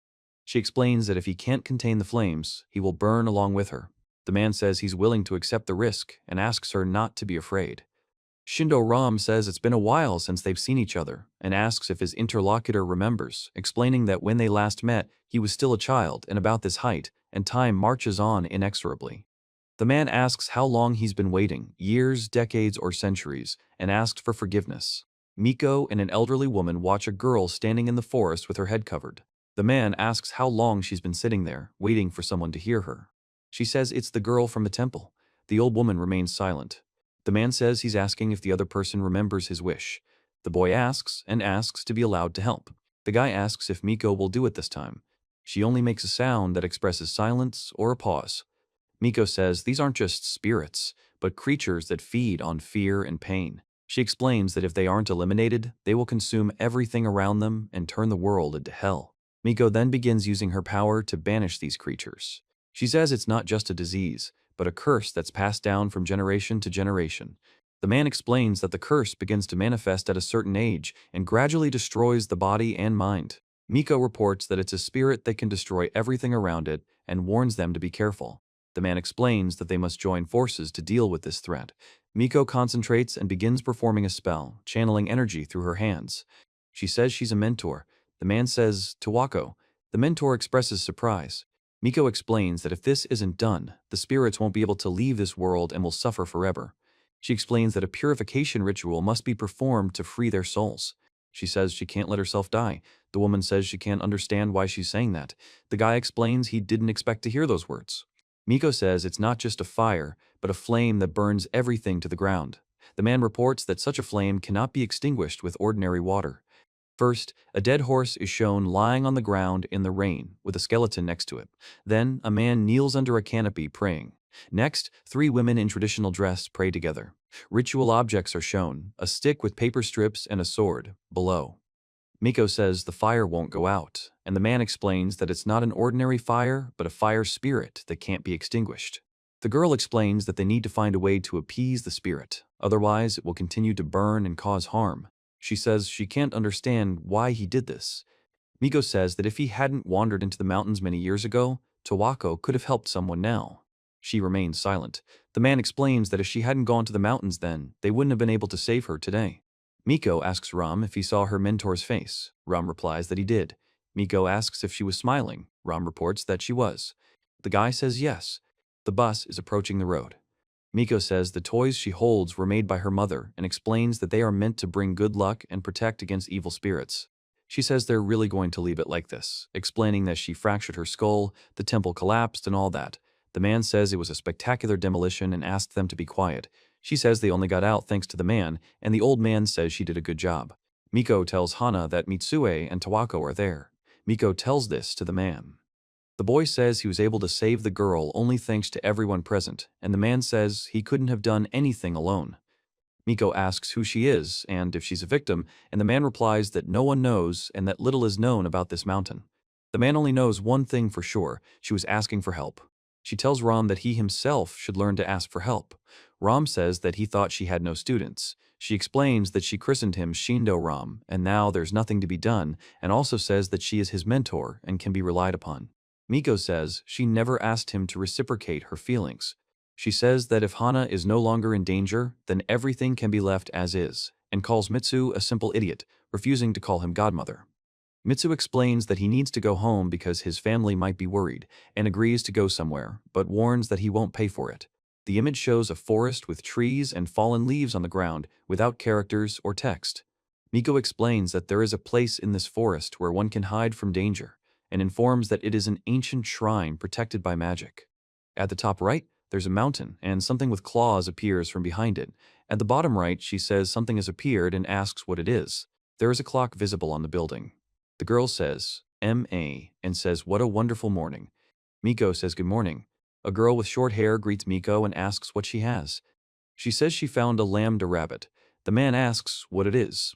Miko says he's cute, but the girl says he's kinda creepy. The guy says, "Huh?" She says it's a good luck charm, a sign that she's escaped the temple, and explains that she put the power stone Ram gave her in it. The short-haired girl says that lately she's been thinking that one of her lambda rabbits looks a little off. Miko says he hasn't changed a bit and suggests they hurry to class. She then asks him not to push her or she'll fall. Miko says everything went well at the temple and adds that she needs to be prepared for anything, apologizing. Footsteps are heard. She announces that she bought a wonderful bun. Footsteps are heard. A man with many tentacles on his head walks down the hallway. Footsteps are heard. The guy says it's not the same. Miko says there's something new again. She says it's too close, and the girl says it's coming here. Miko says that if she goes straight ahead, Hana won't come in and everything will be fine, explaining that this is nothing compared to what she saw at the temple. Then Miko simply says everything. Miko abruptly steps back, dodging something. She is surprised and asks if she was pushed. She then sits up, covering her mouth with her hand, and the girl next to her asks if she is okay, to which she replies that she is. Miko says that you have to watch where you're going. The guy asks, "What?" Miko explains that yes, look ahead, and the guy asks why she says that. Miko confirms that that's all. She says she thought it would go through her like before and asks if she could hit a pole. The man explains that there is nothing wrong with that. The girl says she should apologize for hitting her. The man asks what? The tentacle man claims it's her own fault and denies any wrongdoing. Miko reacts in shock. The girl apologizes to Miko for being such a klutz and asks if Hana can see it. Then someone laughs and grabs her arm, asking what's wrong. She says we need to get out of here, and at the same time she shouts, "Stop." The girl calls her, and she turns to her. Miko says she knows how much she's loved, but she can't be jealous every time she talks to a pretty girl. The girl asks if she's a transfer student. The other two girls comment on how cute she is. Miko is surprised and asks what. A girl says she likes another girl's hair and that she's so tall. She says she only sees a monster. The text next to the girl with long blonde hair refers to her as a transfer student. The man reports seeing her. The woman remains silent.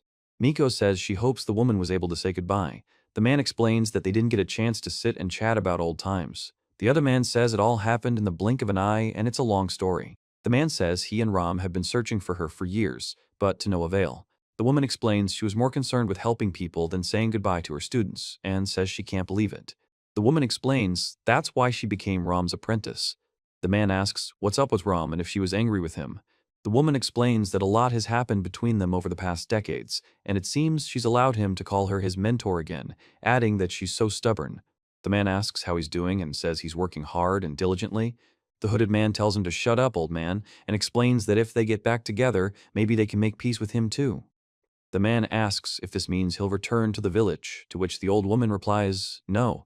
The old woman says that the time may come when this decrepit witch will be needed again. Miko says good morning to the class. The guy asks to introduce the new transfer student, and she says that it is the new transfer student. The guy puts his hand on his chest, then takes the book and says that her name is. Michiru Ichijo says that's her name and says it's nice to meet them. The students greet Michiru, calling her beautiful and asking them to at least learn her name, and one of the students says she wonders what school she's from.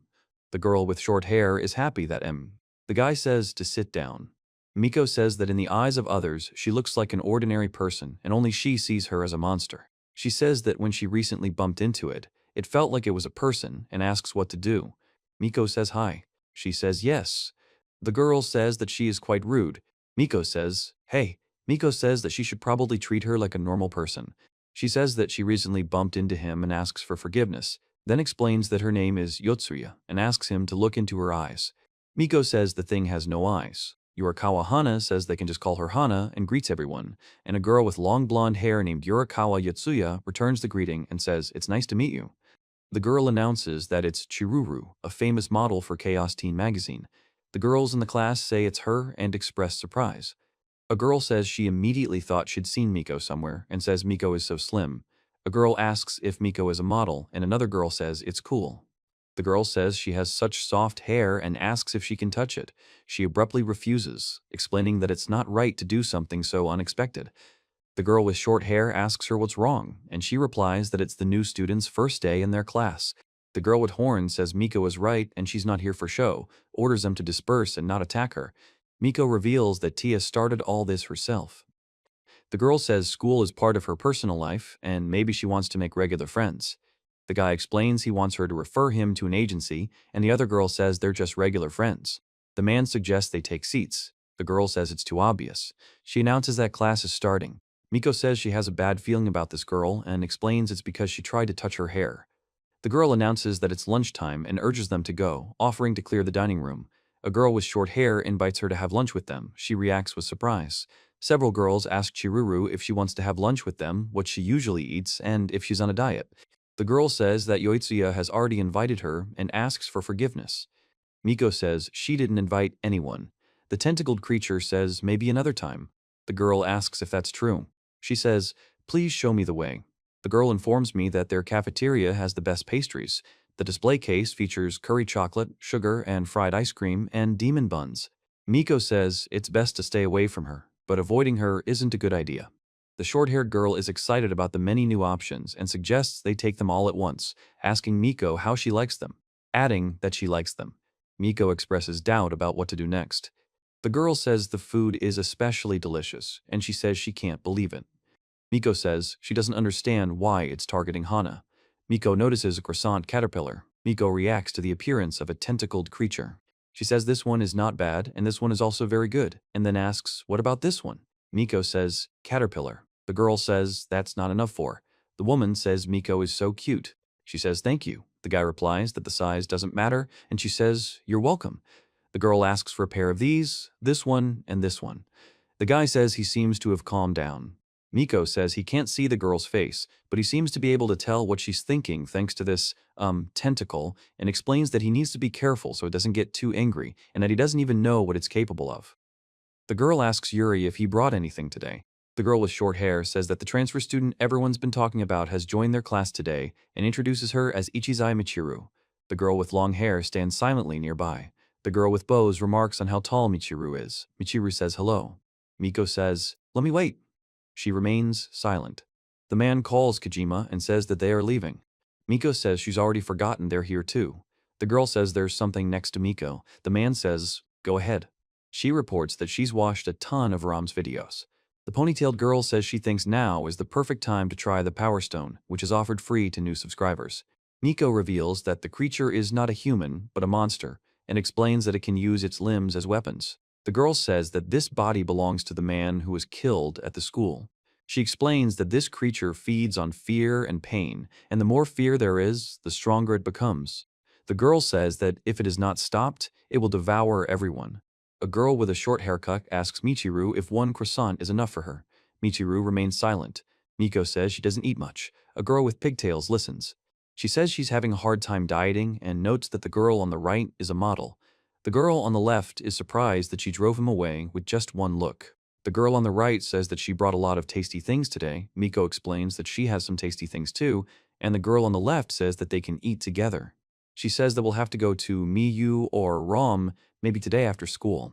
Miko says it's cool and laughs.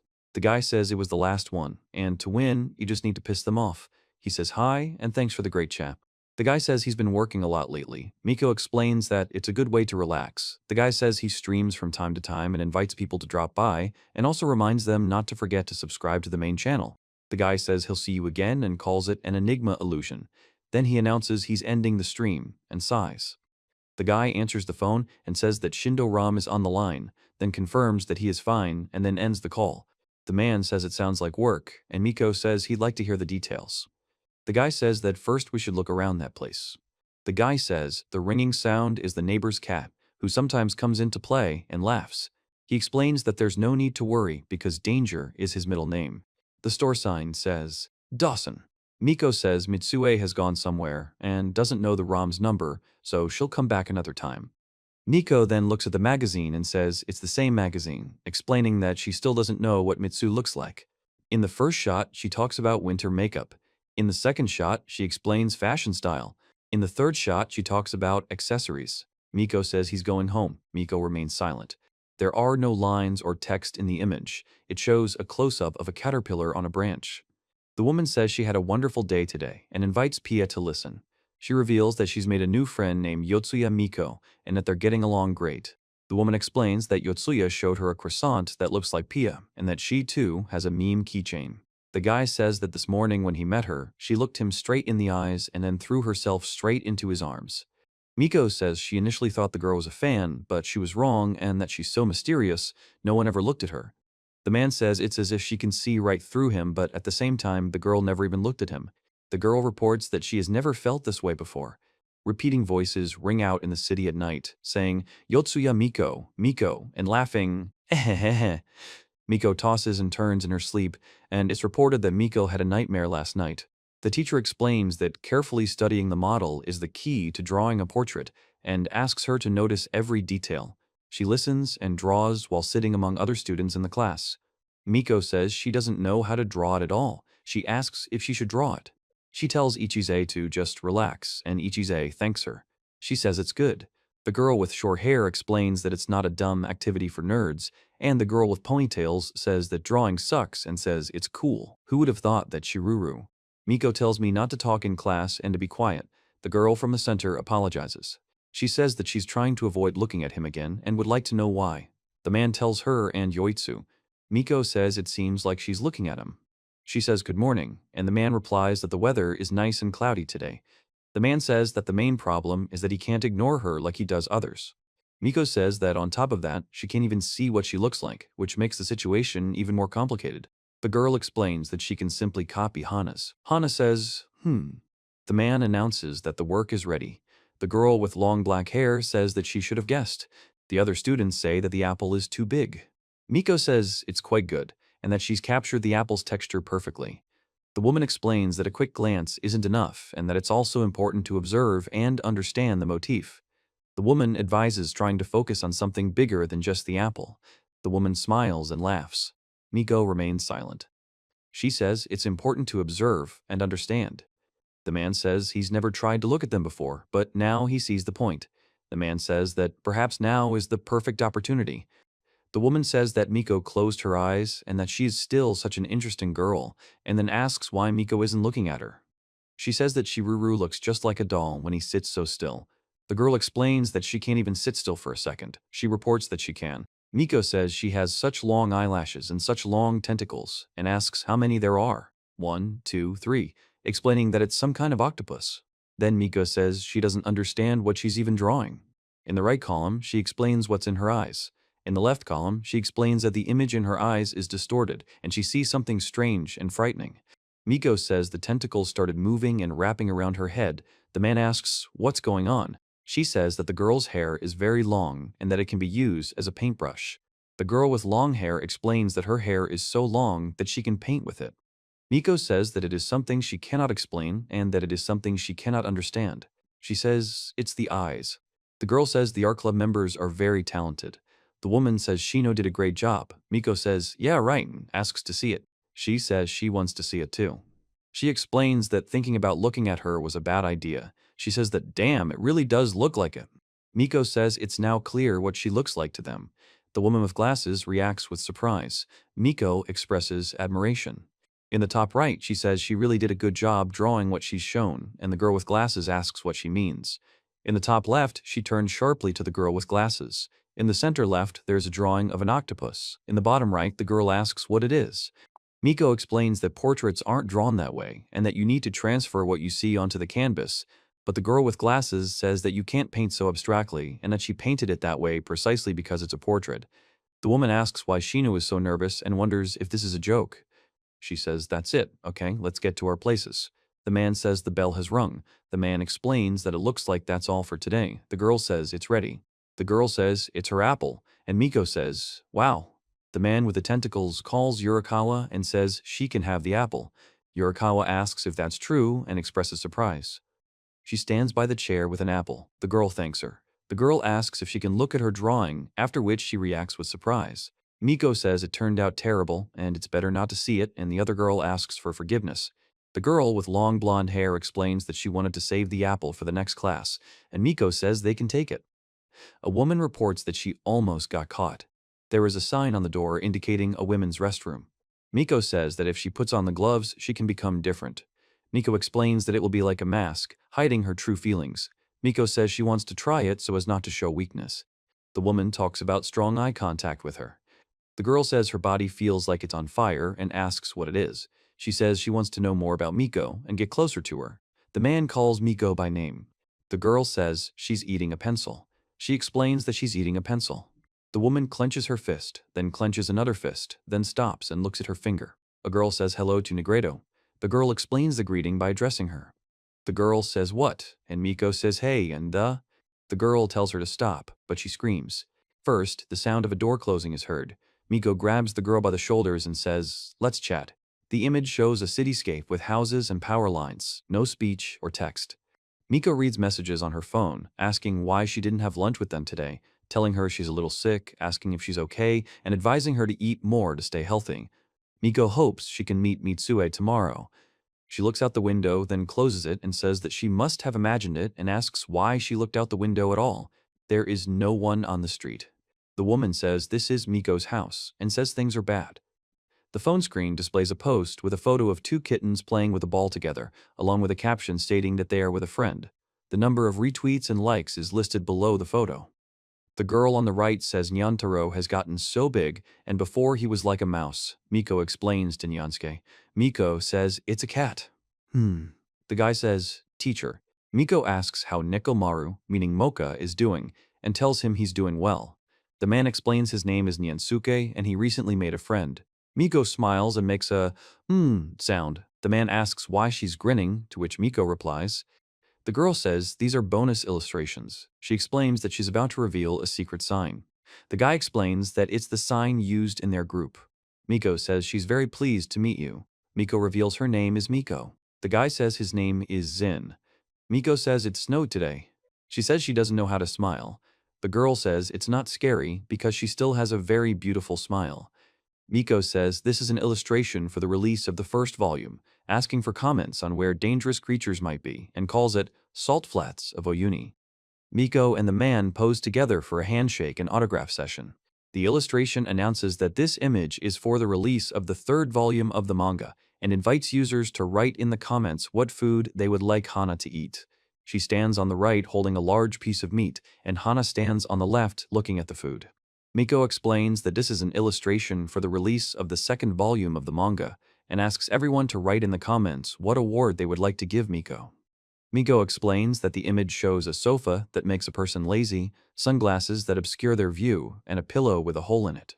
She says that if he doesn't want her to watch, he should turn off the TV, and the guy explains that he won't turn it off because he wants to watch. She says that she doesn't understand why he's so captivated and suggests they do something else together. In the next scene, she's lying on the bed and saying, Miko says that if she can't see, she can't understand, and explains that the eyes are the door to the soul.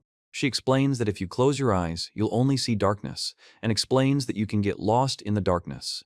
The public release of the anime's monster sketches reveals that the original creator, Izumi Tomoki, has prepared monster documentation for the anime adaptation, which contains data on the monsters and their details not shown in the manga. A nearby image depicts a spirit from a box that resembles a zombie. Miko explains that the cat spirit's shape changes as they move. And if they were made to look like cats, many would say they were cute, but in reality, they were created to make people wonder if they were cats or not. She explains that the cat spirits look like a large lump of mud with a stuck point. At the top right are depicted street ghosts with exposed cables and inflamed skin, twisted arms, mouths that fill their heads, and gaunt faces, tired and flattened to the floor. Below is a chain ghost, a giant over 2 meters tall in a jumpsuit with a rope end. At the top right is a barrel ghost with 4 arms and 3 legs chained together, along with a second form opening like a flower and a head with 2 eyes from which another head emerges. At the top left is a hooded ghost with an axe and bandages.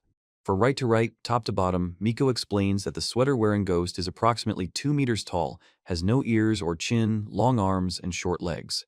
From left to right, top to bottom, Miko explains that the cashier's ghost is as tall as the ceiling and is wearing clothes different from the other cashiers with a badge. Top right, she explains that the park's ghost looks like a child of about 8 years old with an elongated neck, missing joints, crooked legs, and a huge black mouth with sparse teeth. Bottom right, she talks about the living room ghost. Top left, the top right shows a furry, hoofed creature that lacks eyelids, so it doesn't blink, and its eyes move independently like a chameleon's. The bottom right shows the creature's profile with long, tail-like hair. The top left shows a creature. The top right shows a vending machine ghost with multiple tentacles on its back, a liquid resembling a face, and jeans with a belt, stepping on the cuffs. The bottom right shows a toilet ghost with a neck that can extend like a turtle's. The top right shows a black-haired ghost with a wrinkled neck, eyes on his chin, and the left side of his kimono over the right, explaining that when he chews, wrinkles appear on his jaw and neck. The bottom left shows the black-haired ghost's second form, with an open mouth. The right side depicts a figure with a hairy back, ears, and bells, with a belly stuffed with bells and notes lying around it. The tails are separated and in a first form look like a Vanir. The left side shows a creature with 2 lower jaws, positioned symmetrically. The top right corner depicts a girl's head in profile with ears and short hair, and her hand holding a feather and bandage is shown next to it. On the bottom right, a girl with ears and short hair explains that instead of internal organs, she has dead leaves that fly everywhere, and her blood resembles a thick tea. Miko explains that she's drawing an apple, and that an apple is a fruit that grows on trees and comes in many colors. She says that apples are healthy and contain many vitamins. She says she just moved in and hasn't made any friends yet, but she feels like she can be herself around the girl. The girl explains that girls usually go to the bathroom together, but she doesn't think they do that, although she's not sure. She says she's always wanted to try. The girl wonders. Miko says you like caterpillars and asks how about caterpillars? The girl replies that she doesn't mind, I guess. Miko says that you do like mushrooms, right? She says that mushrooms and caterpillars go well together, so they'll probably get along just fine. The girl says she loves them too, and the woman says it's wonderful. Miko says she is so scared because of her short stature. She says it's a bit cramped in here and suggests they talk outside. Nigredo asks her to tell him what kind of person it is. She says everything is fine. Miko says she wants to know what exactly the other person is interested in. The girl with long hair asks if Miko knows Yotsuya and asks him to tell her about her. She says everything. She asks what her favorite food is, and the girl says probably pudding. She asks what her favorite color is, and the girl says probably blue. Miko says he doesn't think the girl has a boyfriend and doesn't know what her hobbies are. She says she's not sure when her birthday is. The man asks what might be the first thing in a bathroom and inquires about her address but gets no answer. A girl asks her what her biggest secret is, and she looks at her with tension. On the left side of the stage, she stands in front of a web pointing forward, while another girl watches below. The 3 girls hug. Miko says she doesn't know. The girl with short blonde hair explains that she couldn't have known about Miko's powers and says it's impossible, then adds, She thanks the girl and says it was fun chatting. The girl flinches in fear, and she remembers that she definitely won't tell anyone about the pencil. The girl asks what that was all about and why she ate the pencil. Miko says that there is no copy of the school register in the teacher's room by any chance. She says, let's chat again sometime, and says goodbye to Nigredo, wishing him a quick meeting. Nigredo says in surprise. The girl says that this is Yoshimura's house. Miko reports that it is her, Miko's room. She laughs and says she just saw her silhouette and then asks if she is in her pajamas now. The image has no text or characters, just a window. There is no speech or action to retell. The woman says, oh, and then asks if Miko is going to bed. The woman explains that she's going to light a cigarette and takes it out of her pocket. The girl stands in front of the door and makes sounds similar to chewing. The cat hisses and arches its back. The man says he heard a rustling sound. The girl turns around and remains silent. The woman says that perhaps when they get to know each other better, and Miko explains that she most likely won't be happy to have guests at that time. She says that she is not going to leave and will stay with her until she wakes up. She explains that she wants to be with her because she is afraid of losing her. Miko is sleeping. She explains that she can't understand why she can't sleep, even though she's tired. Miko says she feels like she had a nightmare and says she can't remember what it was. She tells Case that it's chilly today and asks him to knock before entering. Case tells his sister to wake up and sing. Nico says, "Oh my God." She says that if she can't become stronger, she won't be able to protect those she cares about. She explains that she wants to become strong so that no one gets hurt because of her. Miko says the cake was left for her and asks if it was really a dream. The girl explains that the pudding is sticky and delicious. The girl says it would be great if someone left pudding by the bed, and Miko says she was scared as hell. Dev. The girl says good morning to Yotsuya and Yurikawa. The girl says she looks great. The woman says it really is her. The woman says, "Wow, Chiruru." She asks if she's looking at Paris Fashion Week, and the girl repeats the question. Miko says it's chilly today, but the girl replies, "Oh," and the other girl agrees, "Yeah." She notices the girl has meme, after which the girl says she likes meme. The girl with long blonde hair says she has a lambda rabbit and thinks it matches her too, although hers is kind of creepy. She says they match, and the girl. Miko says she's glad Meme likes Lololkas, and Meme says she's glad too. The man offers Michiru one, but she declines. The man says, "Okay, what's wrong this time?" The girl on the right asks if she always gets a ride to school. She replies yes, and the girl says she's lucky. She denies it repeatedly. Miko says she doesn't understand what's going on. She asks if someone is sucking her aura. The girl with short hair explains that it must be hard for many people to ride the train and asks why no one bothers Hana then. She says she did something bad in a past life. The girl asks if she often goes to Mrs. Donuts, to which she replies no and says she can't even see where she's going. The girl says, "Okay." Miko says she heard they have low-calorie foods and confirms it with the word clear. The man reports that Hana seems fine and doesn't seem to be interested in Michiru. The monster says he needs to do something with those tentacles, and the guy calls the cat to come to him. She says she's free. Miko runs toward a large truck. A voice calls out to Miko, informing her that there's a small problem with her escape plan. She reports that a truck is approaching quickly. She says she doesn't understand what's happening. Miko says that if he doesn't show up, she'll leave. The man says he can't show up because he can't leave the house. Miko explains that he should at least call. The man says he can't even call. The man jerks his hand sharply, making a oof sound. First, a girl with long hair pushes Miko sharply, causing her to fall to the ground, leaving the surrounding girls in shock. Then, one of the girls asks Miko how she is, and another asks if she's hurt. Miko says she's in pain. The man warns her that she should watch where she's going. She says just a little bit longer. Then she asks if she can stand and receives an affirmative answer. A man stands with a scythe in his hand. Two figures are visible in the background, walking along the sidewalk. Miko says she can't believe this happened and explains that she didn't mean to hurt anyone. The man reports that the car has arrived. On the street, two people are walking along the sidewalk next to a fence and trees. Miko says she hit her head hard and asks him to forgive her. The girl asks if everything is okay, and Miko replies that everything is fine. The man says that Miko startled him when she suddenly rushed forward. Miko thanks the man for pulling her away, and the man advises her to.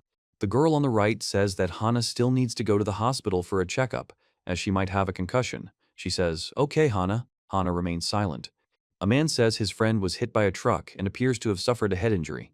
He asks for an ambulance, but the woman asks him to wait. Miko says he'll go to the hospital, and another woman says she'll go too, but the third woman says she can handle it herself. The image shows a hospital building with a cross on the facade and an inscription in Japanese. The doctor tells Miko that she got off with a minor bump and that the wound will heal before the wedding, and that it's a good thing the car didn't run her over. Miko remains silent and agrees. She says that's all they found and nothing else. She mentions her brain. The man asks if he can see something he shouldn't see and clarifies if they found nothing at all. She replies that no. Miko says it won't take long, just a couple of minutes. The man explains that if it's that bothering her, he'll let her ask a few questions, and Miko says everything's fine. Miko explains that there's nothing wrong. She was just curious and adds that she doesn't know what she's talking about. A man asks what's wrong. Another man says he feels much better, and a third man says, "Let's get started." A man asks when the symptoms first appeared and says everything is fine. Another man says it hurts. A third man says everything is fine. Miko says she can't hear him at all because of them. She says yes, that's right. The man explains it's medicine. The man with the bandage on his face says they'll all definitely suspect something. The man in the skull suit asks if you see a shadow there. The man with the bandage on his face confirms that's exactly it. The man says he's on to the next patient and asks for that to be enough. Miko asks if he's finished and thanks him. A group of doctors discuss something while reviewing documents. She says you hurt your head and asks if you're dying, and the guy says you're being held here. Miko says everything is fine and nothing serious. The woman and the boy say they were told to keep Miko here to run a couple of tests just in case, and if nothing is found, they'll let him go home. Miko confirms this is true. The woman and the boy say it's very serious and MFD. She says that things aren't really that bad and thinks they're keeping her here because of a simple bump.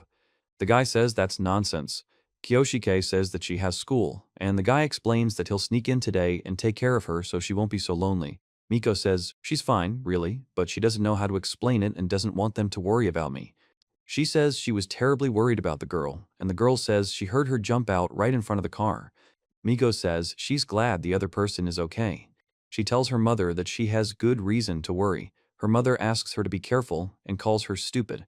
Miko says that it's okay and asks for forgiveness, and also says that she thinks that she did make them worry. She informs him that running is prohibited in the hospital and asks him to follow the rules. The man explains that he just wanted to show that he feels better. Miko says her mom and brother have already left, leaving someone behind to run a few tests, and she's fine. She says she was told only family members are allowed to visit, and asks if her interlocutor is okay and whether they've decided to keep him there. She says that Michiru is also worried about the other man and asks him to tell her she's okay. The man says he understands and advises her to get some rest there. The man says the other man scared him. Miko says she'll bring some treats and asks how many kilos he needs. She laughs and says it's not necessary and then asks what how many kilos means. She says the signal is gone and tries to call Hana, but only gets static. Then she notices a man and says, "Hey." The man tells her to put the phone away. Miko replies that calls are allowed, but the man insists on putting it away. She explains that she can't help because she doesn't know who he is or what he needs. The man shouts that he's come for her and demands that she open the door. The man says they are keys and makes a bzz sound. The man screams and continues making a bzz sound. Miko asks what he's talking about and says she wouldn't mind some ice cream. She says if you want ice cream, it will be made. She says she has to go, dinner is soon, and that she'll call later. The man makes a bzz sound and remains silent. The top right man screams, then covers his face with his hand. Miko says that this gave her head a worse headache than the fall, and that she can't even distinguish some of them from living people, than size. She says she can't drink soda because she's allergic. She explains that if she drinks it, she'll start itching badly. Miko says that the man who was just standing next to her. Miko says that she saw him. The girl asks if Miko saw him. The girl reports that he asked her to turn off the phone and asks if she saw him. Miko says he doesn't understand what's going on. The woman calls Chihara and says she asked her not to run around alone. The girl answers her mother. She asks if Chihara played hide-and-seek, to which her mother replies, no. Miko says she was hiding from the buzzing man. The woman explains that she was playing after all. The man asks what the buzzing man is. The woman bows and says goodbye to the seeing ant, holding the girl's hand. Miko says, and then asks if she sees them. The right panel states that this is a hospital. The left panel shows a tray of food. Miko says she's remembering lunch in elementary school. The man says it's disgusting. The girl thinks Miko seems to be able to see them clearly and asks who that girl is. The man says the food here is terrible and tasteless. She laughs and says yes. The man offers Miko some jelly and asks her to take it, but Miko refuses and says thank you. The nurse tells Mr. Sasaki that he's not finishing his carrots again, and he says he can't eat that food. She tells him not to be so picky and calls it disgusting.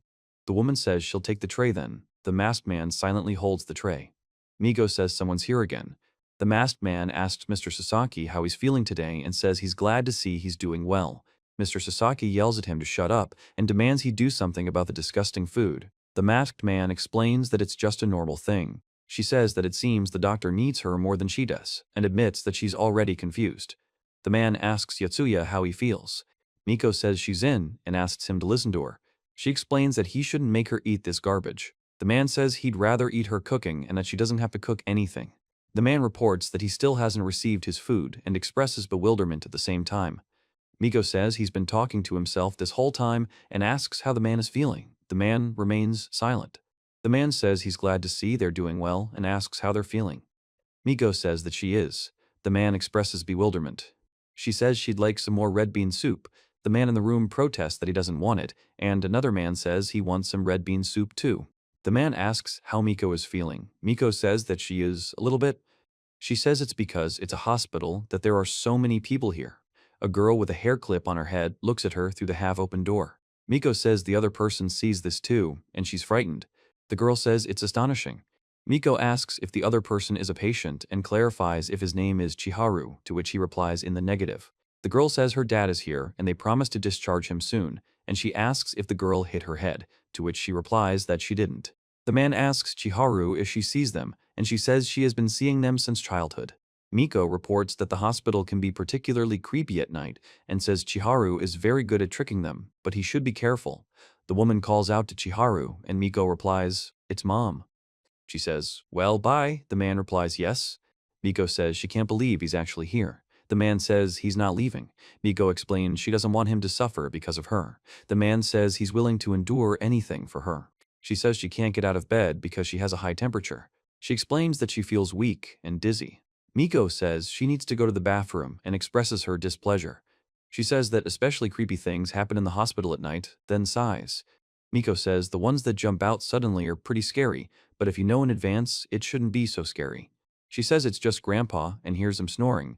Then she notices the snoring continues. The hospital is quite creepy at night. Miko says she forgot where the toilet is. The sound of a bicycle squeaking. An empty wheelchair stands in the room. Miko reports that she is stopped. The man reports that a stroller has appeared. A man pushes a wheelchair, making a creaking sound. Miko says that it seems like the toilet is this way, and at the same time, someone tells Miko to run. The man reports that the woman is in the boiler room. Miko says she hears women's moans coming from the boiler room at night. The man asks if she's scared. Miko says it's creepy. The man says she should look for a new job. She reports that someone is calling a nurse from an empty room, and the woman explains that footsteps and the creaking of a wheelchair can be heard in the hallway at night. Miko says the footsteps and creaking of the wheelchair don't seem strange. The woman says that's true. They are in the hospital after all. The head nurse says that makes sense and has given it some thought. She says there's nothing strange about the steps and creaking of the stroller. It's completely natural, and that she doesn't even remember why she was so scared. Then she says that's enough and it's time to get back to work. The image contains no characters or speech. It shows an empty hallway with doors and a bench. Miko says she can't answer the question. She reports that the door is locked and explains that the key does not fit. Miko hides behind a wall. A creature with a huge mouth and sharp teeth pushes a wheelchair, making shrill sounds. She says she can't believe this happened. She says it can't be true and explains that it's impossible. The scene depicts a creature with a large open mouth and sharp teeth, which is rapidly moving towards a wheelchair. Miko says that if she can't stop this, she'll die. She says she can't let this happen. Miko explains that she must do everything she can to stop what's happening. She says she somehow managed to escape and is looking for the toilet, but the creature has returned and doesn't want to leave. She reports that it seems the creature is just walking in circles and isn't following her. She explains that she's scared and doesn't understand what it was. Miko says she just needed to go to the bathroom and ended up so far from her room. She remains silent. She says there should be a nurse's station further on and they need to get there quickly. Then she notices the sound and asks if it's happening again. Miko remains silent, watching the group of people tied up with their faces covered. She says that, then she'll just go back, and at the same time asks why. Then she walks down the corridor towards a creature with a large mouth. The man says things are bad. The man asks what to do. Miko says this isn't just a monster, but a creature she created herself. She explains that this creature possesses the power to destroy everything around it. The man says they now understand what they're dealing with and warns them to be careful. She says that she definitely shouldn't run because if she stands still, they just walk right through her. Miko says that's true. Miko blinks and takes a step back. She says he's getting closer. She explains that everything is fine. She considers whether to just stand still or turn around and run, asking if he'll definitely pass her and where she should go. She says she can't take it anymore and is trying to push her way through the crowd. The girl says. Miko screams in pain as the man grabs her face. Miko makes a noise, trying to resist. The man tells Miko to be quiet, holding her shoulder. The man warns her to be careful and not to run around in her slippers. She thanks him and says it's a person. The man asks about her reaction and explains that he sees her as a good friend, after which he greets her. Miko tells Ram that he is the one and only, after which he looks at a creature with many arms and a mouth. She asks what they're doing and where they got it. The man explains that he got it from Donkey for 3,000. The man says that's not what we're talking about. The man tells Miko that the patient's rooms are down the hall and explains that she hit her head so he can understand her confusion. Miko asks what exactly he means. The man asks Miko to sit down, explaining that she thinks she twisted her ankle and offers to take a look. Miko is surprised and she explains that this isn't just a ghost, but something that feeds on fear and can take the form of the dead. The man says that if he doesn't get rid of his fear, this creature will become increasingly stronger and more dangerous. Miko says he doesn't understand what's going on. She sits among the mannequins. A hand with stitches places its palm on the table. A hand with stitches places a knife on the table. The man explains that the creature is the result of experiments and is made up of many parts stitched together. The man explains that the creature possesses immense power and is dangerous to those around it. Miko says it's best to take care of it right now, and the guy says it looks serious. The man yells for them to stop. A monster with large claws screams, "Stop, stop, stop." She asks the man if he can go, but he remains silent. A monster with a stitched-up face makes M-F sounds, and another monster with sharp teeth makes M sounds. Miko screams. A man with a bag over his head holds large scissors. The man explains that he's stabbing his hand with a knife. She remains silent, watching her hand. The man says he's asking about her leg and whether it hurts. The creature with many arms suddenly moves and makes sounds. A creaking sound comes from the creature. The creature turns its head. The top right panel shows a tentacled creature running quickly down a hallway, making a creaking sound and stomping. In the top left panel, a creature with multiple arms pronounces the word hand. In the bottom left panel, the creature's head lies on the floor and slowly glides down the hallway. Miko remains silent. The man says it was close and asks if she's okay. Miko remains silent. She says no, she's not okay, and reports that she wasn't okay. The man says it's chilly today and that this drink is for him. Then he hands over the drink and says, "Here you go." Miko thanks him and says, The guy says it was quite unexpected and that he's never seen anyone so desperately looking for a restroom. She asks what they're doing there and why they're dressed like doctors, mentioning Ram's name.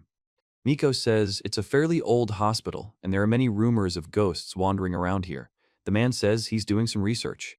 The guy explains that he can hear women's screams coming from the boiler room, so he decided to check it himself and reports that these sounds were made by a regular air conditioner. Miko asks what's so funny. The man says it's rather odd that there was nothing there, and maybe it really is just a rumor. She asks if the large number of people here is due to the fact that it's a hospital. The man explains that hospitals usually attract more people, but this hospital has a dense, ephemeral population. He explains that it has less to do with the hospital itself than with the land it's on, and that this place is sure to harbor something.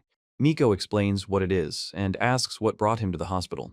The man explains that there may not be any backstory. She says these aren't just tentacles, but something that can penetrate the body and control it.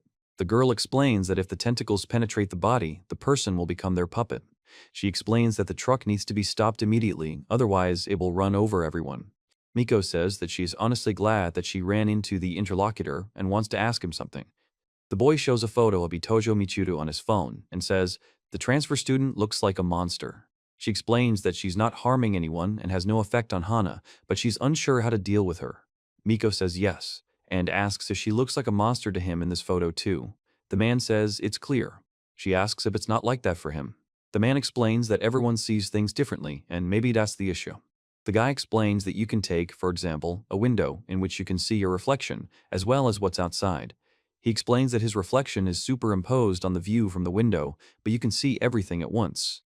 The guy says this is how he sees things. He explains that he sees their vague shadows and can see them clearly, that they all look the same and all are different, and that he sees this one but can't see the other one. Miko says that in her case the reflection in the window is too strong and she cannot see what is behind her. She explains that if a monster is on a person, he will not be able to see the person underneath him. Miko asks what it means that Michiru has a monster on her. The guy says it's an interesting idea and asks if Miko has ever seen someone possessed. Miko replies that she probably has. She says it's hard to tell from just one photo, but she suspects something similar might have happened. The man asks if she can take a photo of her herself, saying the more photos, the better. The man explains that he'll be arrested if he does, and she's surprised and asks if he really did. Miko says he doesn't seem particularly busy. The man says he still has research to finish and has a stream coming up called "I Won't Sleep All Night Until I Finish This Horror Movie, Real Medium One." The man says it's top-notch and adds, "Oh yeah." She says MMF. The man says it's his food. Miko says it's her neighbor and asks if he's looking for the restroom. Miko says there's an urgent call from room 303. She says he can't do this. The man says he can't wait any longer. The blindfolded man explains he has to go. The man says he can't take it anymore. The man tells Miko to stop. Miko stands there with a surprised expression on her face. The man walks down the hallway. She reports that it is Sasaki-san, and his condition has deteriorated sharply. The man says he's old and can't fight anymore. The man explains that now he just walks down the hallway. Miko says he won't be able to walk anymore and explains he'll be using a wheelchair from now on. The man says it doesn't matter and says he'll always be there. She says she's wondering where he's going, but the man remains silent. Miko says that's how it will be, asking if that means wandering the hallway forever. The man looks away silently. A huge creature with an open mouth and sharp teeth appears in the hallway, and a man in a wheelchair stands next to it. She says she can't believe he did it and asks him to explain why he did it. The man says he didn't mean to hurt her and that he had no other choice. The man says the creature is his body and he has no control over it. He explains that it feeds on his energy and that he fears it will soon get out of control. The man says to Michiko. The man says, right now. The girl takes the man's hand. Miko tells Chiharu. The man says they're finally holding hands. A little girl says hi to an older man. The man and girl are holding hands, and a man and a girl are standing behind them. Miko says that her dad is here and that they say he will be discharged soon, and the girl asks if he sees them. The man says he's calling Haru. The woman says Michiko. The man says he's very sorry.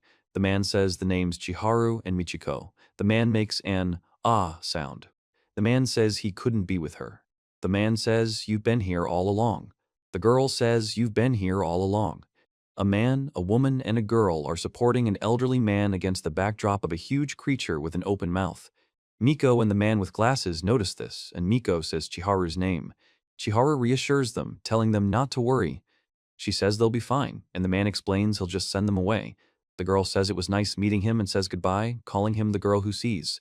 Then the man in the wheelchair with the woman and child on his lap rushes forward, and the man says this isn't a dream, but reality, and explains that they're flying to the moon. The man explains that this being is their guide, and it will help them reach their destination. Miko says he can't believe he's actually here. The man explains that he didn't expect to be here either, but now he needs to figure out how to get out. The image shows the hospital building. Miko announces that they've finally prepared a private room for him. The man apologizes for the long wait, and Miko thanks him. She says she's fine. The woman says it must have been scary to learn about Sasaki-san and asks if she's okay. The woman explains that he lost his family many years ago and seems so lonely, but yesterday, for some reason, he was unusually energetic, especially when he got his food. Miko explains that they wouldn't normally put the girl in the same room, but she heard that she insisted on being placed in room 303 and asks if she had any reasons for that. The woman explains that the room is at the end of the hallway. The girl asks for another room and asks if she can have another room. The man says he doesn't mind. The girl insists she wants this room. Miko says yes, because the other rooms were occupied. She says she'll be home tomorrow and apologizes for worrying, and the person she's talking to says it's great news. The doctor explains that the examination went well, showing the results on the monitor and examining her eyes. The woman with the child says something, raising her hands. Miko says he'll bring the ice cream his interlocutor wanted and says there's no need to worry. The woman asks why. Miko explains she has to go. The man asks what he'll do in the future, and the woman clarifies what exactly. She says that she spoke with Chiharu, and it was the first time she spoke with one of them, after which she explains that she thought of something. Miko says that since nothing bad happened, perhaps they can come to an understanding. The man explains that this is a great idea and that Miko might even be able to help people. She says that it seems that she even has difficulty distinguishing some people from living people, and the guy asks if she is sure that she is able to distinguish those who are worth talking to and those who are not. The man says that he and Mitsu have been able to see them since birth, and thanks to many years of experience, they have developed a certain dexterity. Sometimes they understand which of them is safe to talk to. Miko explains that the other person has no reason to join them, but that's not his case. She listens to the man laugh and say that there is a lot of competition in this business. The upper right corner shows a hospital room with the number 216 and a nameplate bearing Miko Yotsuya's name. Miko is sitting on the bed, announcing that she is awake. She says she never asked to see them, but there must be something she could do. The elderly woman says it will all be over soon and asks not to be afraid. Miko lies silently in bed. She says, "Oh my God, Grandma," and the man says her heart almost stopped, and she asks, "What is she saying?" The man says he has lived a long life and is now ready to go. Miko remains silent, and the elderly woman says, "Okay." Miko greets him and offers to help. The man asks if Miko is sure she can tell the difference between those who are worth talking to and those who are not. Miko remains silent. The bird-headed creature lets out a scream, and Miko looks on in horror. First, from the top right, a demon extends black tentacles from itself and lets out a scream. Then she sits on the bed, surrounded by these tentacles, and looks forward with a terrified expression. Miko says he recognizes those tentacles. Miko asks for faith. She says she doesn't understand what's going on. Miko says there's something under the bed. She suddenly sits up on the bed and says that. Then she carefully reaches out and looks forward. Miko says that if there are no problems, she can go home tomorrow. She explains that the hospital has everything she needs and asks her not to worry. She says it was hard to tell in the dark whether they were Michiru's tentacles. She explains that it's a good thing she didn't bother checking because she doesn't even know what would have happened if there had been something else there. Then she sighs. Miko hears a knock on the door and says it's time for breakfast, turning to Yotsuya-san. Miko asks if she slept well, and Yotsuya-san says she feels like a baby. The woman says she'll be discharged today and is glad she's fine, and the doctor will be coming in later for a final checkup. She says she better mind her own business. The woman says okay, and she adds that first, Miko says thank you. The guy suggests Miko go out for sushi to celebrate her release and asks if she likes salmon sushi. The girl confirms that she does, and her friend says Miko can choose any kind of sushi she wants. The guy offers to have pudding too. She says it's so cheerful. The girl says that Kyosuke was very worried about her. Miko says he prayed every night at his father's altar and asked for you to get better. She says that if something is bothering him, he can talk to her, and then asks if he thinks she can't understand what's on his mind. The man replies that, after all, she is his mother. Miko says he can wait until the woman is ready to talk. The woman replies that she's just doing her job and thanks him. The boy urges them to hurry, and the woman asks if he's addressing her. Hana asks how she survived the collision with the truck, and she explains that it didn't hit her. The girl with the ponytail asks to see her surgery scar, and she explains that she didn't have any surgery. Hana says she was just discharged from the hospital and asks for some space. Then, the girl announces that she's arrived and explains that she couldn't come earlier because of work. Miko explains that everyone is already there and waiting for her. The man says he's glad to see her. She says good morning to Chairu. She informs that she has come. Miko says she doesn't know how to do it neatly, but she wants to try. She speaks to Yotsuyu and tells him that she is very glad that he is okay. The girls stare in surprise. Miko says hello and thanks to the tentacled creature holding her hands. The woman says she wanted to visit, but they wouldn't let her in, and says she was terribly worried. She asks if that means the woman didn't come to the hospital, and the woman replies that she doesn't understand what she's even saying. Miko says no, of course not. The girl says it was probably some other monster, and doesn't understand why Michiru was hiding under her bed, and she says she's not exactly sure why she asked. The girl with short hair invites Michiru to come with them to Mrs. Donuts to celebrate her discharge. Miko says he probably doesn't eat donuts. The girl replies that yes, she'd like to go, and Miko says that means it's decided and then he'll go look for Yuria. She announces that now that everyone is here, they're congratulating her on her recovery. The girl explains that it's a congratulatory tower for her discharge from the hospital. Another character asks if that's on the menu and is told it's a special order. She remarks that it's a bit awkward. Miko explains that she's a regular here, so they did this especially for her, and asks how much money they're charging her. The girl explains that Hana can take whatever she wants. Miko asks where Michiru is. The woman replies that Michiru said she was going to change because she didn't want to stand out. The woman apologizes for keeping him waiting. The girl says she stands out. Miko congratulates Michiru on her discharge and says she looks great, and Michiru thanks her. A girl with pigtails notices something sticking out of Miko's head, and another girl says Miko has cute flowers. An octopus silhouette appears in Miko's eyes. She says she can sit down, turning to the girl in the hat. The girl in the hat is silent. She asks the girl in the hat if her name is Mimichiru. The girl in the hat is silent. The guy looks at the girl in the hat with a questioning expression. Miko says thank you, but the girl remains silent. The guy says he'll go get something else to drink and asks Michiru if she wants anything, to which Michiru replies, no thank you. The guy says they can then proceed to the congratulatory tower. The woman in the hat says it's on her and suggests they swoop in. In the right column, the girl says she's here to eat and asks if she can join in. In the middle column, the girl explains she doesn't want to sit alone and asks if she can sit next to him. In the left column, the girl says she'll be quiet and won't disturb anyone. Miko says, ooh. The girl with two ponytails says she wants to eat a lot to make up for lost time and suggests they have donuts, to which the man in the hat agrees. The girl with two ponytails asks if anyone can tell her about the other girl, inquires about her biggest secret, and tries to figure out what she's even trying to do. Miko tells the girls to look at the new pumpkin pudding with caramel parfait. The girl with long dark hair explains that they already have a tower of that, and the guy says that this dessert will go in someone else's stomach. The guy tells Yuria to eat. She replies that she thinks. The monster makes a sound while eating. Miko is silent, and the girl asks Michiru why he is not eating and says that she is not hungry since she just ate. She reports that Rami said there was probably a monster on her and asks why it was a tentacle monster. Miko says it's a panda ring and confirms it's also a donut. The man remains silent, thinking Miko is looking at him. She says she wants. The masked woman asks if she can have this little one. Miko says, The masked woman explains the slippery. The girl in the hat says, ah, she's silent, holding food in her hand. The two girls on the right are eating and saying, nah. Miko says she wants to be fed and asks where her mouth is. She explains that if the thing sticking out of her head is the hat, it might be here. Miko then puts something in her mouth and makes a squishing sound. The girl laughs and says, wait, and asks what she's doing. She apologizes and says she was able to get the donut in her mouth. Miko says she's okay and asks if the other person is okay. Then Miko chews and continues chewing. The woman says it's delicious, then explains that she liked her donut. The woman licks her fingers.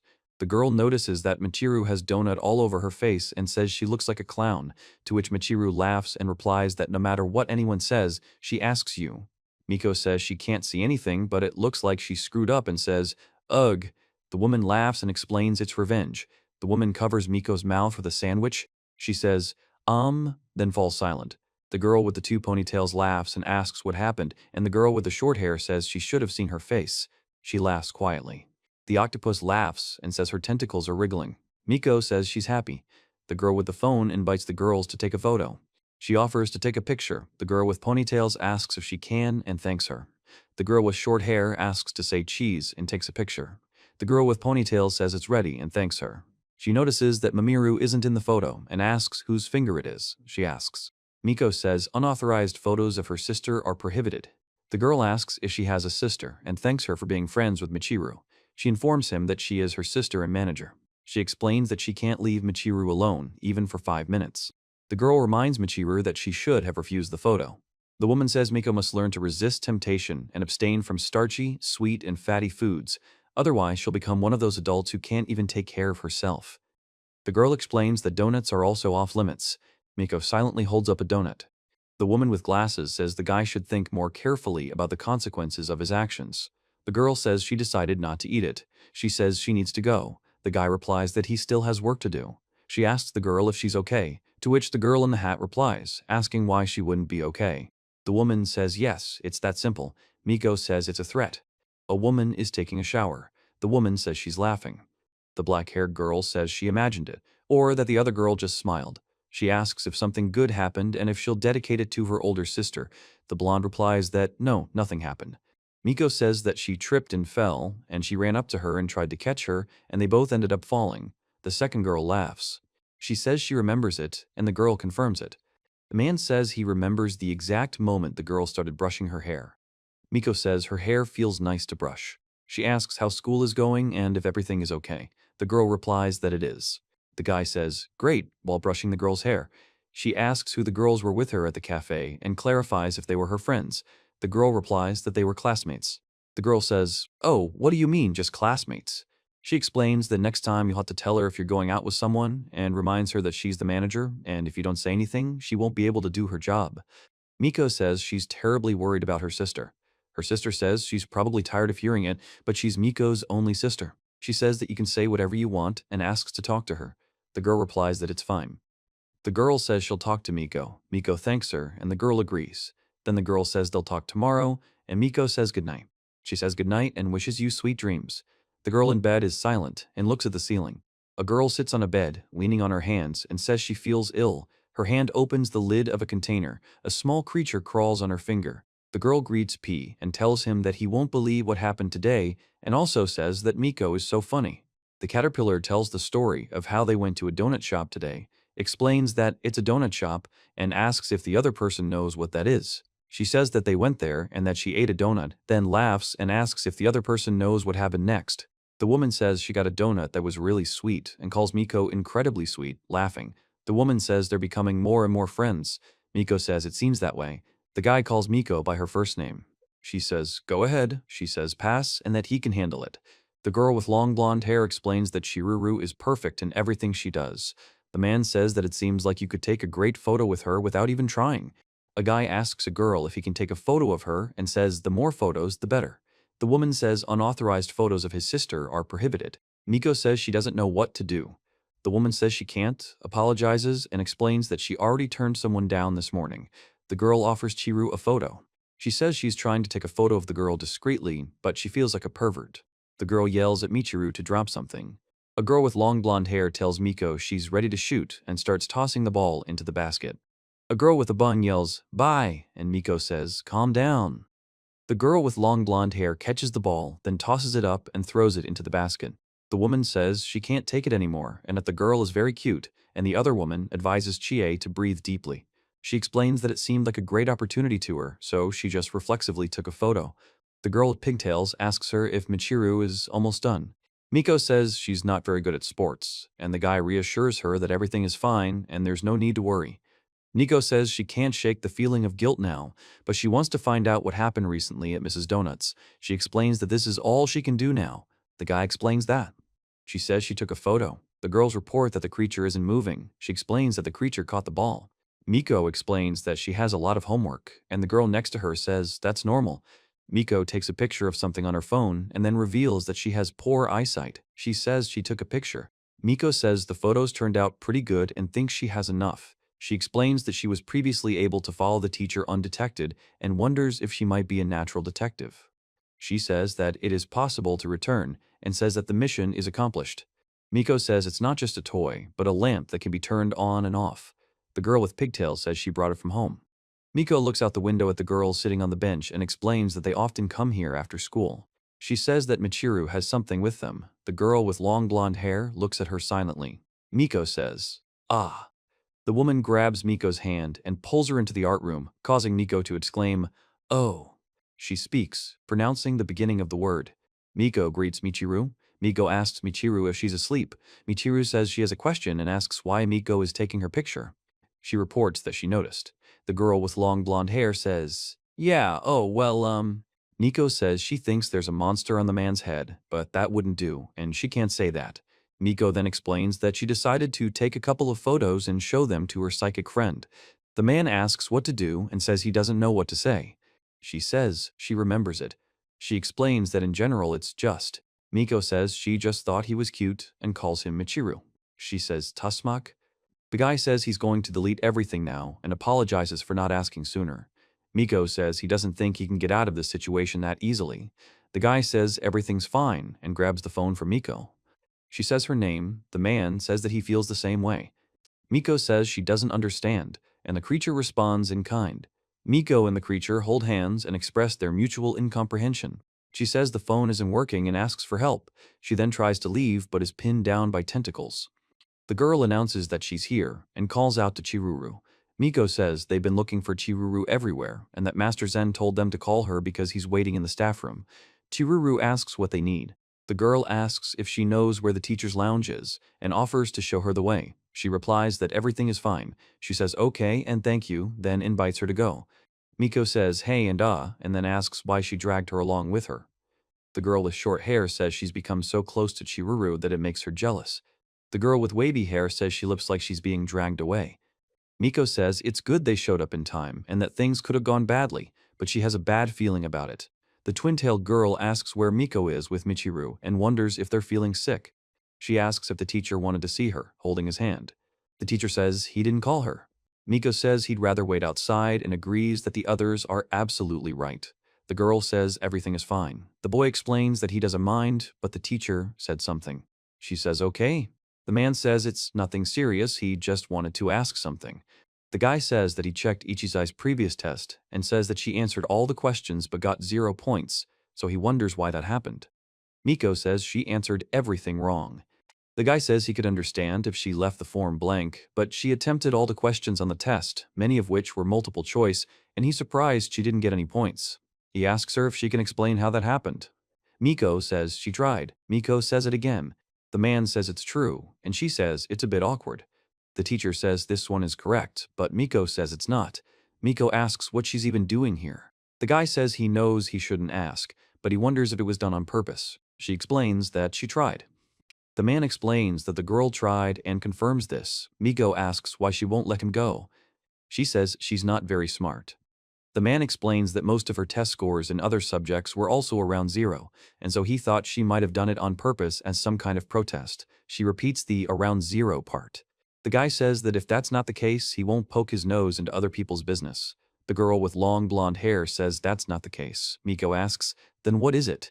She asks if she can go. The man asks her to wait and says that her sister recently contacted him. Miko says that it is not a man, but a monster, and explains that it feeds on fear. The man apologizes to her and tells her that it would be better for her to wait in the hallway, to which she agrees. Then the man retreats. Miko says it changed as soon as the teacher mentioned her sister and asks why. She explains that she finally let go. She says that she still didn't let him go. Miko asks how far the object in her hand stretches and wonders what her sister said. She says that she can hear them well from here and confirms that this is true.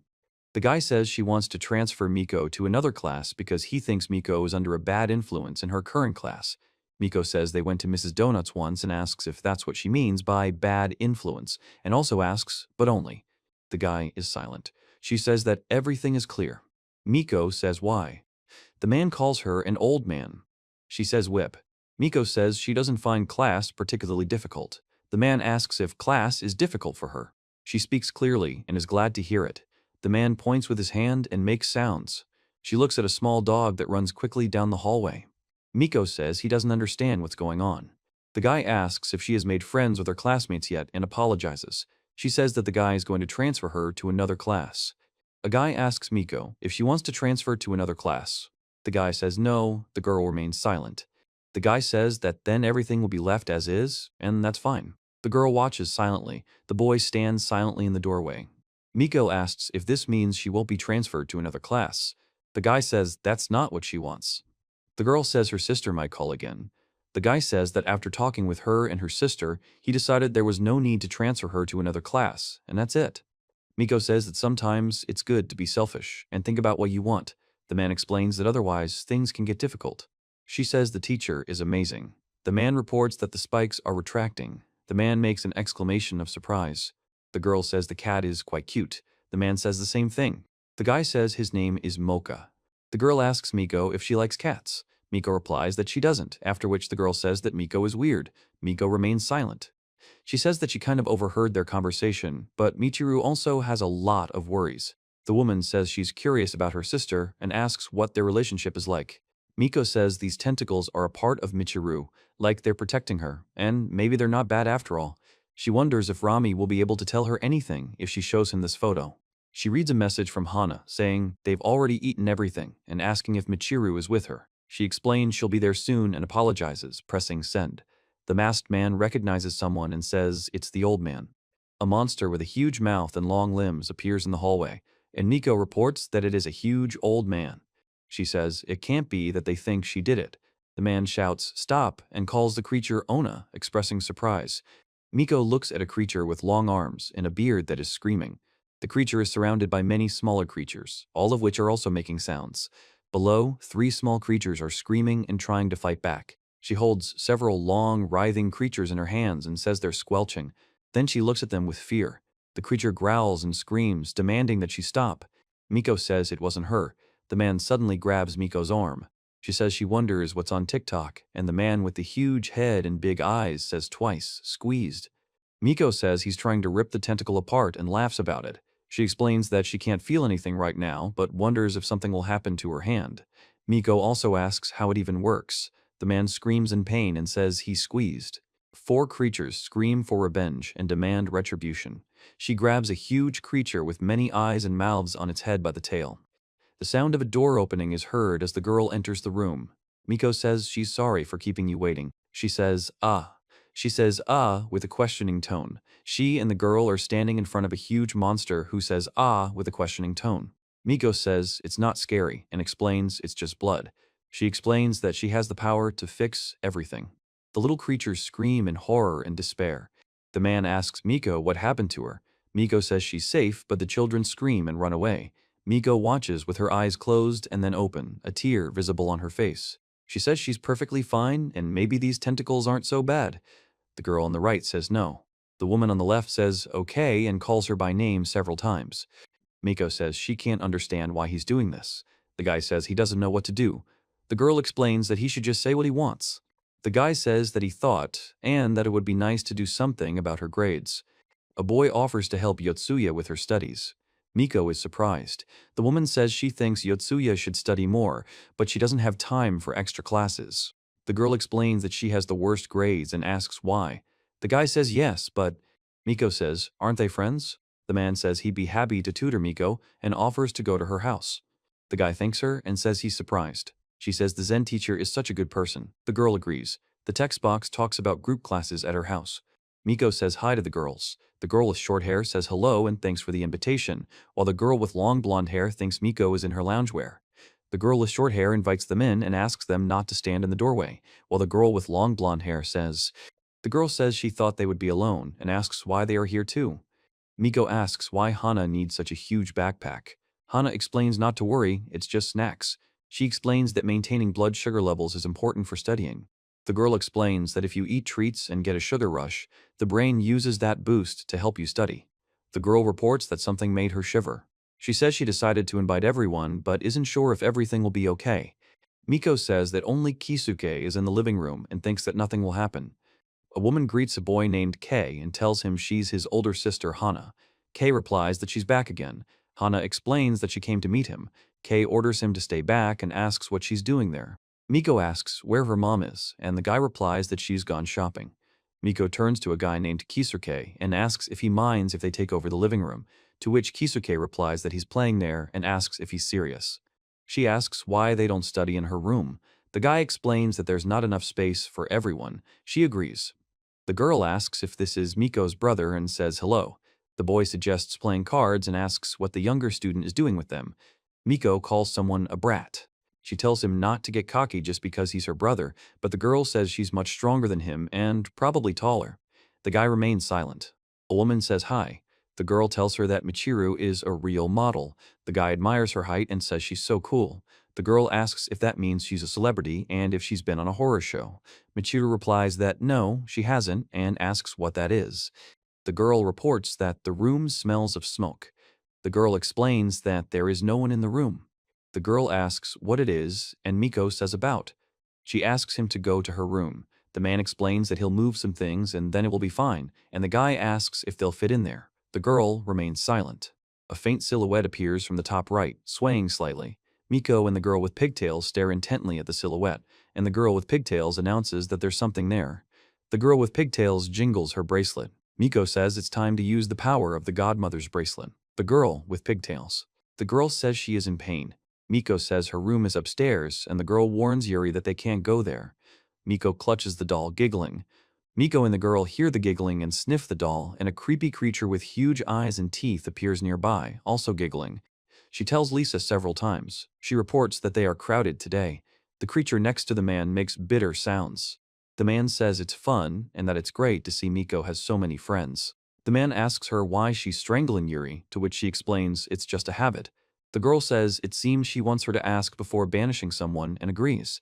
The man reads the newspaper and says she's popular there. The man says the other person is his only friend, then laughs and says he's joking. Miko remains silent. She says she'll take Michiru and Yuria to her room and get them something to drink. The girl with horns offers to help. The boy declines, explaining that they're his guests. The man says we can study down here. The girl is silent. The guy asks what that creepy look is. Miko says that ever since she started seeing them, he's been staying home all the time. The man says he's even gotten used to having his dad here. The man says goodnight. The woman asks for time to cool off, and the man explains that she's not listening to him. She explains that as a child, she used to ignore him after a fight too, although habit isn't quite the right word. Miko says there's also this thing. The man says it's too late to think about it, but he doesn't know how he should act. In the top right, the man says it's always by his side. In the top left, the man doubts it can do anything, but thinks it's best to keep Michiru's tentacles away from him. In the bottom right, she speaks to the girl, and the girl says she brought something as a gift. The man says it's pudding, and Miko likes it. Is that true? Miko replies no. The man says it's pudding and makes a whoosh sound. The man makes another whoosh sound. A clicking sound is heard from the right and left of the creature with horns and 3 eyes. Miko says no. The man says it's not okay to take pudding from others. She says, "Dad?" A man stands before a monster with many tentacles. She looks on in horror. The monster is tearing another creature apart. Miko explains that it is a tail that grows from the back. The man says it's not just a tail, but an organ that can feel pain and emotion. The creature says it's cool. The monster speaks bitterly, then asks Miko to lick it, repeating this twice. Miko looks at the monster silently. On the right, the demon shows its spikes with eyes. On the left, the demon slowly stretches its neck. Miko says he has calmed down, and the creature asks, "What?" The monster asks her what's wrong. She says that nothing and everything is fine. The man exclaims in surprise. She thanks him for the pudding. The monster replies that you're welcome. Miko says she'll be up right now and asks to wait for her in her room. The girl asks if Miko is okay, to which the other girl replies that yes, she's perfectly fine. She says they'll see each other then, and confirms it. The man says the other one is very greedy. The creature says the word pudding. Miko says they can do some serious studying in the living room. Miko is silent, looking at the door. She says she was really scared and thought he would definitely kill her dad. The man asks what she wants and asks if she needs to go to the bathroom. She explains that he's already done it, but still, just. The man says something feels wrong. The short-haired girl tells Michiru to stand still and explains that she hasn't been here before, so she offers to show Miko's room. A woman opens the door. The girl and the woman ask if she's been to her place before. The woman replies no and says the word intuition. The man reports that the hunter then went up the stairs and saw a young girl. The woman explains that the story between this park and the part about the old town often appears in tests. The music box and the red ribbon are important motifs, and if you remember this, you will be able to cope with the test. Miko asks if they understand. The twin-tailed girl is surprised. Miko apologizes and says she didn't notice when she offered the girl cake. The girl declines, explaining that she doesn't want it. Miko explains that she's completely different from her usual self right now and asks if that's true. The girl agrees. The girl with 2 ponytails says she's never seen anyone wearing glasses. She explains that she wears them when she studies to keep her blood sugar up, and that they're like a lid with regular glass. The girl with 2 ponytails expresses confusion. The woman asks Michiru if she understood everything. Michiru is silent, then confirms that she does.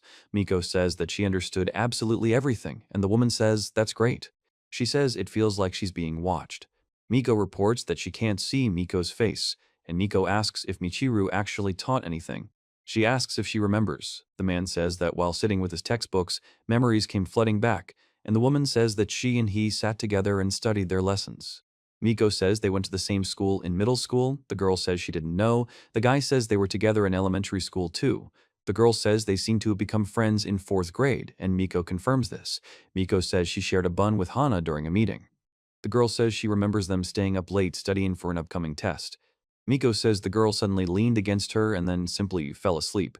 She explains that she tried to wake her up, but nothing worked, and eventually decided to leave her alone, after which she herself unexpectedly fell asleep. Miko explains that they somehow ended up on her bed, and then, the girl on the right says it was so much fun, clutching a cup. The girl with 2 ponytails is surprised. Miko says it actually sounds funny. The man explains that she's staring at her. She says she feels like it's trying to scare Hana, but she doesn't understand why. The woman says it's great and suggests taking a break from studying. Miko says it's time for something to eat, and then tells her that Hana has been eating all this time. The girl explains that snacks help her concentrate while studying, but now she wants a tasty meal. She says she's stupid and doesn't understand it herself. The woman tells Michiru to have a treat. It will help him with his studies. The woman informs him that Michiru will get excellent grades on the next test and says that Hana is the only one who can somehow convert sugar into grades. The woman recalls how Michiru was force-fed and watches her while she eats. A girl with long blonde hair speaks to Miko. A woman with short hair hands Miko a wand and tells her to hold it. Miko takes the wand. She says that if she swallows the stick, she will die. The man explains that this is impossible because the stick is too long. Miko says she doesn't understand what's happening. The man pulls the tentacles out of the girl's mouth.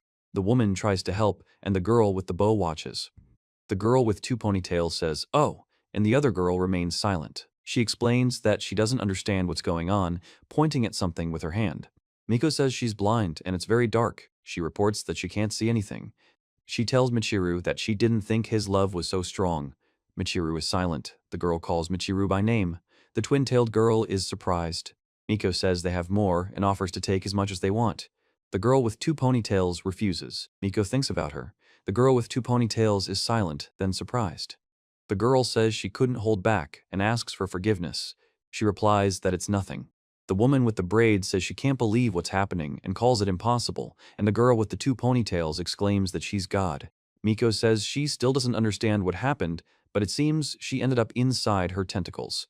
She says she needs to figure it out somehow and act naturally. Then she says she needs to go to the bathroom. The man suddenly grabs the coffee mug, causing the two girls to scream in shock. The girl says she spilled tea on Miko's shoulder.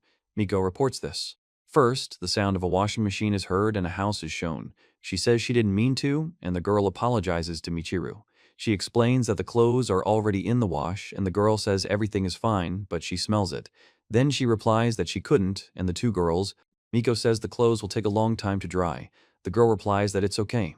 Ichizai Michiru says that she is, then she says that she is mom, and the guy says that he is her brother, and all three greet each other.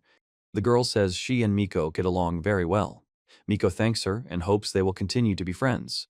The girl explains that she received her parents' blessing and thanks her. The girl and two other girls say they are also good friends and ask Miko if that's true. Miko responds. She says she's glad to see the creature again and thanks it for taking them in. The girl with two ponytails asks if she told her about it, to which she explains that they have Yuri. The girl asks if she told her about it. The man asks what's going on here and why everything. The man says it's so lively. Miko reports that he's back. The creature makes sniffing sounds. She says it's frozen and asks what's going on here. The man says it's bitter. Miko says she's making curry and asks if they want to stay for dinner. Miko says they should go get some curry pettit. The man asks what it is. Miko says it's our style. The top right shows a bag of clothes. Lower right, a phone is shown vibrating. Upper left, a close-up of the phone screen shows an incoming call and a swipe to answer prompt. Lower left, she's talking on the phone as she passes two passers-by. Miko announces that rain is forecast for the evening. The girl says it's raining again and suggests they go to karaoke. The girl warns them to watch where they're going. The man says it hurts. She says, sorry. At the top right, a woman apologizes and another woman says, ah. Miko says she's very sorry and saw them walking away looking at their phones, but she didn't move aside. At the bottom right, a woman apologizes and asks for forgiveness, and another woman is surprised and asks, ah! She says she can't believe it happened. The guy asks if Miko is okay. Miko explains that she shouldn't be. Then Miko says, huh? And, she says the girl said she went to the hairdresser. The girl calls her by name and asks why. Miko explains why the girl's GPS is disabled. The man says her sister is somewhere nearby. The girl with long hair says it's going to rain today. She explains that they can't go for a walk because of the rain and suggests staying home. The girl with short hair says they can play board games. The girl with a headband says she brought snacks for the game. The top right girl says it brings back memories. Miko on the right says it was a three-legged race they won and asks if Miko remembers it. She says it's like she's burning up from Hana's aura, and the girl says she's gotten an appetite and calls the aura amazing. She says Miko is so sweet, and the girl thanks her. Miko says she hasn't looked at her childhood photos in a while, but says she can still see them in them. She says there are a whole bunch of them there. The girl is eating noodles. She says there are a lot of ghosts in the cave. The girl laughs and says that Miko looked ridiculous. Miko says that no matter what anyone says. The guy tells her that she was incredibly cute even as a child, and Yorikawa is in the way. He asks if she'll let him take some photos and thinks she will, since she took the photo herself. The woman says she wants her photo too, and asks to look at a funny photo. The man says he is being watched. In the right column, the girl explains that they came here to relax, and Miko says she likes the place. In the middle column, the guy says he's here too, and the girl says she's relaxing on an inflatable ring. In the left column, the guy says they need to be careful, and the two girls remain silent. She says that it seems like they have always been close, and the girl says that she knows that they are very attracted to Hana and remembers this. Miko says she can't enjoy her childhood photos anymore and that they're total crap. She says that time flew by so quickly and confirms this with the word, yeah. Miko says he recognizes the guy. The man says to wait. Miko runs toward the truck. The man says he can't understand why the girl isn't responding. The girl looks away silently. The boy reports that his mother said the curry is ready. Miko reacts with surprise. She says that Kyosuke should knock, asking if he was born in a cave. The girl with short hair calls out, Carrie. The woman with long hair makes a hoo-hoo sound. Miko says there won't be any extras, and the guy calls the other guy funny. The image has no text or speech, but shows a plate of rice and gravy, a bowl of salad next to it, and a glass of drink. A girl with short hair talks about lunch. Miko announces that it's lunchtime. A woman with tied hair smiles and holds a pitcher, and a girl with long hair and a guy with ponytails listen. The guy yells, asking if he can have more. The girl with pigtails eats silently. She says the food is delicious. Miko says this dish is called curry and explains that it's very spicy. The guy says he doesn't like spicy food and asks for less pepper. Miko explains that this curry has a lot of vegetables and meat and recommends trying it. The girl with two ponytails says she likes it spicy. She says she hears a sound similar to a home. She silently looks at the creature. Miko says the dish is delicious and asks for more. The boy says he's already eaten everything he wanted. Miko explains that he can now do his homework in peace. The sounds of heavy rain can be heard outside the window. The girl with short hair says it's pouring, and Miko explains that it's been drizzling a little while ago. Miko says it looks like the weather won't improve until tomorrow. The guy asks if the bus services have been canceled and explains that some train lines will be temporarily closed. She says it's quite dangerous to go outside in this weather, and if her parents don't mind, they can stay. The girl is happy to have the chance